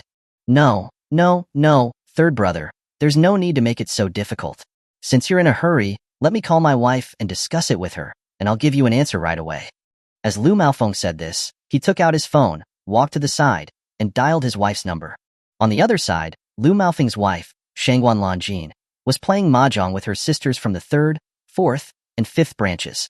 Having eaten delicacies from mountains and seas, and traveled the world, even wealthy people could not refuse the joy of playing mahjong. Shangguan Lanjin had been losing all morning. When she received Lu Maofeng's call, she erupted. What is it? Didn't I tell you that I'm busy? You better have something important. Lu Maofeng used his hand to cover the bottom of the phone and whispered about Zhang Yihe's plan to exchange spiritual herbs. What? After listening, Shangguan Lanjin's eyes widened in an instant, as she looked at her third sister, Shangguan Zhuqing, in disbelief. Shangguan Zhuqing from the 3rd branch had been winning all morning. She was in a good mood and completely ignored Shangguan Lanjin's gaze. I'm going to take a call. Shangguan Lanjin stood up, walked to the side, and asked quietly, Does Zhuqing know about this? The Shangguan family had 5 branches, named after 5 kinds of plants: plum, orchid, bamboo, chrysanthemum, and iris. Zhang Yihe was the son-in-law of the 3rd branch, and his wife was Shangguan Zhuqing. Judging from Zhang Yihe's expression, he shouldn't have discussed it with Shangguan Zhuqing. Wife, are we going to exchange or not? Lu Maofeng asked. Shangguan Lanjin cursed. You're an idiot. Of course, we're going to exchange. Why wouldn't we?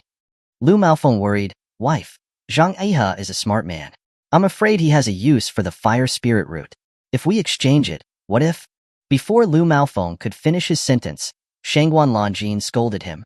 He's just a son-in-law who manages a traditional medicine shop. What kind of magical use could he have?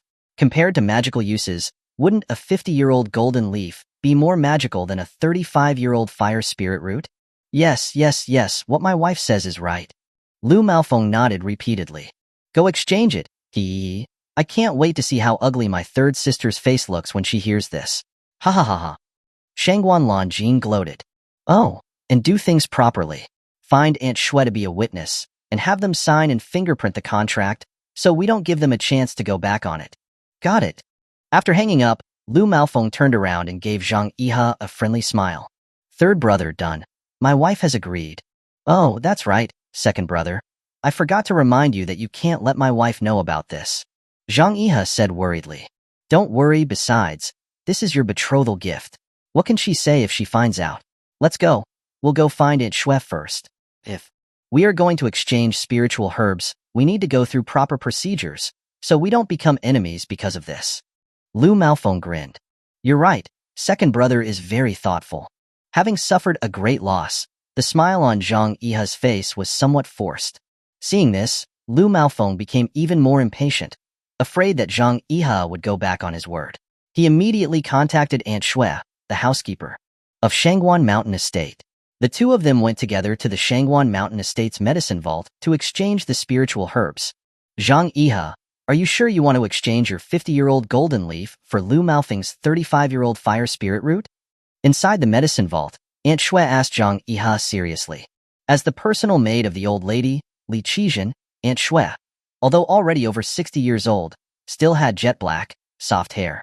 If it weren't for a few wrinkles at the corners of her eyes, she would have looked like a woman in her 30s or 40s. She had served the old lady for many years and also managed the matters of the estate, so her power was greater than all of the Shangguan family's direct descendants, including Shangguan Lanjin. Everyone in the entire estate respected her. Before Zhang Yihe could speak, Lu Maofeng said impatiently, Aunt Shui, we've already discussed it on the road, and we won't go back on our word. I didn't ask you. Aunt Shui coldly glanced at Lu Maofeng, who laughed awkwardly. Yes, Aunt Shui, I'm sure. Zhang Yihe nodded seriously. Okay, after signing and fingerprinting the agreement, there's no going back on it. Aunt Shui took out a pre-prepared agreement, handing a copy to both Lu Maofeng and Zhang Yihe separately. After they signed and fingerprinted, they exchanged, signed, and fingerprinted again. Only after getting the completed agreement did Lu Maofeng secretly sigh with relief, feeling immense satisfaction. Aunt Shui, can I take away the fire spirit root now? Zhang Yihe asked politely. Of course, the spiritual herbs are your betrothal gifts, so you get to decide what to do with them. No one can interfere. Please wait a moment, and I'll go inside and get it for you. Aunt Shui turned around and went into the medicine vault. A moment later, she came out slowly, holding a sandalwood box. Although the box was custom-made with high-quality sandalwood chosen by the Shangguan family, which could seal the power of the spiritual herb, there were still wafts of rich medicinal fragrance leaking out. Take it. Thank you, Aunt Shui. Zhang Yihe's hand trembled slightly as he took the medicine box. It was a lie to say that he didn't feel any heartache. After all, the spiritual herbs were the last guarantee for the sons-in-law of Shangguan Mountain Estate. It was only one plant, and once it was gone, they would never be able to get another. Brother Yihe is going all out for a friend. It's truly touching. Having benefited from the deal, Lu Maofeng started acting humble. Aunt Shui, second brother, I'll be going now. After taking the spiritual herb, Zhang Yihe hurriedly left. Lu Maofeng chuckled and sent a message to his wife, Shangguan Lanjin, unnoticed. If there was a show, then he had to call people to come watch it together. Chapter 30. Teacher Han, please help me enter the Dao. Shangguan Mountain Estate, a certain villa. The ladies of the various Shangguan family branches were gathered together playing mahjong. Today, for some unknown reason, the third sister, Shangguan Juqing, had extremely good luck. She had won several hands in a row and won several plots of medicinal herb fields. Just now, the second sister, Shangguan Lanjin, had discarded a 3 of bamboo when Shangguan Juqing said excitedly, Pong, 3 of bamboo. I won, ha ha ha ha. Then, she took back the 3 of bamboo from the table, inserted it into her hand, and then pushed it to the middle of the table. I swear, she won again. Third sister, what's up with you today? Are you even letting us play? That's right, that's just way too lucky. Shangguan Juqing smiled as she shuffled the tiles with her other sisters. When I used to lose, you guys didn't say anything. Now that I've won a few hands, you're not happy? Look at second sister. She lost the most but didn't say a word. Shangguan Lanjin laughed. It's nothing, sisters. We're just playing for fun. Second sister is so magnanimous, Shangguan Juqing said flatteringly, though she was secretly overjoyed. At this moment, someone hurriedly entered the villa. Third madam, third madam. Shangguan Juqing turned her head and saw the maid from her courtyard rushing over. Why are you in such a hurry? You have no composure. Shangguan Juqing frowned and scolded her, feeling she had lost face in front of her sisters. The maid could only lower her head and apologize before hurriedly coming forward, preparing to whisper something in Shangguan Juqing's ear. Okay, if you have anything to say it out loud. We're all family here. There's nothing to hide, Shangguan Juqing scolded, her face dark. Third madam, third master. He exchanged spiritual herbs with second master and gave the spiritual herbs to someone else. The maid could only report truthfully. What? Upon hearing these words, Shangguan Juqing felt her vision go black, and she almost fainted.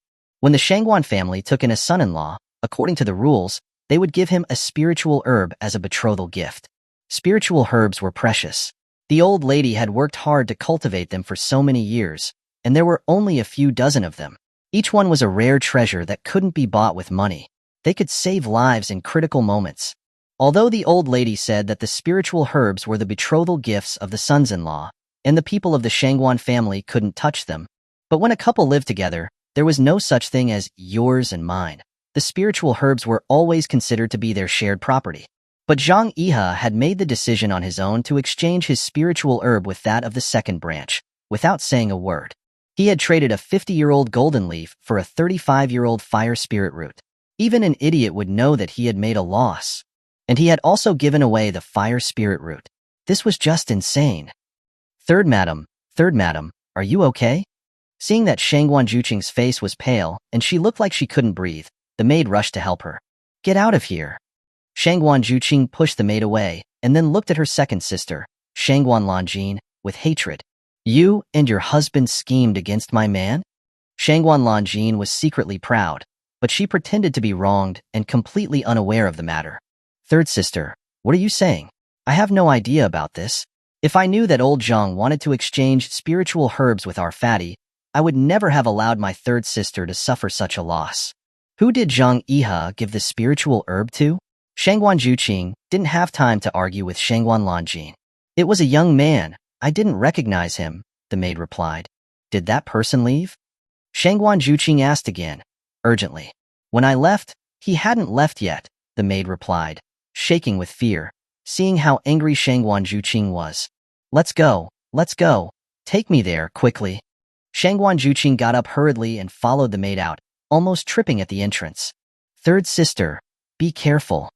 Shangguan Lanjin pretended to remind her, while feeling happy inside. Second sister, are we still going to play? Someone asked. Shangguan Lanjin said, something so big happened at third sister's house. Do you still have the heart to play cards? Let's go see it too. Let's go. Some people had already been unable to wait. Everyone loved to join in on the fun and gossip. Even the women of a large clan were no exception. Juqing Courtyard. All right, although it's not very old, it's enough. Tell me what you want to exchange for it, or what you need me to help you with. After examining the fire spirit root, Han Shen spoke directly. Hearing this, Zhang Yihe was overjoyed. To recognize that the spiritual herb was not very old with one look, meant that Han Shen was indeed a martial artist who had seen the world. He suppressed his excitement and laughed. Mr. Han is joking. I just want to be friends with Mr. Han. There's no other intention. Han Shen chuckled. Although this spiritual herb is ordinary, it's not easy to cultivate to this quality in a place like this. I believe that even for your Shangguan family, it's not something that can be given away so easily. We've only just met, and you dare to give something like this to me. Aren't you afraid that I'll just run away? Zhang Yihe laughed. To be honest, I am a little afraid, but some opportunities only come once in a lifetime. If you don't gamble on it, then when you are old, you'll have nothing left but regrets, right? Han Shen nodded slightly, a hint of appreciation in his eyes. With this kind of character and courage, if you were to enter the path of martial arts, you would definitely achieve something. Zhang Yihe shook his head and sighed sadly. Actually, my family's ancestor was a martial artist and left behind a book of martial arts techniques, but sadly his descendants were incompetent, and no one had the talent for martial arts. I am no exception. I'm not afraid of Mr. Han laughing at me, but I did have a dream of becoming a martial artist when I was young. Unfortunately, reality is too cruel. Now that I'm middle-aged, I've given up on it. I guess it's fate. Han Shen grinned. Fate? Fate is something you fight for. If you want to stand at the top, you have to have the courage and determination to change your fate against all odds. I ask you one thing. Suddenly, Han Shun seemed like a different person. His eyes were burning. His smile was unrestrained and domineering. His entire aura was like a majestic mountain range, towering and terrifying. Do you want to enter the path of martial arts? This question was like a morning drum and an evening bell, shaking people's hearts. Zhang Yihe was standing right in front of Han Qin, but he had a sense of insignificance and awe, like looking up at high mountains and the vast sky. Did he want to enter the path of martial arts? The blood that had long turned cold in his youth was now flowing like a thawing stream beneath the ice, starting to bubble. Did he want to? Zhang Yihe was instantly transported back to 30 years ago when, as a young man, he had practiced hard through the night, but was still unable to break through his blocked meridians and could only howl at the sky in despair. As a son-in-law who had married into Shangguan Mountain Estate, he had thought that he could find a way to open his meridians and set foot on the path of martial arts, but the more he learned, the more hopeless he became. Did he want to? Of course he did. Every single day and night he wanted to. For so many years, Zhang Yihe had never given up on his dream of becoming a martial artist. Teacher Han, please help me enter the Tao. Zhang Yihe's eyes became hot, and tears streamed down the cheeks of the man who was over 40 years old. He then held his hands high in a salute and kneeled down at Han Chen's feet.